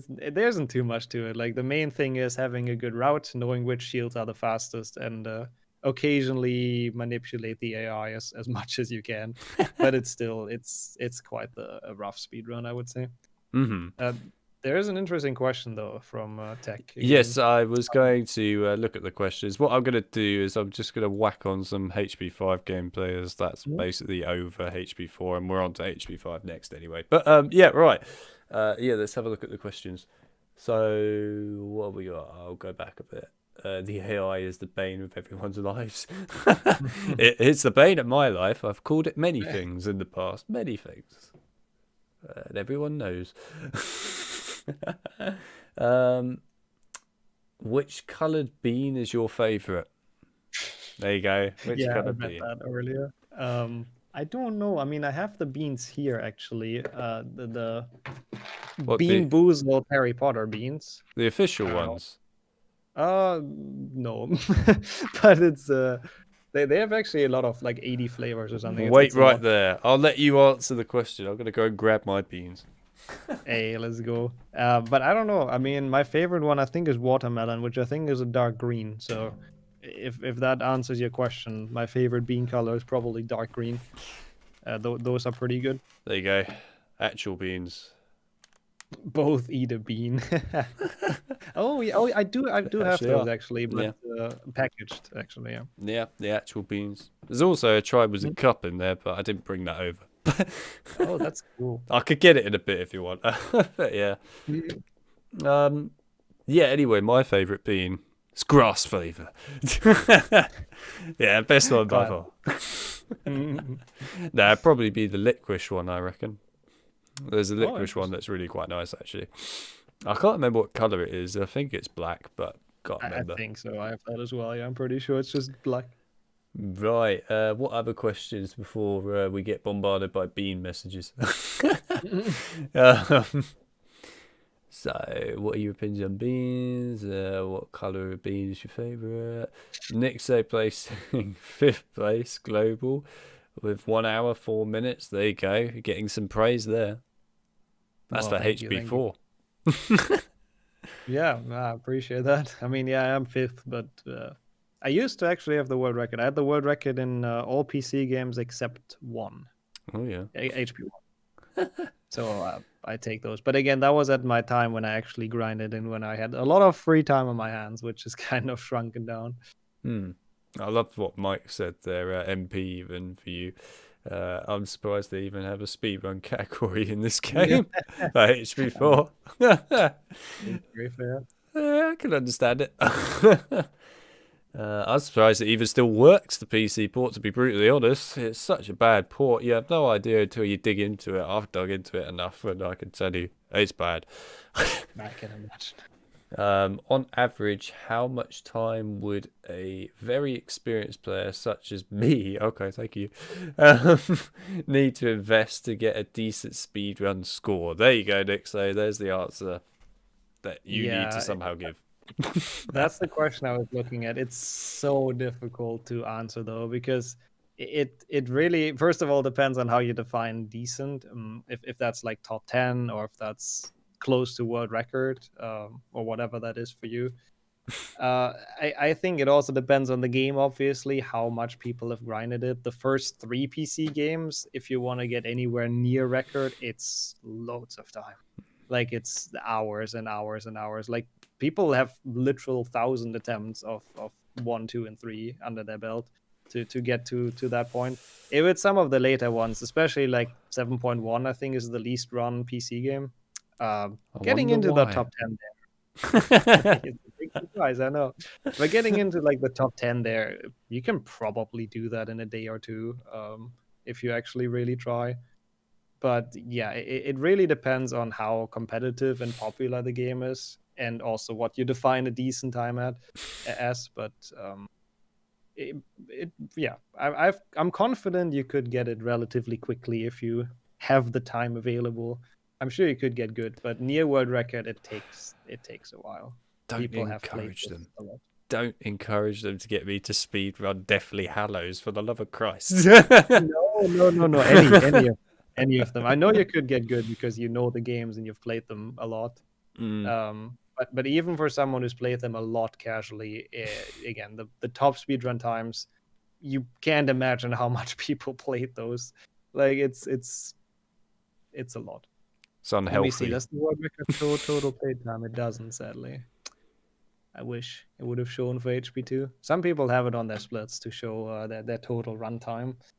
I'll see if I can find one from the top runs, just to illustrate it. But yeah, you can move on while I look. Can move on. Well, we've already basically moved on right now with HP5. But yes, okay. So yeah, right. Moving on then. A good game. Right, HP5.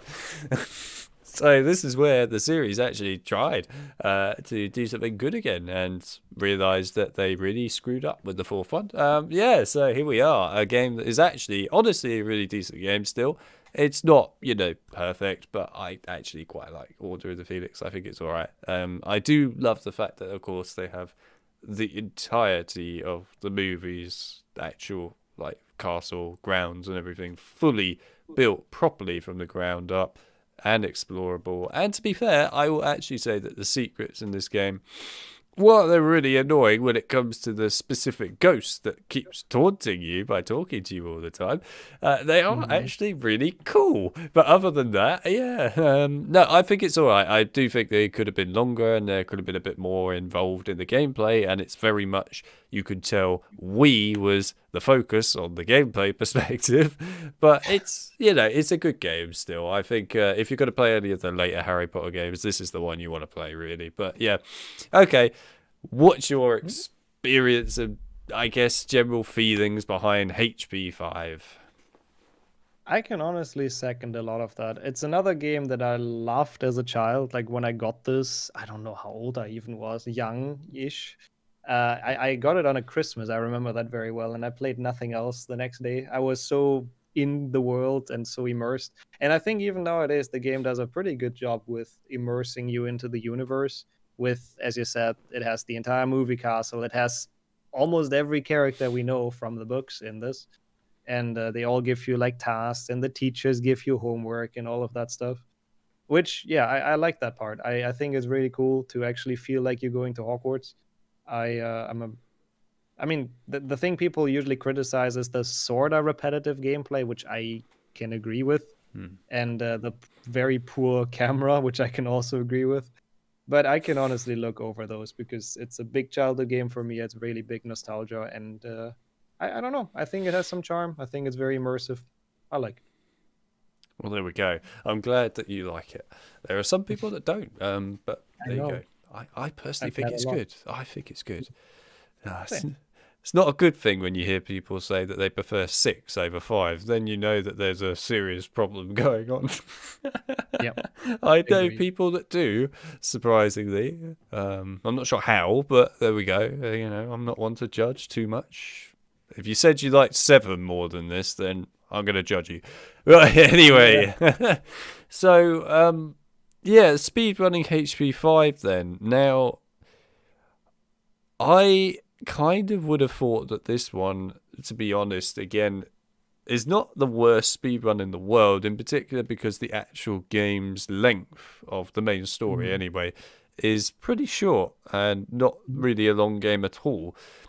Are there some actual specific strats to skip parts of said story? Like, for example, going to the Weasleys, not the Weasleys, sorry, Sirius Black's place, when Arthur's bitten by the snake Nagini and stuff Mhm. like that.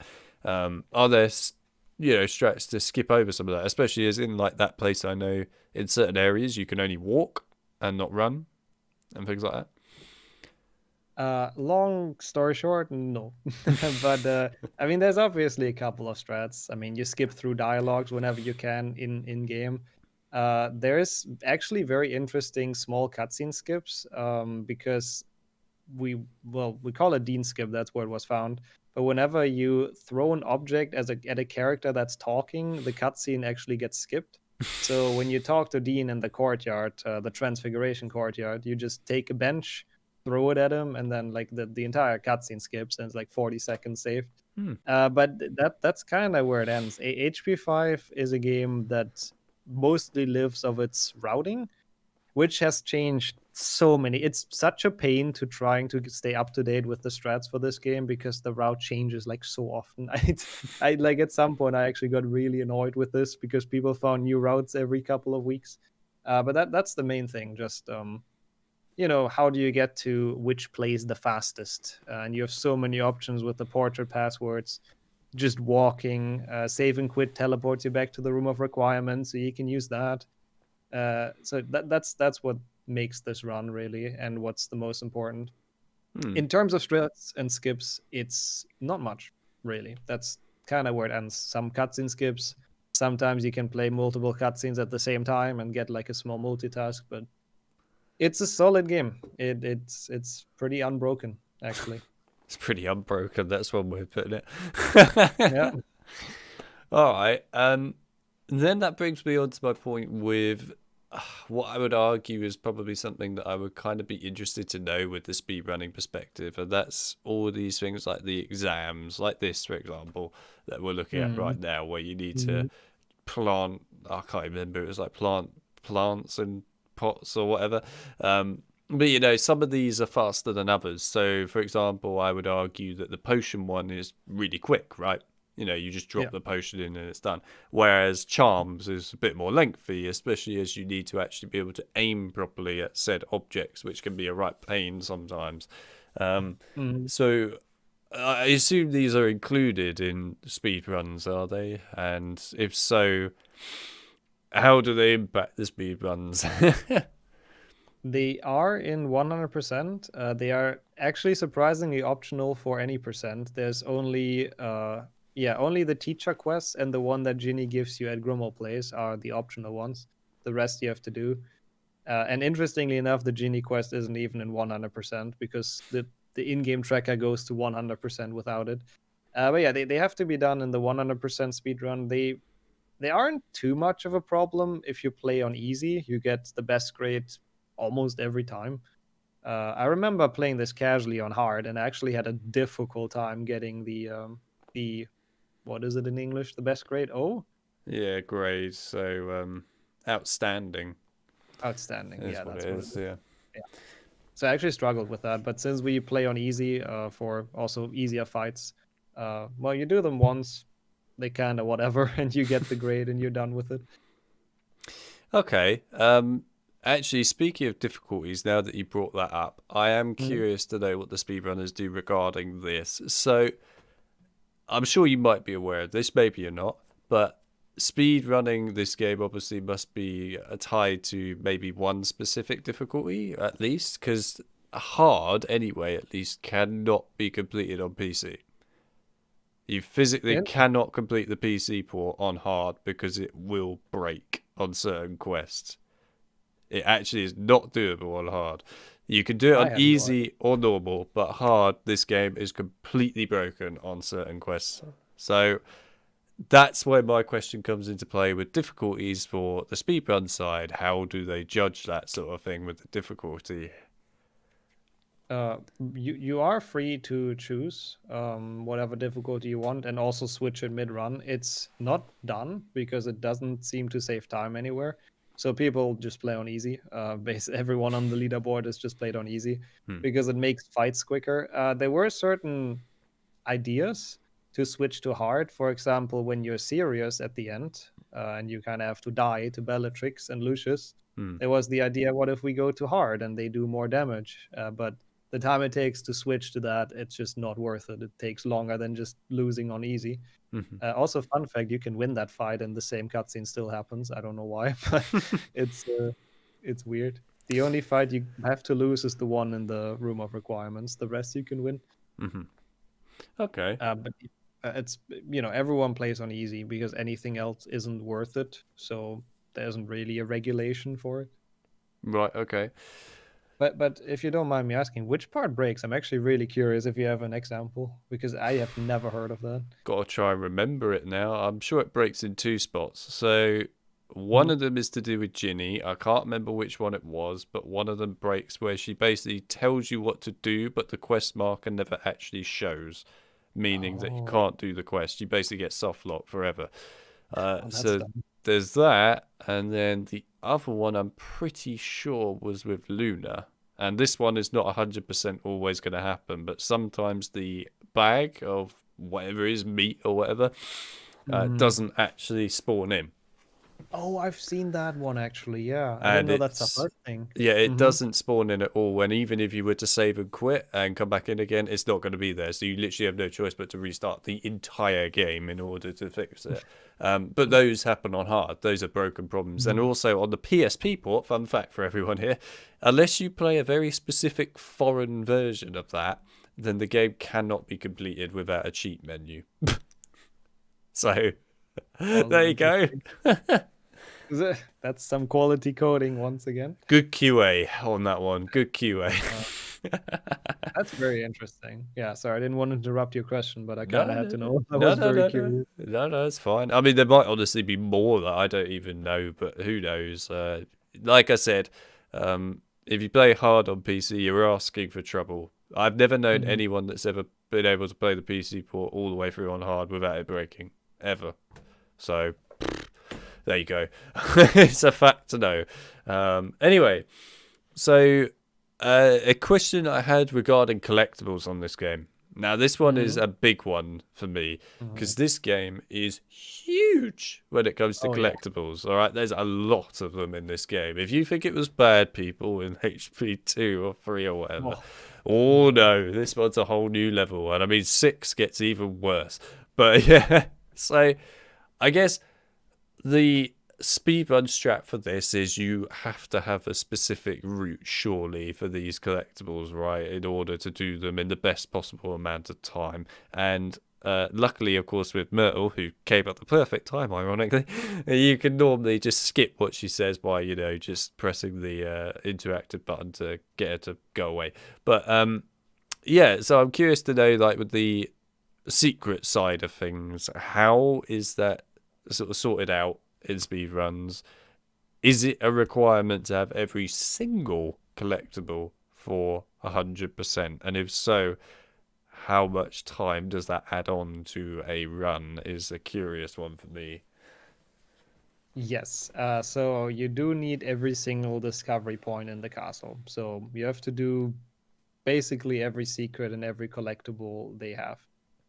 There is a route, as you said, to do it the optimal way, to do stuff when the plot gets you there most of the time, but you also have to do a lot extra.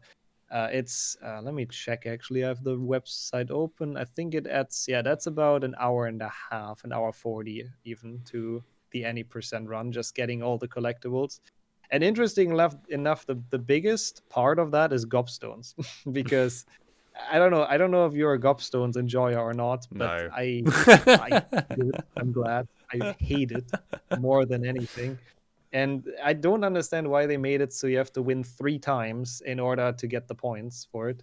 So Hmm. you have to beat 4 champions 3 times. It's 12 gobstone matches. It's horrible. And it's like I think just 40 minutes of gobstones straight away. Yeah, but Hando, it's an interesting run. I enjoy it because it's very childhood nostalgia for me, but it is kind of painful getting everything and it takes a while. And Yeah. if you forget one thing, you're so screwed. It's so bad. Well, there's a lot to remember as well, so Mhm. I mean that would Yeah. be horrible. Um, Yeah.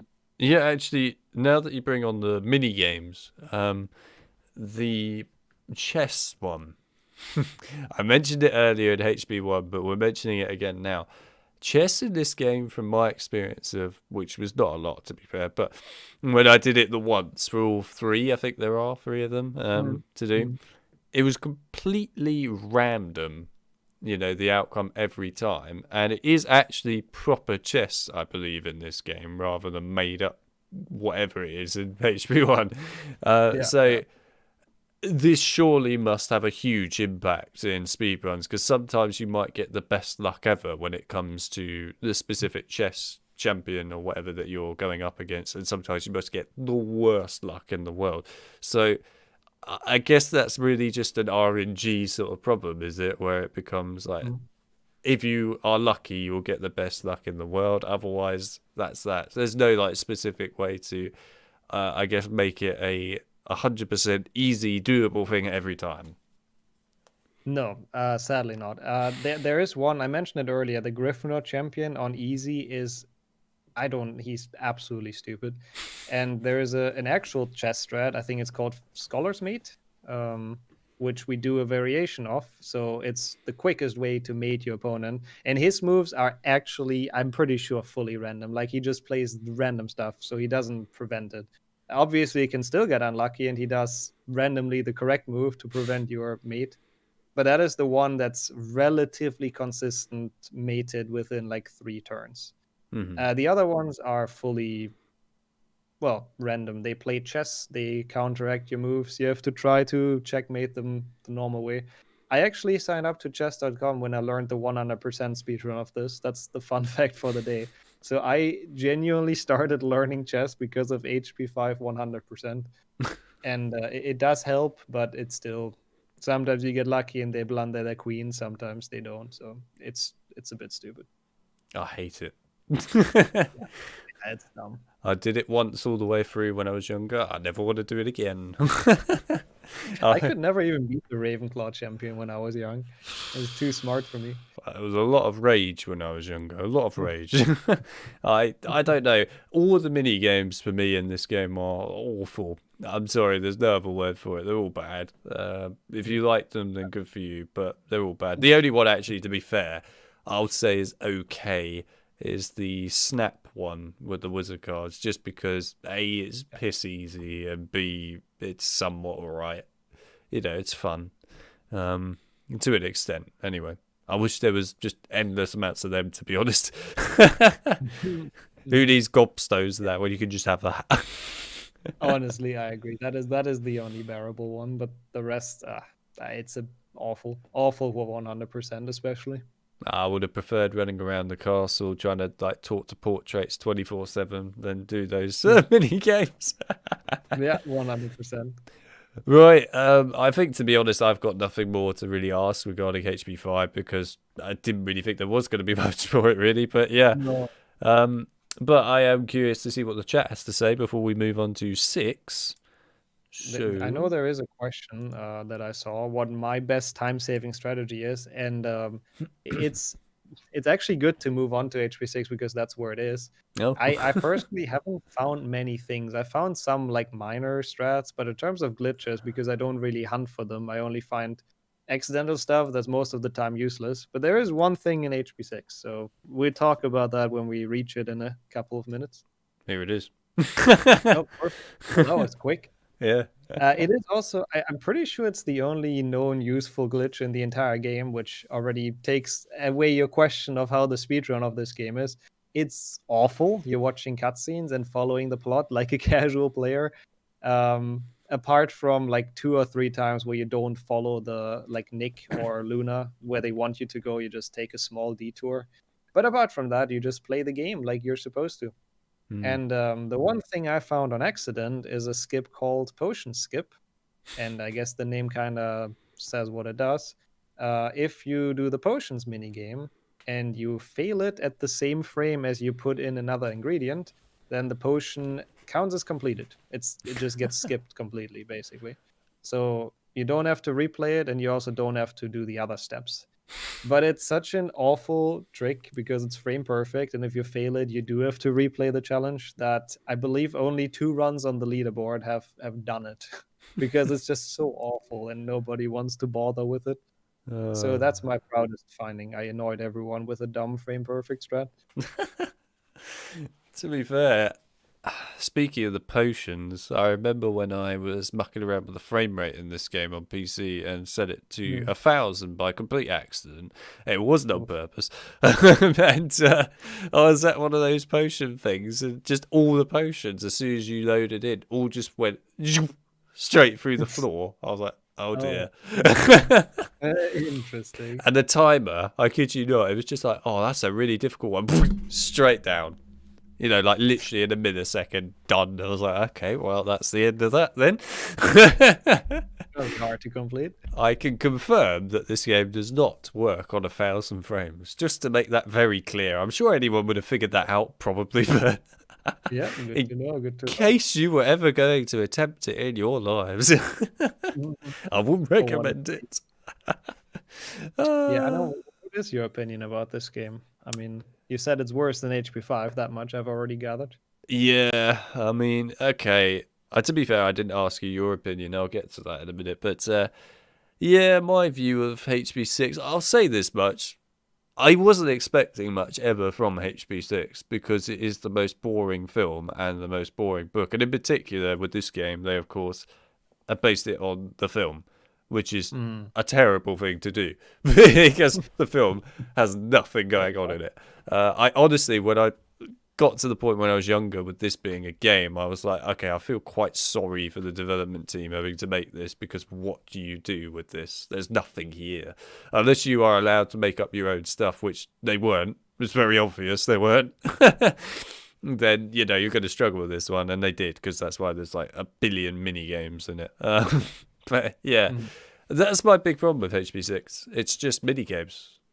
There's literally nothing more to it, really. It's just constant mini games. Like the story might as well not even exist. It is just Quidditch.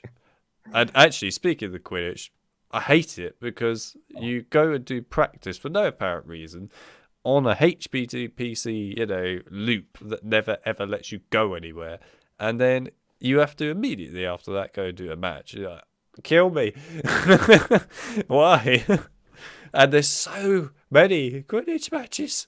And they actually thought that people needed to enter a cheat code to get an extra Quidditch match. So like, no, we don't need another one. Give us more. Why would you do this? But yeah, the Quidditch is... I think this could be the worst part of this whole game. Like, they obviously bang on about in the trailer and stuff how Quidditch is returned, and I'm sitting there going, I wish it hadn't. Honestly, it's not something to be proud of. The potion minigame, I don't mind. I actually think it's probably one of the more interesting potion things they've ever done in Harry Potter. It was all right. It was nothing groundbreaking, of course. The only problem I have with it, again, is it's too repetitive. You know, you see it too often. But it's all right. The dueling I actually found kind of fun. Problem is, it's really easy to cheese it. And it's also one of those things that doesn't show up that often. So, yeah. Basically, the worst mini game is the one that gets featured the most, and it sucks. And I have to be brutally honest when it comes to this game and fixing its frame rate on PC. I have seen some of these cutscenes too many times, and I cannot stand even looking at them anymore. I hate them that much. But yes, it's not an awful game. I will say this much: I never expected HB6 to be better than both Deathly Hallows games, but here we are. It's also better than HP4, but I'll give it that. It's not a good game, though. I don't really honestly recommend it to anyone. Right, anyway, what's your general opinion of HP6? I really enjoyed that rant. I have to say that may have been my favorite part of this stream so far, because I couldn't agree more. This I don't know. It's everything you said. It's so much Quidditch, and it takes so long, and it's not fun at all. And then the rest of the time, you just watch cutscenes, which are basically the movie, but with worse graphics and worse quality. And potions is fun. Dueling, I enjoyed as a child, but once you know how to cheese it, it's also kind of just like kind of boring as hell. And that's basically the game. The only good thing is, and even as a child, I thought that this game is short. It is kind of ironic that this is one of the longest Harry Potter speedruns, just because it doesn't have any strats or any skips. But it's short. It doesn't take long to finish this casually. It was surprisingly quickly over when I played it as a child. And I don't think that's necessarily a sign for a good game. But I agree, it is okay if you're a Harry Potter fan and you play it once. It is okay. If you have to play it for weeks because you're trying to get into the top 10 for this game and you just can't get it and you have to keep on playing it, it's horrible, I can tell you that much. I But couldn't. I wouldn't be able to do that. I physically would not be able to play Quidditch more than once all the way through in a casual way anyway. It's that boring. Yeah, I hate it. Actually, though, what I see in chat, what I see John say, there are some actual moments of brilliance in this game. When they have the record scratch, that one's amazing. They have the meme zoom in on Slughorn when he says, "Didn't he? Didn't he?" And they have obviously the smooth jazz theme later on with the with Felix Ron Felicis. and stuff. Yeah. Yeah, and with Ron as well. So there are some highlights in this, but they're not enough to redeem it for me as a fun experience. To be honest, they kind of needed to have those though, or else it would be awful. To be fair, actually, there's one last thing I do want to add here about it. Obviously, there's not much for speed running, so that's why we're talking a lot about it in general. But yeah, this game did improve on the spellcasting, in my personal opinion, over HP5, and it also definitely improved on the movement of HP5. You know, the running in this, especially if you get rid of the motion blur. By the way, PC unlock frame rate. That's why. But yes, to get rid of it a bit more, it's a lot more bearable and a lot nicer. So yeah, there is a big sort of benefit on that front, and obviously having expanded Hogwarts is quite cool. I just feel the unfortunate reality of that is because all the secrets are bland, boring crests that do literally nothing. It means that kind of looking for them and actually exploring becomes a bit dull. But there you go. I honestly wish all the secret stuff from HP5 was here in 6. It would just be better. It's actually I did remember some strats that I kind of forgot to mention, because there's one in particular that I really love to make fun of, which is it's amazing math. But basically, when you switch to Ron, the segment we've mentioned when he has the laugh potion, Ron is slower, so they reduce your movement speed by 50%. And then once you switch back to Harry after that, they add 50% of that on top again, which now means you're at 75%. So Harry actually runs slower after the Ron Laugh Potion segment, except if you save and quit and reload. So after you turn back into Harry, the speed run save quits and reloads to get back to 100% because they did the math wrong, I guess, or they coded it wrong. I don't know. So that's one of the few abuses. Another one is for 100% that I just remembered. With collecting the mini crests, which is everyone's favorite activity, God. because you need 25,000 mini crests to get 100%. And it's awful to do that, except if you get them in the Felix Felicis segment, because every cast is a perfect one. So you get tons of shields. And if you just save and quit at the end of the Felix Felicis and restart the game, it puts you back to the beginning. So you play it again, you save and quit, you keep your crests, but you play the segment again and again and again. So I think 100% gets through that like 8 times or something. It's horrible in a speed run, but at least it's a strat to get the mini crests. Yeah, I was wondering about the Felix bit there because obviously that is like I would call it peak of the game, to be honest. Kind of having a moment where you just go into first person mode and just spam, spells to get crests. But yeah, I mean, I was curious to know if there was something that would actually be helpful there for the mini crest, and there is, which is interesting to hear. I know, to be honest, if I was a speedrunner looking at HP6 and going, I need to get 100% of the crests, I would want to end it. I'd be like, it's not worth it. No, it's horrible. Like it takes me 4.5 hours. It's awful. Like 100% of this game, it's bad. Don't do it. Don't even attempt it. 4.5 hours. Oh God. Of HP6, and a lot of that is Quidditch because there's the badges, and it requires you to get 5 stars in all Quidditch matches, but it doesn't count them in story. So you actually have to go to the Quidditch board after the game, and you have to do every single match again, and get 5 stars in it for that badge. Nah, it's great. I can't. I wouldn't be able to cope. No, it's not a good run. I mean, I did actually. God, it wasn't even last year. Now it was the year before, 2022. I did like a thing where I was rating all the HP games at the time before Hogwarts Legacy came out, and this was pretty much at the bottom. And good. I like that. To be fair, I said to anyone that honestly puts this higher than HP 5, you're mad. Literally, I don't understand how you could prefer this. That's what I'm saying. I like hearing that.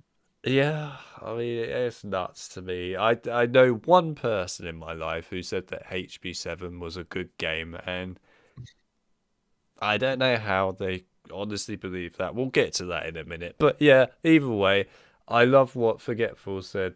That rant is the best summary of HP 6 I have heard. Thank you. I'm glad you enjoyed my rant. Wait till we get to HP 7. Fair enough. It wasn't good. Yeah, I'm trying to think of honestly things that could be used as a strategy for speedrunning this game. Is there anything at all for the end bit with the Inferi? Oh no, I mean there's a slight thing, like it's recommended to not play it with controller because they, with a mouse you just have to click, which you can obviously do very fast. With a controller you have to go up on the stick, which you can do with way less of a frequency. And they didn't adjust the spawn rates for the Inferi, of course, depending on your input device. So it's actually kind of difficult on a controller to beat it. So that's kind of the only thing. Playing on mouse is a big advantage. Yeah, I tried that with a controller and also with the mouse. And I mean, Christ, I think is it the third segment, maybe the second segment, where you get the really quick Inferi that come out? I mean, it's like on a controller, sometimes it doesn't actually accept the input because, you whack it up so hard that just there's no spell that comes out. So all you just hear is him go, help me! But on the mouse, you're just going... I mean, it's ridiculous. Again, I think it was designed for the Wii.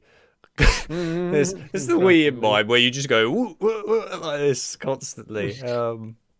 Yeah, oh god. Also, I love what what Rubik said. The only good thing about this game is that it True. crashes quite often and prevents you from playing the game for too long. Yeah, I I agree with that. I know that you have a lot of experience with that. I've never had that experience with this, and I'm not sure what it is that seems to be causing that just yet for everyone. We're looking into it, I might add, but we don't know what it is just yet. Um, We'll figure it out. it's interesting that it seems to be happening to people, though.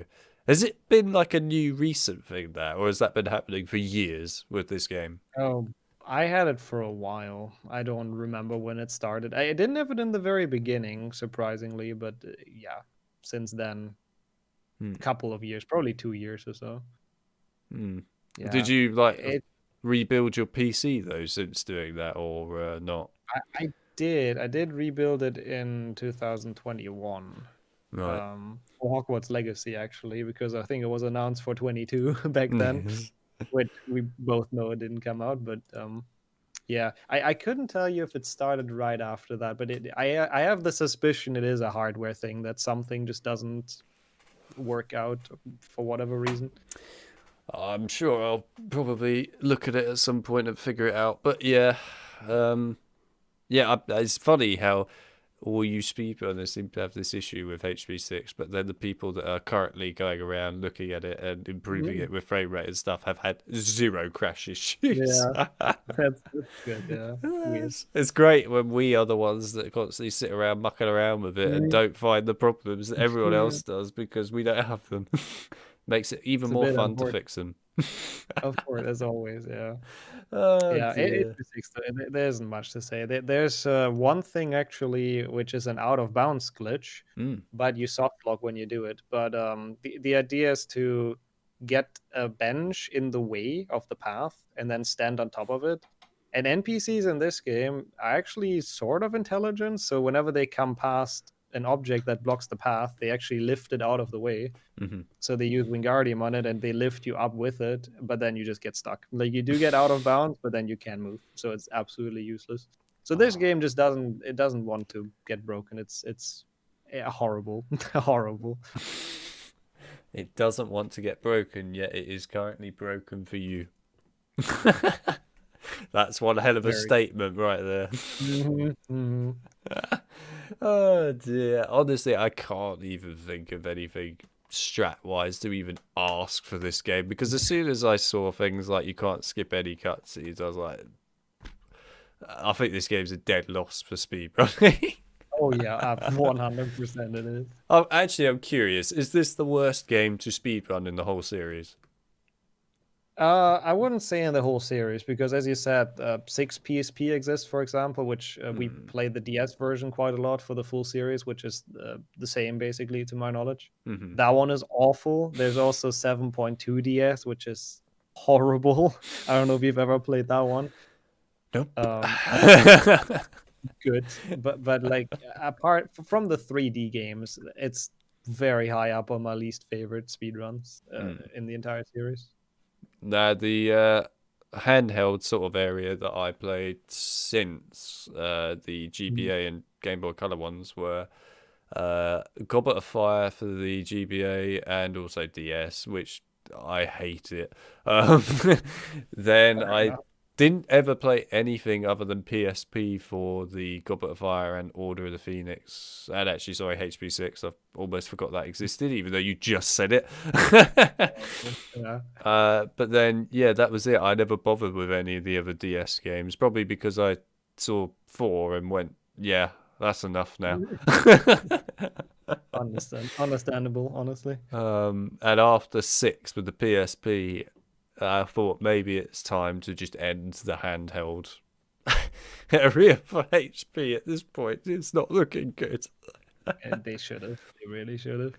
But yeah, I mean, that was my experience for it afterwards. I mean, to be honest, whenever I think of handheld stuff for HP and care to go back to it, it's always the Game Boy Advanced or Color Yeah. versions. I don't even acknowledge the rest at this point. Actually, that's a lie. Quidditch World Cup on the GBA I actually had a fun time with. I almost forgot about that. That was quite fun.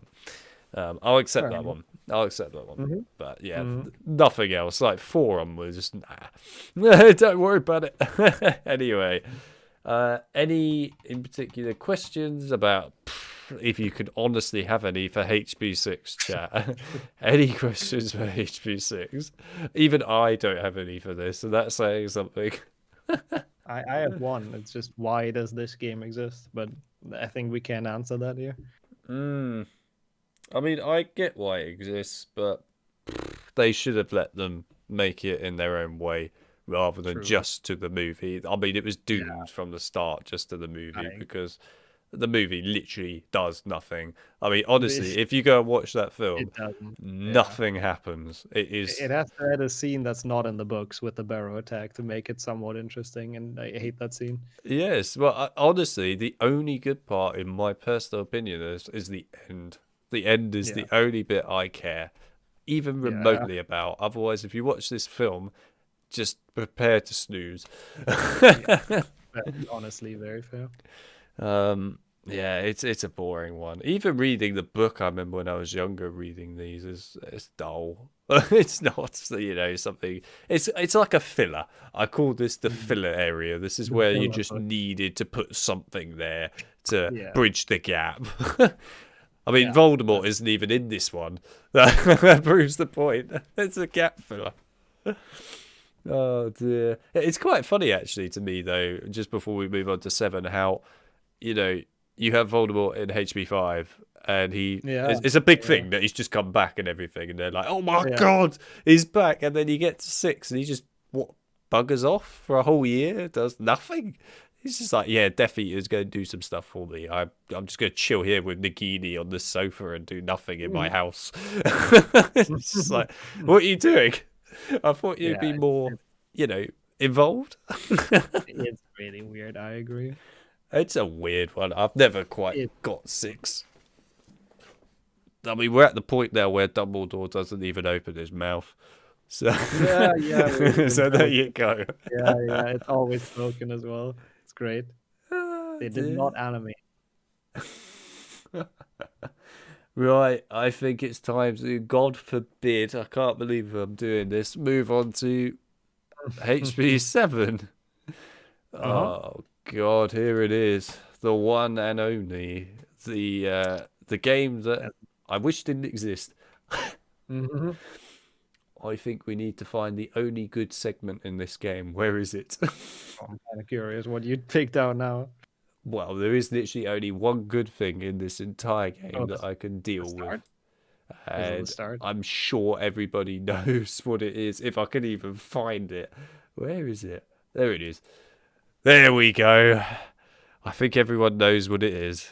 It's the very beginning. It is. I knew it was the start. Let's go. That one is kind of fun, actually. Oh God. Okay. You know what? I'll let you have your opinion first, and then I'll go over it. Go on. I think it is a pretty horrible game. I think it is the worst PC game, even worse than HB4. I don't understand why they had to build those weird filler missions in where Harry rescues Muggleborn out of the Ministry. It makes absolutely no sense. I don't understand why you can't sprint the entire time. It makes absolutely no sense and is super annoying. Uh, it's a shooter. It's a bad shooter. I guess the only thing that's okay is like the graphics are fine, but they all look very weird and kind of uncanny valley like as well, to be honest. So I don't know. That's not really good either.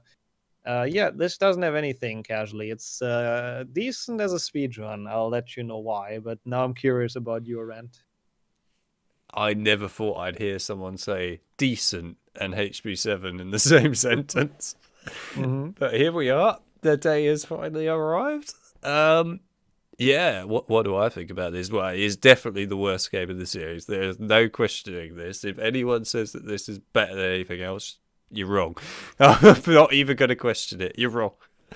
Right. Yeah, I hate this game. I mean, other than this beginning bit here, and the only reason this bit is any good is because it's at least got something going for it. There's something to do that's actually kind of interesting, right? Mm-hmm. Especially as this is a shooter. So, yes, it's got something happening there on that front. But, I mean, I have a lot against this game. In particular, things like the filler missions are... I mean, they could have actually been quite good if they had given them some context and made them, fit in with the actual story. But they make no logical sense. They're No. quite bad to honestly play. Most of them are quite repetitive as well, which makes it even more horrendous. But the one that I will never get over is the Horntail one. That one is just priceless. He's just like, oh no, we need to go into hiding. Right, let's go in a cave and find a dragon, shall we? Like, for no reason whatsoever. Just go into a cave, find the Hungarian Horntail. Don't even do anything in the cave, by the way. You just walk through it and then leave it. Yeah, so that logic just never existed. The spells in this game are hilarious. I honestly find them hilarious because they are literally guns. You've got your submachine gun spell. You've got your nuke tube, which is a grenade launcher spell. You've got your C4, if you're lucky, with your potion that you can throw on the floor. You've got your sniper spell. Oh, I mean, it never ends. The only one that is actually still Harry Potter related is Wingardium Leviosa, but it's so pointless. You'll never use it ever in the game. I don't know why it's here. Yeah, to be honest, the thing with this game is you just need one spell. Well, two spells, all right. You need Stupefy, which is the one you're always going to use. And what's the other one? Confringo, Nuke Tube, as it's known as, which blows up things.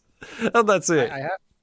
I have to say, for the speedrun, Confundo is also not terrible because it makes them attack each other. That's the other that's sort of useful, but yeah.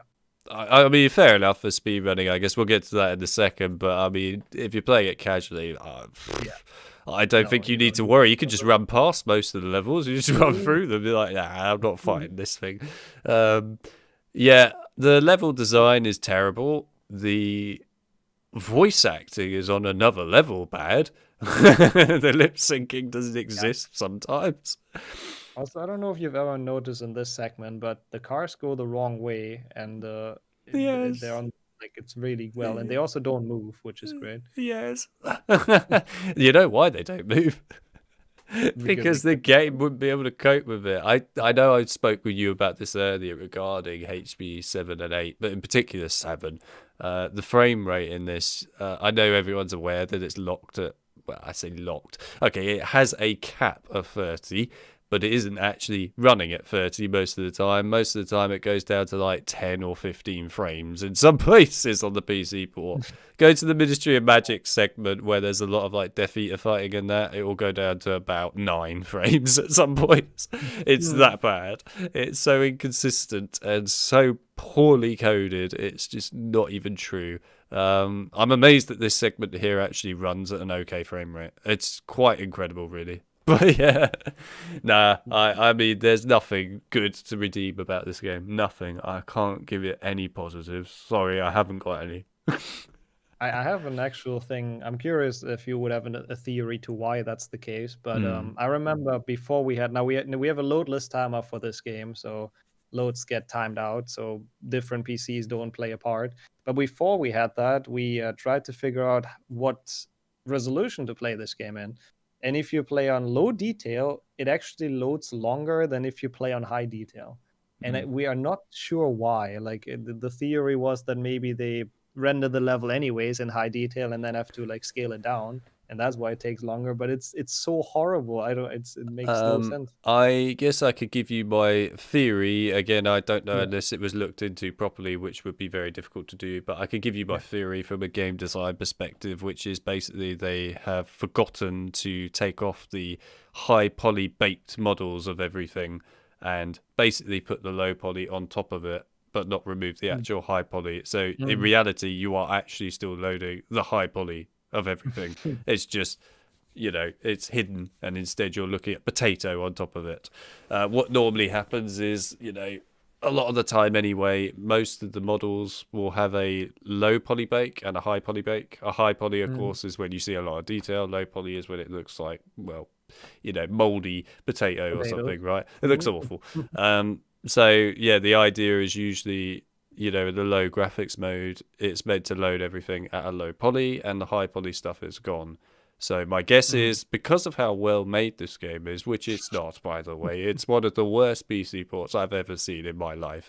It's Pretty bad. probably just not had any of the high quality stuff removed at all. I think the whole game has probably just loaded it all and not done anything with it. Or if they're really done with this, which they might have done, is they might have created 2 maps like for the environments and put the Uh, other one underneath the other one. If they were I- that dumb, then Mhm. that would be beyond me. But hopefully they weren't that stupid. So it's good coding. That's kind of, yeah, makes sense. That was But interesting to listen to. that's probably likely what they've done. It might not be. Mm. There might be another reason, i.e., they just didn't code well. But who knows? Yeah. Anyway, so there you go. So Good. That was interesting to know. I mean, there isn't too much to say about this game, anyways. Casual, like from a casual standpoint. So we might as well branch out into the tech talk. tech talk. Um, You mean rant talk? Rent talk. Yeah. No, but as I mentioned, for speedrunning, this actually has some strats, surprisingly, as kind of one of the few later games that has some bigger things. First of all, cutscenes. It's another amazingly well coded thing in this game, and they sometimes save your game state when you enter the cutscene. So if you enter it and then crash the game, or close it, I guess also works, and reopen it, you actually skip the cutscene completely and you just spawn at the point afterwards. It doesn't work for all of them because it depends on where they save, I believe, but it works for a good variety. So the speedrun restarts the game like 10 times during it, basically. Um, so that's another amazing coding from their part, of course. Hmm.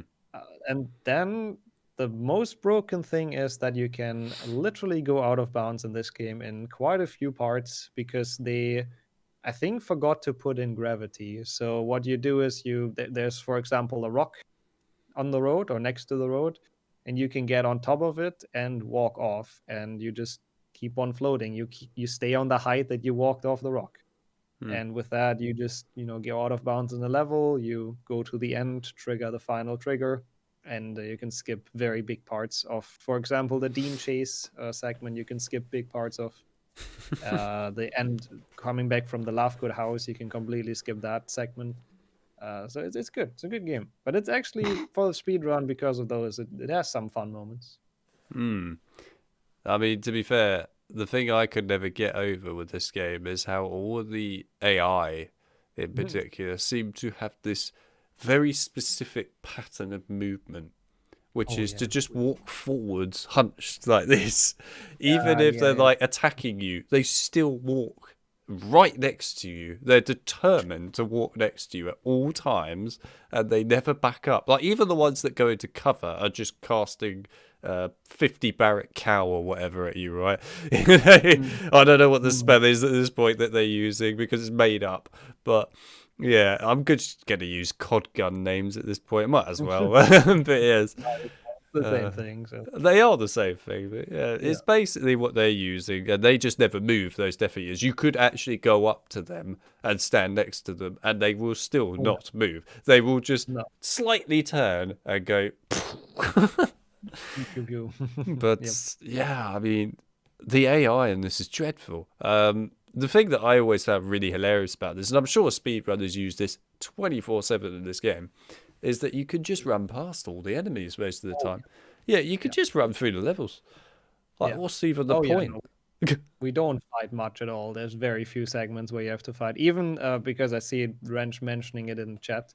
The segment where you are at the Lovegood house and it's like a 3-minute fight, you don't have to do anything. Where we just wait for 3 minutes hiding in a box. It's dreadful. It's really bad. It's a terrible game. It is bad. And actually, I saw a comment about the Kinect earlier. I played this on the 360 when I was unfortunately one of those people that got this when it came out on the 360 when I was younger, and Mm. it's bad. Mhm. In fact, actually, a fun fact about this game: this was the only mainline title that I had never finished when I was younger because I Oh my hated god. it that Same. much. I couldn't Same. physically do it when I was younger. And then I came to stream it where everyone was like, play the Deathly Hallows Part 1.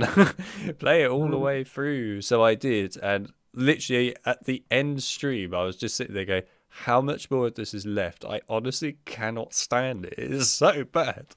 Please tell me I'm near the end. And they were like, yeah, you just need to run through the film. Right, I'm running. I don't care about the enemies. I'm running. I can't do it anymore. But yeah, I finally finished it after all these years and I regret it. That's all I have to say.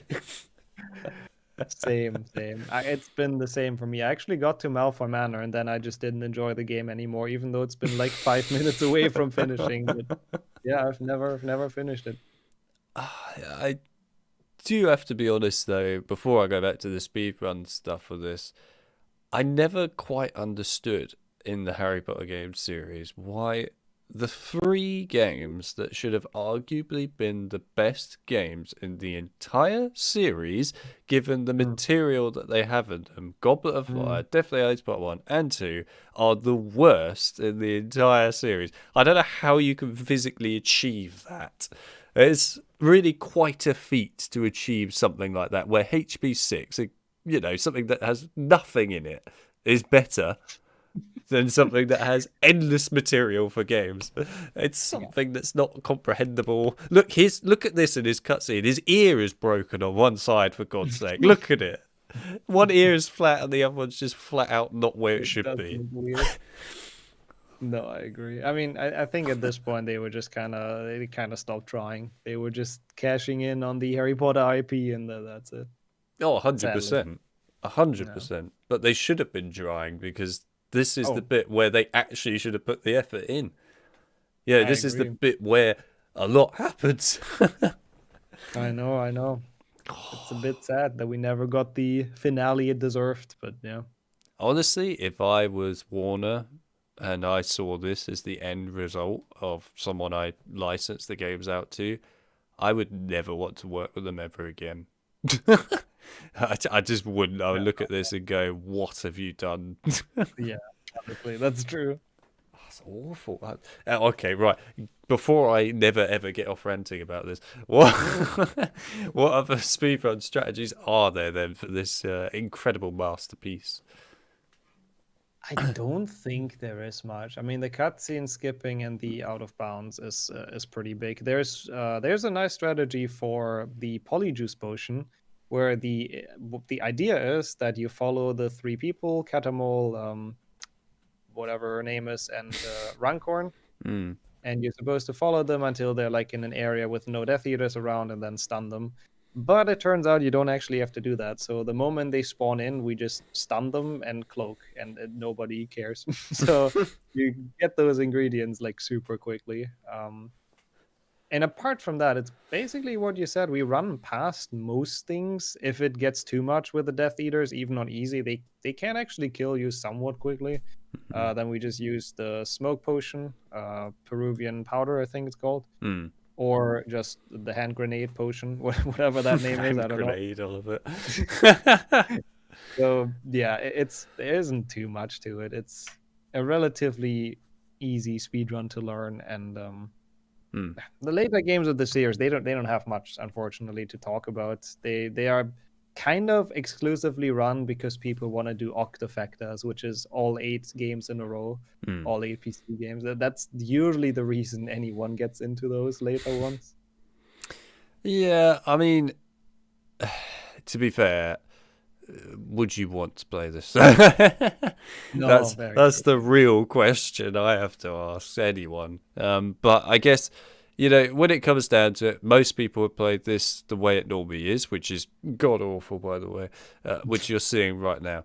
But I will confess, ever since unlocking the frame rate on H37, even though it's been an absolute ball ache and has been giving me endless amounts of trouble, it has improved it immensely. The game honestly is a much more reasonable thing to play at a higher frame rate. It doesn't make it a good game, but it does make it so much more bearable to play. And realistically, it actually, oddly enough, does improve the AI. the AI does actually become a bit more responsive to things and so on, which is nice to Interesting. see. So Mhm. I don't know why they honestly really did cap it at 30, other than obviously the problems that they have, which you do see when you're pissing about with it, I will confess. But Mhm. in the end, realistically, it actually improves this game immensely by unlocking the frame rate. So it is definitely something that can be done, and it is done, but it is Mhm. extremely buggy right now and needs a lot of work. And let's just say we're looking into it, we're working on it, but it's going to take time. So you're gonna have to bear with, but Mhm. we'll see what we can do. It does I, improve the game, though. I wanted to mention it because it does honestly make this game a lot more reasonable to play.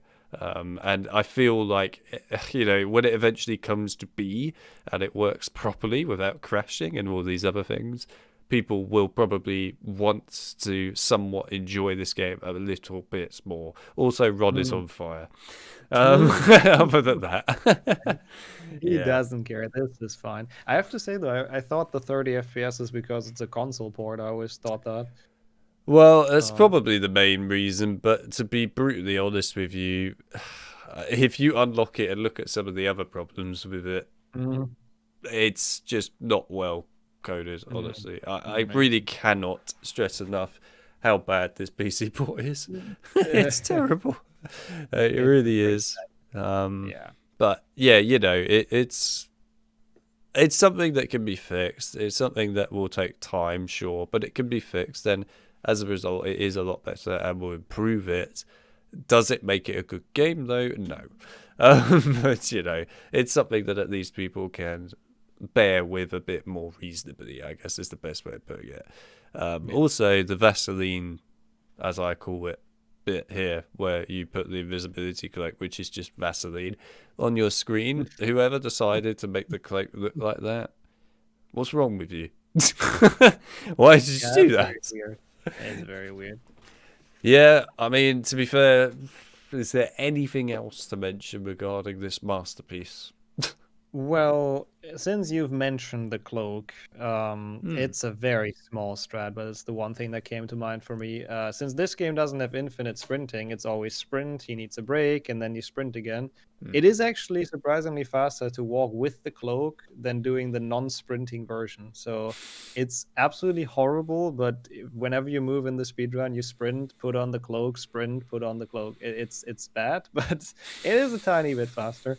So it has a use. That's literally the only time we use it. Otherwise, in this level, the rest you don't have to really stealth ever because you can just run past. I Hmm. guess in with the Polyjuice potion, you use it again. Never mind. But yeah, it's pretty damn useless. Okay, fair enough. So, in a nutshell, yeah, it's basically a game with nothing worth your time, Yeah, and don't bother. I did like that small bit in your gameplay though, where you looked at the food. That was good. Some nice ads there. Yeah, I mean, you got to focus on the graphic design. It's very important. Yeah, the outstanding graphics. Yep. It is very well made. Just to make everyone feel less intruded after seeing that beauty, I thought I'd just quickly whack that one.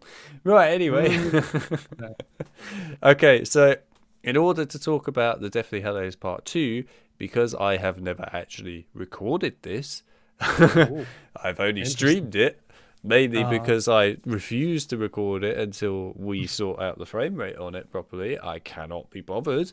Um, mm, we're going to be looking at my streams version. Here it nice. is. Say hi to the stream. There's past me that regrets his decisions. Okay. You do look like you're in pain, so it sounds about right. I am in pain. That is a physical representation of me going, why? Just so people can see it again. Look at that face. Look at it. It's just like, what have I chosen to do in my life? Yep. Oh god. Anyway, yeah. So I'll whack that onto the background. Okay, so I'll get your opinions of Definitely Hallows Part 2 before we dive into this beauty. Mhm. I have to say, I think it's a lot better than 7.1 because they fixed on some of the issues, which is the sprinting is the main thing for me. I think they made it look a lot better. I do like the fact that you can play a bunch of different characters. I love that as a child, actually, that you play the whole school basically defending Hogwarts. And I at least feel like they were trying with the cutscenes and everything. So I actually think if you are a Harry Potter fan, you can have fun with this game. I don't think it's a good game. I think it's a pretty lazy third-person shooter game, obviously, that they were just milking the HP IP with. But I think it's not as horrendous as 7.1, and it's like playable if you like the universe. Yeah, that's basically it. If you like the universe. Yeah, if you're a Harry Potter fan, I think this is like playable. Just one thing though, one thing I always rant about during runs as well, the controls. I don't know who had that glorious idea, but the button for sprinting and taking cover is always the same, and you cannot change that. And it's opposite actions. Sprinting and taking cover, it's the exact opposite. Why would you put that on the same button? I don't understand. Tell you what, after you've just been saying all you have here, I can see past me in the background, just like going, yeah, this is awful. I hate this design decision. This is just me questioning the design decision. It's great. I love watching it. Anyway, yeah, okay. So I'll admit this. It's an improvement over 7. This, sure. And it is. You know, the spell casting is much better. And I do mean that, a lot better. It actually feels like it's trying. It's what I did quite like about this game, actually, is all the spells are actually useful. You know, you have a reason to use them all. It's not just a case of, I'm going to use Stupefy for the entire game. The other thing as well, with things like Stupefy, which I thought was slightly annoying, but also a neat idea, is that you can't just spam it forever, right? True. You know, you have to use it kind of cautiously, because if you do spam it forever, you just fly all over the place and become a stormtrooper from Star Wars. But, you know, it's actually got some effort put behind it, that. But yes, I thought that was a huge improvement overall in that regard. The characters look awful, especially Ginny. I don't know what they did to her, but they butchered her design massively. I've never seen something look so horrendous. Yeah. So the other thing that you brought up about playing other characters, while it's cool, and I do like that they included it, my problem with it is that all the unique spells that they have that you learn when you play with them, Harry just immediately learns afterwards, so that it makes them feel completely non-unique. And it's like, okay. So it kind of feels a bit pointless playing as them in the end. But I get why they did that, because otherwise Harry would just kind of feel pathetic overall in the whole game. But it's just a bit sad. The other thing is, this is meant to be like a battle, you know, of the whole of Hogwarts. There's meant to be a lot going on. There's meant to be a lot of destruction, and it's pretty pathetic. There's like nobody around. There's points where you look at the courtyard and there's like 2 people fighting one another, and you know, the destruction is barely there. Most of it is used, I might add, for linear level design that is really bad. You know, little cover segments. And the thing I actually hate about this game, which I would have rather was in it, is the ability to run past the enemies and get through the levels faster. They stopped me from doing it in this one. You actually have to kill them all. And that annoys me. I was like, no. But they did get rid of the pointless side missions, thank God. Thank God, yeah. Yeah, I mean, overall, it's bad. And the voice acting, whoever they got for voice acting Snape, good Christ. And I think the final thing, just to sum this beauty up once and for all, is for some bizarre reason they decided that everyone needs to sound constipated as a new feature in this. When you attack like someone for so long, they just randomly go, ugh! And it's like, okay, we've also got constipated Death Eaters, and Voldemort needs a number 2 badly. But other than that, yeah. That's pretty much it. I don't think I have anything positive otherwise to say about this. I guess the cutscene at the end where you see all the games, you know, in one is like the best thing of the whole game. I'm not joking. Like, when I saw that, I went, oh my God, something good. Right? Yeah. True. Fair enough. Well, I've completed this game, unfortunately, now twice all the way through. It will eventually become 3 times when we fix the frame rate, and that will hopefully be the last ever, because I really, really don't like this game. But yeah, anyway, there you go. I don't have anything else good to say about it. It gets a 1 out of 10, this game, just because it added in the cutscene at the end. The 7 gets 0. It doesn't deserve anything. Yeah, so I guess you got my rant. So I told you there was going to be rants. I have to say, though, one thing when you said the destruction and stuff, I like the menu. The menu is actually kind of cool. Yes, the menu where it changes.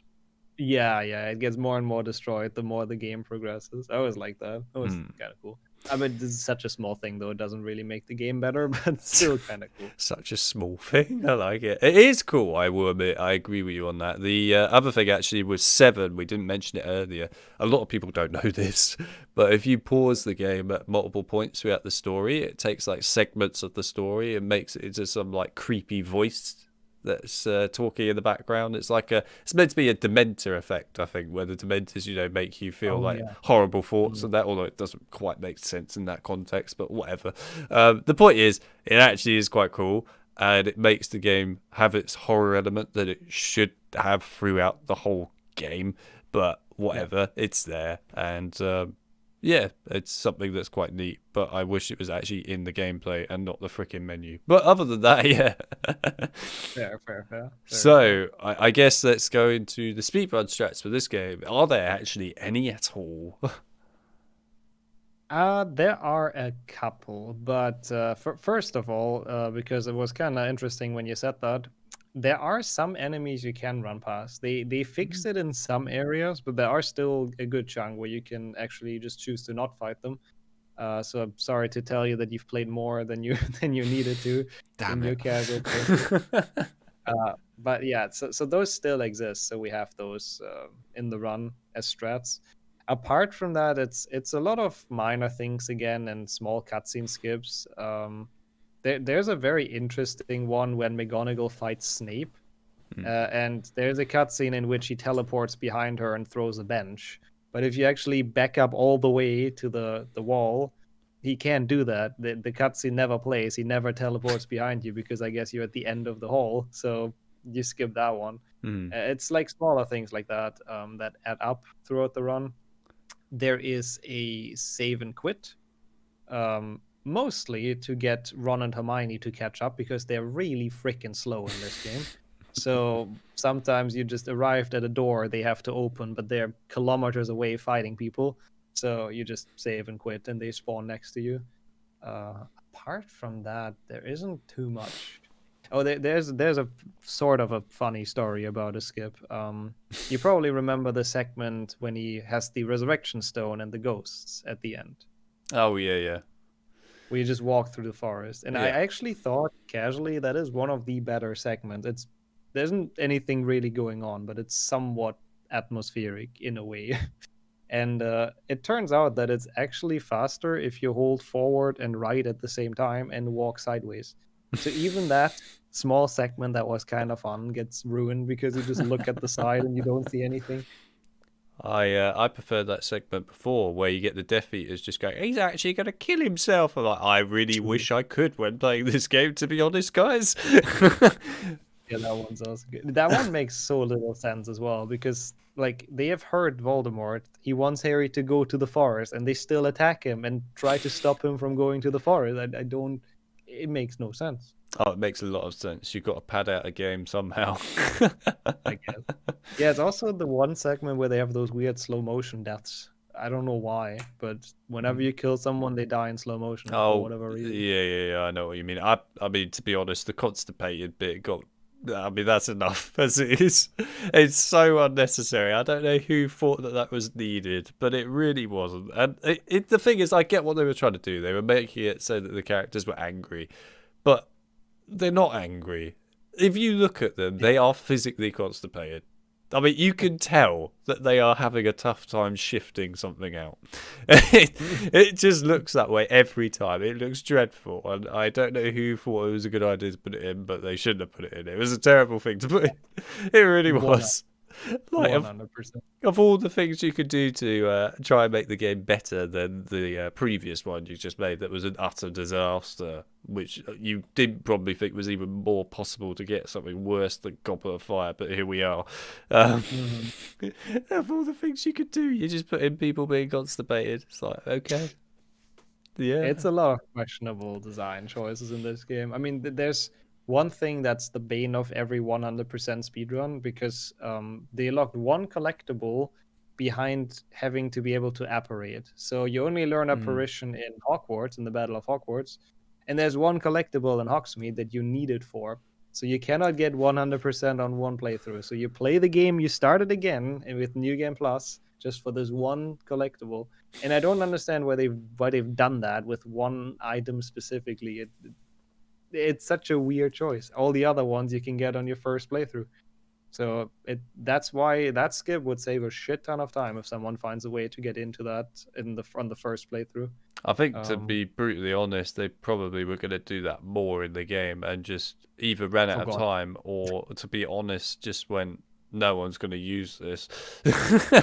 And it's true. Nobody really does use it from my experience. I even forgot about apparition at points. I honestly forgot it existed because I was too busy using other characters, thinking, oh, they probably don't have it, do they? And then by the time I get back to Harry, I go, oh yeah, you could apparate, can't you? It is surprisingly useful for runs, especially in the Grand Staircase segment. You can actually just apparate down staircases. So you don't actually have to run. You just stay in the middle of it and then just go down story by story, left, right, left, right. So it is pretty good for runs in some segments. You can take some pretty decent shortcuts with it. But I think casually, I fully agree, it's pretty useless. I don't know why you would need it. The Grand Staircase bit, actually, now that you bring it up, is, I think, possibly the most boring part of the entire game. It's the fact that it isn't even designed in a way that looks interesting. It is literally just one floor, copy paste all the way down, and then the bottom is just grey. It's just a big open greyness, and you hear the Death Eaters go, how'd you get to the bottom? I'm like, well, honestly, through really, really crap linear design, mate. That's how I got down here. I love that, yeah.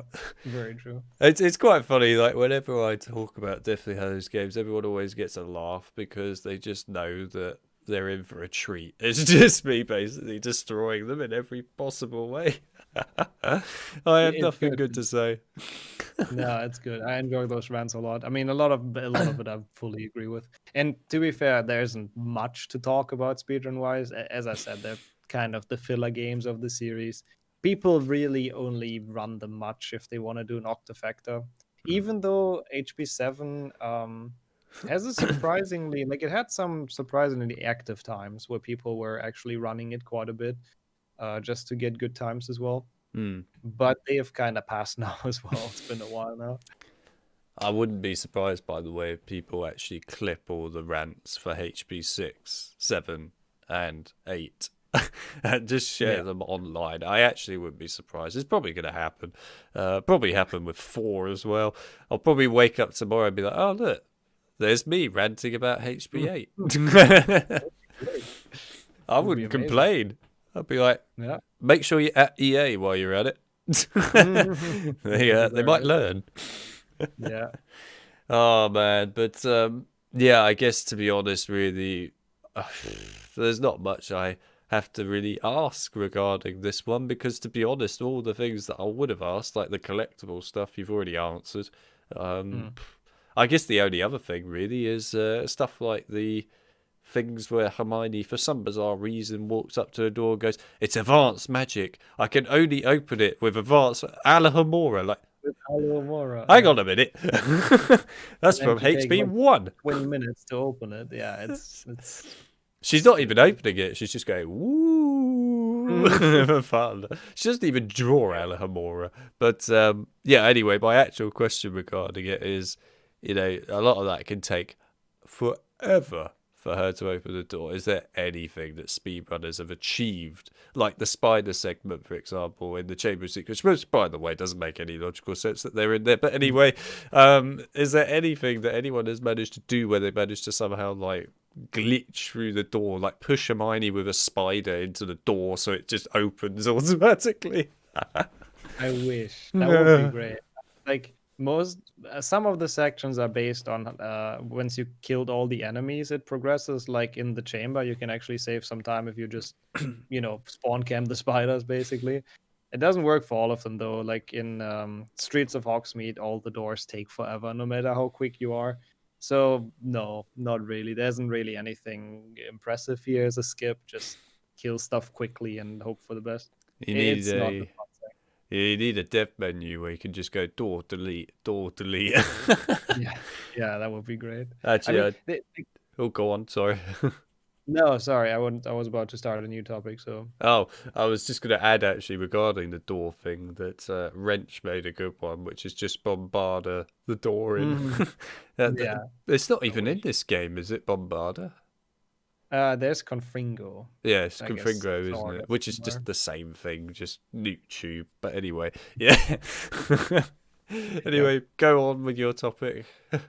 Yeah, there's one thing that's I guess sorta interesting for speedrunning, because there is a new game plus category as well, which if you play the game a second time, you have all the spells from the beginning, you can sprint from the beginning and skip cutscenes, which is actually people ran that one quite a bit. Like it's the more fun version because at least you don't have to sit through cutscenes and stuff. But this game actually comes with an issue because there is no native way to delete your save state in this. You have to go to your files and you have to delete the save state manually because you're just not able to in the menu, which is a weird design choice once again. I know that problem all too well. Yeah. I actually got a soft lock on this.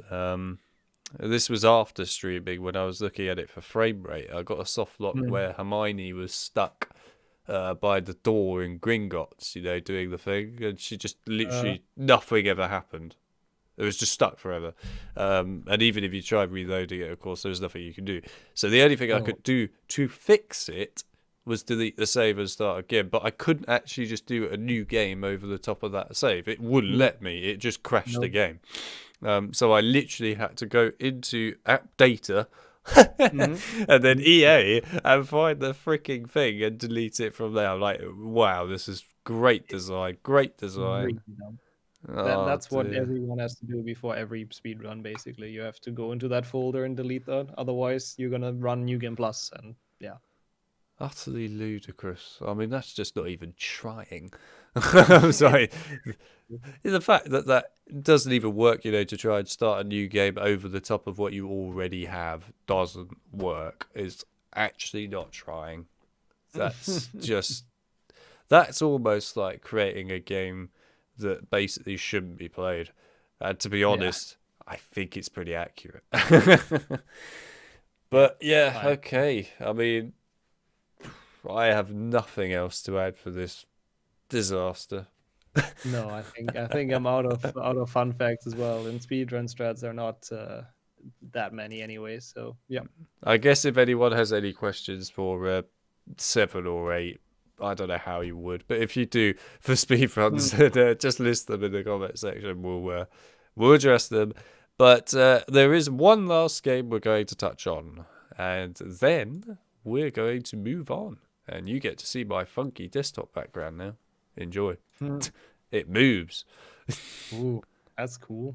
Very blue. Cool. It is very blue. I'm very blue now as well, probably. But yeah, yeah, it is cool. I like it a lot. Where are we? There we are. Wait, that's too far. Where is it? That one will do. Okay, this is a good game, by the way, everyone. Actually, a decent one that we like, a fun one. Here it is. Hogwarts Legacy. When it wants to load. When it wants to load. I actually have to do this again as a YouTube thing because I haven't done any actual gameplay recordings yet. Just streaming. Right, hopefully that's enough. Yeah, there we go. Cool. Okay, right.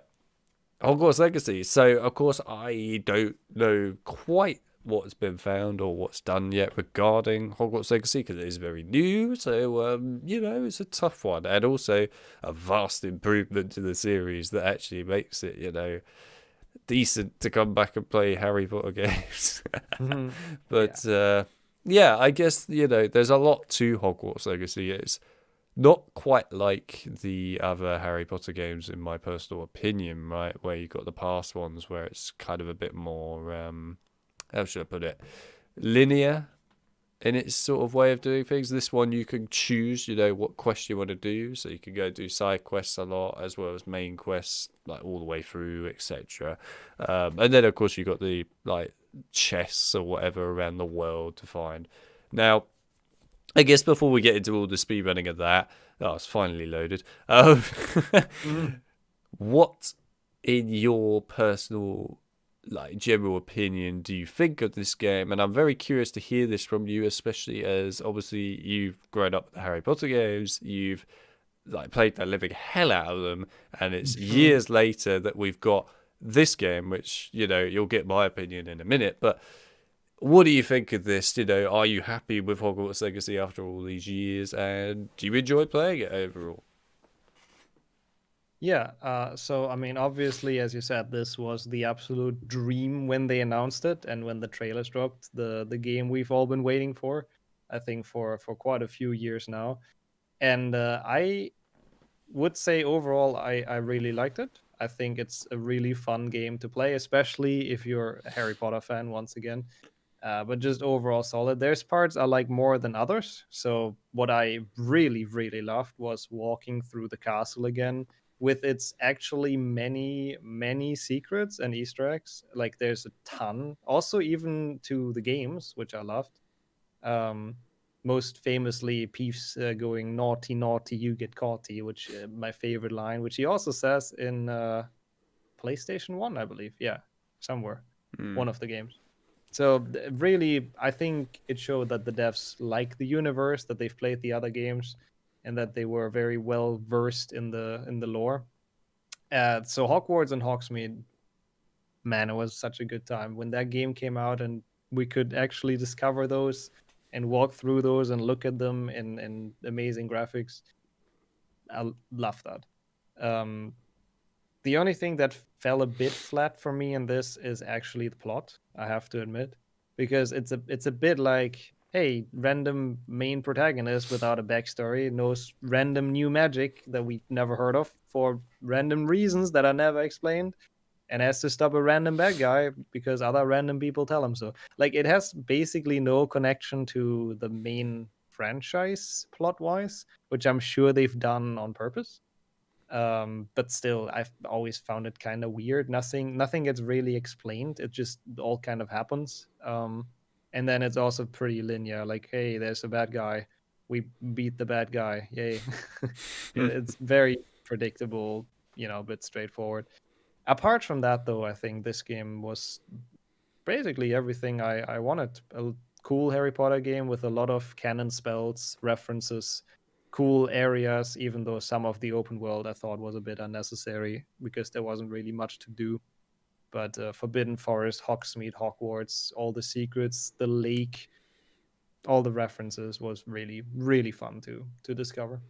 Hmm. There you go. You've just heard nixxo's entire opinion of a brand new game, and I'd say it's a pretty good one. Yeah, I Thank mean, there you go. I personally have to say that, I said this when this game came out, and I still hold it to this day. I'm not sure why I'm spinning in circles in the gameplay, but there we go. Anyway, I was questioning my own reality in the past there. Yeah, this is one of those games that I have been waiting for really since the third Harry Potter game, basically. You could argue that HB5 kind of gave us something similar, but I would say that this is really what I wanted more. A fully open world, actual explorable Harry Potter game that very much had not just the main story, but a lot more going on in it. That's something that I've always wanted for the series. We finally got it. I think that it's done pretty damn well. We've got a huge open world. There's no denying it. It is big in this game. Is it all perfect? No. There are definitely segments over in the sort of like abandoned, like, I don't even know what you call it, but like landmine areas and that over that side, which are pretty meh. There's nothing much going on there. I guess mainly it's because they didn't know what to put there. But yeah, that side is quite bland, and I would say you're only ever going to go there for the plot and also just to get collectibles. Otherwise, there's no reason to be there. But as for the Hogwarts itself, interior, exterior, as well as like the Forbidden Forest, Hogsmeade was an incredible thing to see. That was really well made. I was actually really happy with that. All of these things have been executed perfectly. There's good life within them as well. Hogwarts' life actually is very impressive. The AI are not brain dead walking around getting hit by benches or something like in HP5. They actually do proper things, and what's quite neat is the interactions with them I really liked in this game. They talk to one another about different lessons or different spells they'll practice on one another, or they'll take the piss out of Black or something, right? There's always something going on.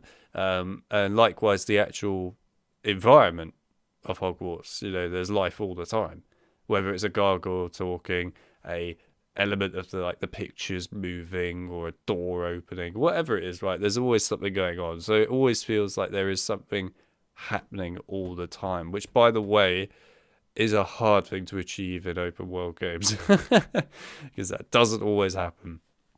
But yeah, overall, I think the game is really good. I think the story, like you said, definitely has its problems. There's no denying it. It has its faults. But I would still argue that in the end, despite its faults, it's pretty decent.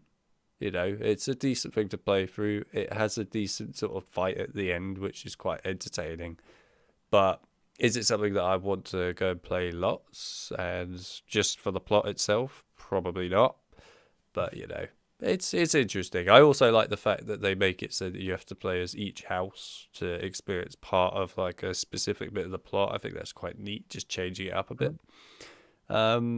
Yeah, I think the only things that I really was not a major fan of in this, other than that, is the whole thing with changing your look and stuff. Now, while I get that that's cool and it does look cool, creating a new look and everything, I get tired of this in modern games now, where it's always collecting loot everywhere and, equipping it, upgrading it, or when you upgrade it fully, just having endless crap, if you like, in your pocket or wherever your character stores it, which you then just have to go and sell to this poor sod somewhere.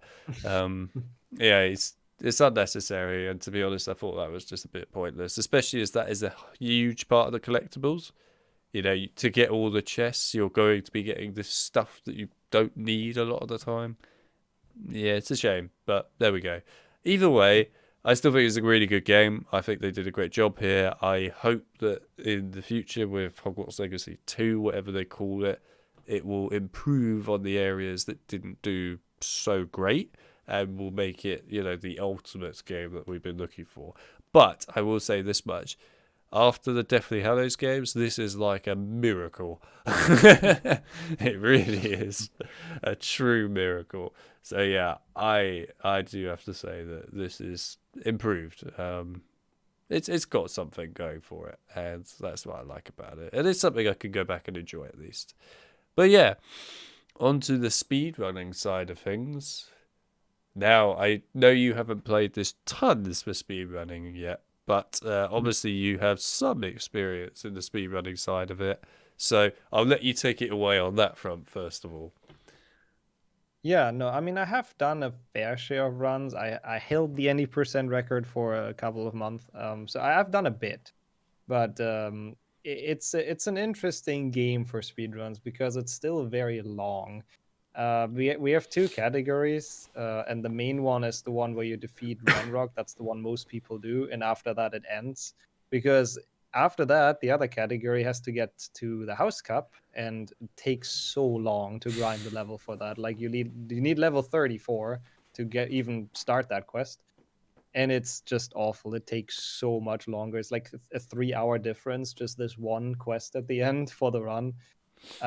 So I guess we can kind of focus on just the Renrock category because it's the one that's majorly being done. I guess the first I guess important thing is that Ravenclaw's the fastest house. So congratulations, all Ravenclaws in chat. You've done it. Your house is the best. Mainly because of the quest. Because I don't know if how much you've looked into Hogwarts Legacy, so I don't know if you're aware, but they only changed one quest for every house. Yes, I know So about that, and each one has something specific. So Ravenclaw, I know, is the Owl Tower, the owlry one, and then you got yeah, Slytherin as being like the wall with the octopus or whatever. Then there's Niddy Head the Stick for Gryffindor, and then there's Azkaban, isn't there, for Hufflepuff? yeah, exactly. That's the four, and the Ravenclaw one is the fastest one by a lot. And also at the same time, there's a lot of experience at the Owlery. There's some book pages, some other stuff. There's a side quest you can pick up there, the Ghost of My Love, I think it's called, Mhm. which is super easy and gives a lot of XP. So that is the route of choice. Apart from that, it's a lot of very smart routing that people have done across a lot of months to where the quickest experience is, because that's the biggest struggle in this game. Like, how do we get enough level quick enough? So people have tried to optimize that. How do I pick up experience? Where do I get it from? Etc. Until actually recently, it's been a fairly new discovery. I would say a month or two ago, where people finally found the XP duping glitch with flying pages. So if you do the correct movement in the correct area, then it just counts multiple times, and you get a lot of XP from one page. Hmm. But it's kind of still in development, so I don't have much of an explanation to why it works, and it's also I don't know if it's fully been used in runs yet. So it is a thing that's now finally been found, and it's probably gonna be used quite a bit to save some time with the duping. So that's probably the most exciting strat they have. Well, we have for this game. There's one more that's cool, but it's kind of only a one-time use because there's the cave your gameplay was actually in front of at the beginning, so it's once again perfectly on point what you're playing. The cave with Lotgok, where you have to get the helmet from, and you can bring your broomstick into that cave if you jump onto it exactly the moment you enter it, which you're not supposed to do, obviously. And then you can fly, and the ceiling doesn't have collision in all places because they didn't think you could fly. So you just fly out of bounds, fly to the end, and you complete the entire dungeon. But unfortunately, it is the only one that really works in. So that's the only use of that trick. That's the big ones I can think of. It's still a long run apart from that, and the rest is just kind of routing, getting a lot of potions because they're OP as hell, and that's it. Yeah, to be fair, I wasn't expecting tons for Hogwarts Legacy yet because it is still very new. I mean, it's what, not even a year old yet. It's getting close to it, but it's not there yet. And obviously, they just announced recently that the DLC for PlayStation is coming to PC and Xbox, which I'm Mm, excited for, by the way. And same. of course, there's other cool content that's on the way, so I'm looking forward to that.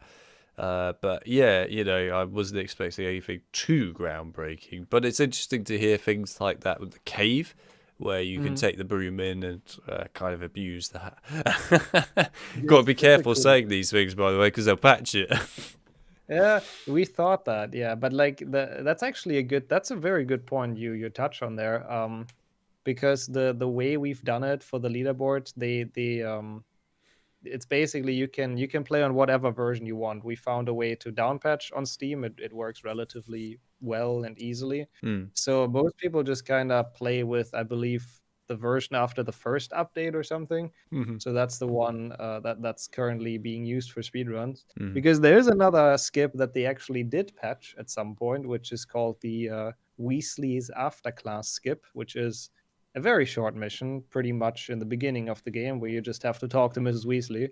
But it's still about 30 seconds. So what you were able to do, and this was found day one, by the way, when the game came out, as a fun fact. But what you were able to do is, once you start the quest, at the same time go to the map and quick travel anywhere, and it just skips the quest. So you accept it, go to the map and quick travel, and you don't have to do Weasley's after class at all. So they patched that, and yeah, since that patch, we've basically always down patched back to that version where it's possible, which is still what the runs are on up to this day. Okay. I assume you've provided instructions for people then on how to down patch, because otherwise a lot of people have patched games. Yeah, no, we have those. It's the only issue. Well, not issue really, but the only slight problem with that is that obviously console also has leaderboards. PlayStation 5 and Xbox, PlayStation 4 and Xbox One, and then the Switch. They all have their separate boards. Mm-hmm. And for those, you can't down patch. They don't allow you. No, So of course, yeah. it is a slight problem with games being updated and tricks being patched, but thankfully those have not been super active, so all the records are still definitely beatable, which means we just left them there basically. Okay. Um, Yeah, I mean, to be fair, I kind of would see that obviously you want to include some of the patches on PC because when this came out day one on PC, it certainly had its problems. There's no denying that. Yeah. Frame rate was a big one, of course, but yeah, so it's kind of, I guess, patch 2 then, or maybe patch 3 possibly they're using is like the point where Yeah, I believe it got to a stage where it was sensible. So yeah, okay. it's one of That's those. Yeah. yeah, it's interesting to hear that they have a way of down patching it on Steam because, of course, yeah, I was thinking to myself, of all these strategies that everyone mentions and that, they all just get Mm. patched. Mhm. I So, mean, to be fair, the trick with the cave we know for a very long time as well, and it still hasn't been patched. And I do know from people that actually have worked with the company hmm. on the game that they have been talking about speedrunning as well. So they are aware of speedruns existing, and they've probably seen some of the things. But I guess it's maybe not on the top of the priority list to patch stuff like that right now. Yeah, Avalanche. Yeah, to be fair, speedrun problems are not really the top of the list ever Yeah, for yeah. games. No offense or anything to speedrunners, but No, no, it's it it's a makes sense. genuine fact that whenever it comes to a game coming out, your most important thing beyond anything is to make sure it's stable. That's the number one priority. But yes, no, I will admit that you might find that that will potentially get patched in the update that's coming out for PC and Xbox and of course PlayStation with the new content that's coming out. So you might be crying soon to see that that's Mm, gone. Although, might of course, be. you've got your Steam version that you can use. But yes. Yeah, yeah. That's a um, good thing. yeah, okay. I mean, to be fair, the way you've explained this game for its speed running has kind of made most of my questions somewhat redundant. But Sorry. yeah, it happens. I was wondering though, with I guess it's not like the Ramrock or whatever you called it version in particular, but the actual 100% sort of run. So Mhm. obviously you've got things like what we're seeing on the screen right now, where you've got to collect the different types of animals right in the game, and then of course you can breed those animals and have different. Mhm. So I assume that in that 100% run, they've got something in there that involves collecting every single type of creature. Yep. And I don't know if they have something about breeding with them, but Uh-huh. they do. Okay, okay. Yeah. Um, So the way it's defined is that there's one page in the menu which has like all of the. It's basically things you can do in the game. So it lists all the enemies, all the special enemies. It lists all the upgrades you can find, like those, frost damage and fire damage things. It lists all the creatures and if you've bred them and all of that. So we just complete that, which includes everything you can think of, apart from the random caves because they don't get tracked anywhere. The treasure caves, I think they call them, which yeah, have the like a treasure full chest puzzle. ones. Yeah, Yeah, but up to apart from that, everything has to be done, and it's a long run. yeah. To be fair, in the case of the treasure chest ones, I mean that would be a nightmare because there are a lot of them, and I do mean a lot. Yeah, and they don't show on the map as well, which doesn't make it better. So Well, some of them do actually, but not all. There are select yeah, ones that do come up, but there's an awful lot definitely. that don't. Mhm. And yeah, when you get to a point like when you're trying to 100% this game and you find there is a segment of the world where you're missing something. You're like, broom, fly everywhere. Where the hell is it? And some of them are quite well hidden, actually. There's one on a beach that is like literally fully behind moss, the cave itself. So unless you are actively looking for a hole in moss, you would never see it. So yeah, I mean, no, there's no denying it. There's definitely some tough stuff. But okay, yeah, it'll be interesting to see how Hogwarts Legacy develops over time regarding speedrunning, and of course any future ones like this Quidditch game that's coming out.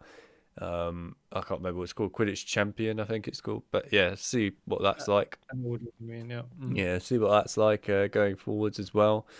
Yeah, so is there anything else I had for Hogwarts Legacy in particular to cover? Also, guys, if you have any questions for Hogwarts Legacy, then put them in the chat. But yes, I'm sure I think if there's anything else, I don't think so.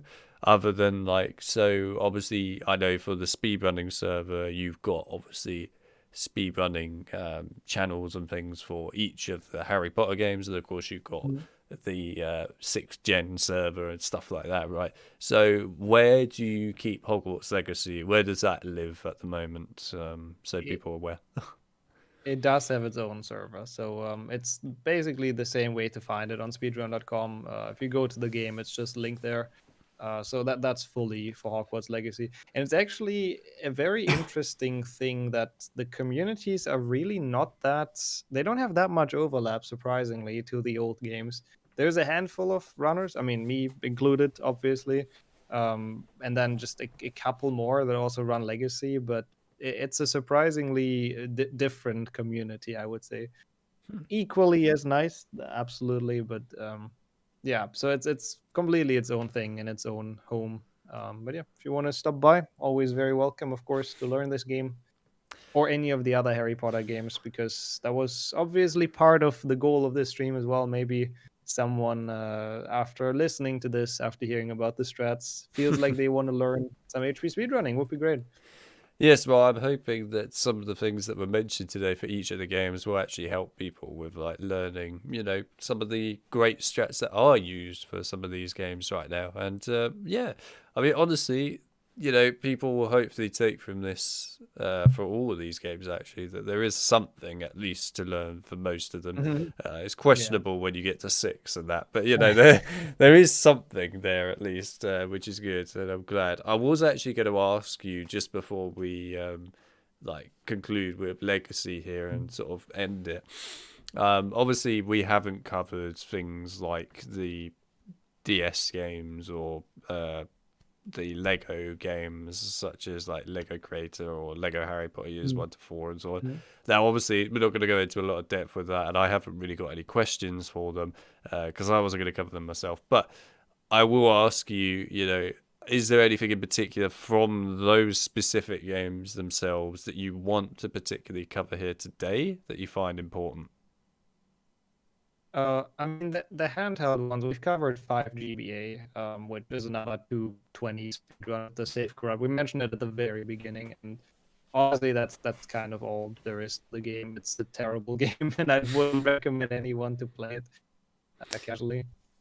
Okay. Apart from that, sorry? Nope, that's all right. I was just going to mention quickly, because you're slightly breaking up a little bit. Oh, yeah, I hear it as well. Is it on my end?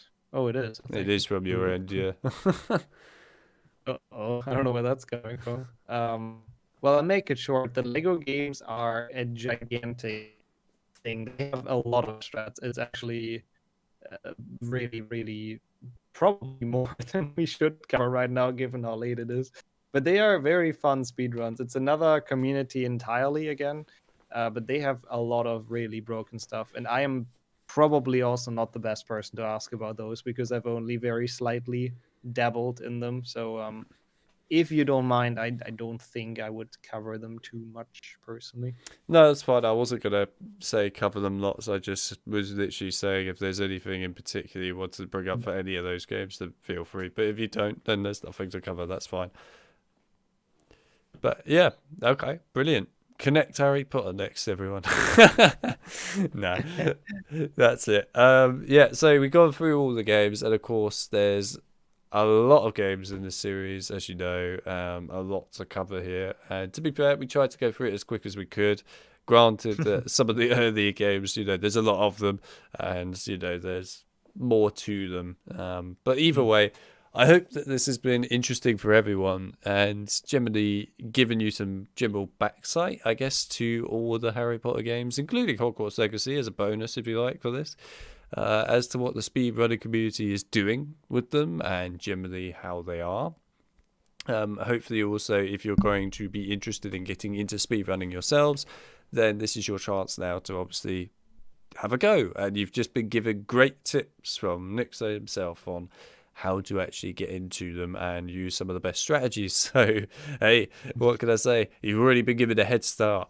But yes, obviously, like nixxo said, there are communities out there. If you go to speedrunning.com for all these different games, you can find all the servers there. You can find all the info you need, like the fixes for the earlier games, like the DLLs, etc.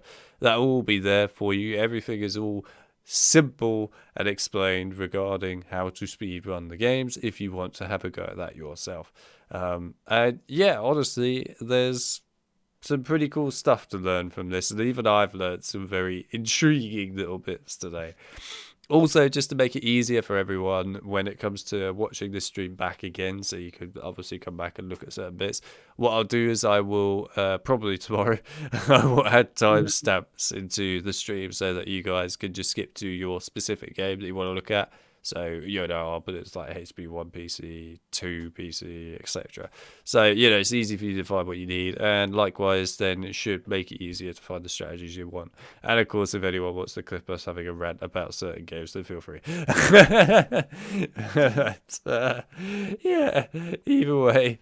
Yeah, so there you go. I hope you guys enjoyed this. And obviously, thank you, nixxo, for taking the time out. I appreciate it was a long time today.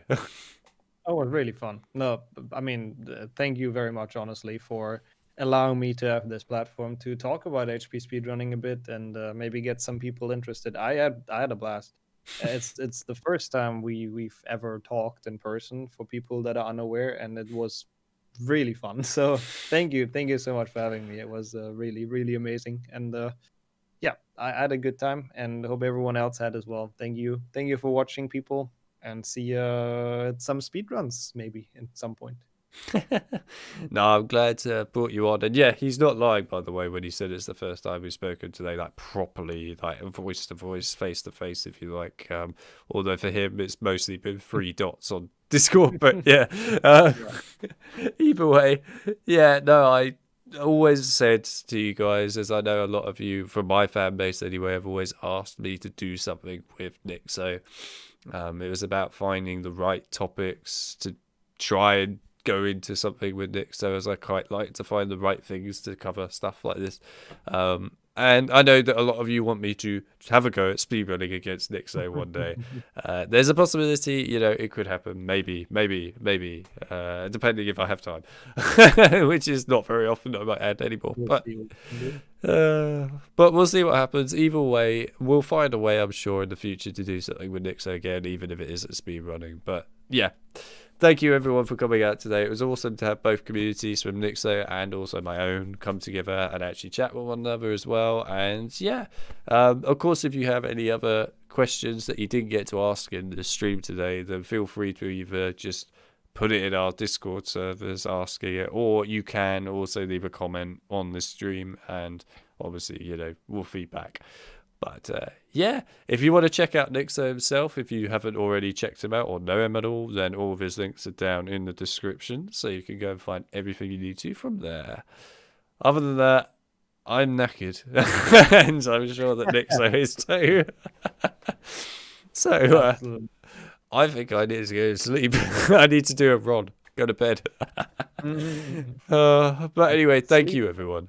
Thank you, I mean it. Thank you very much. And yes, I guess for my fans, I will, as this lovely thing behind me is up at the moment, which it's not always up very often, I'll probably do a stream at some point during the week next week. So I'll think of something to do. So I guess expect to see something from that front. I don't know what it will be yet, but I'll think of something. Otherwise, yeah, cool. Thank you, everyone. And I'll see you all, well, next week. See you then.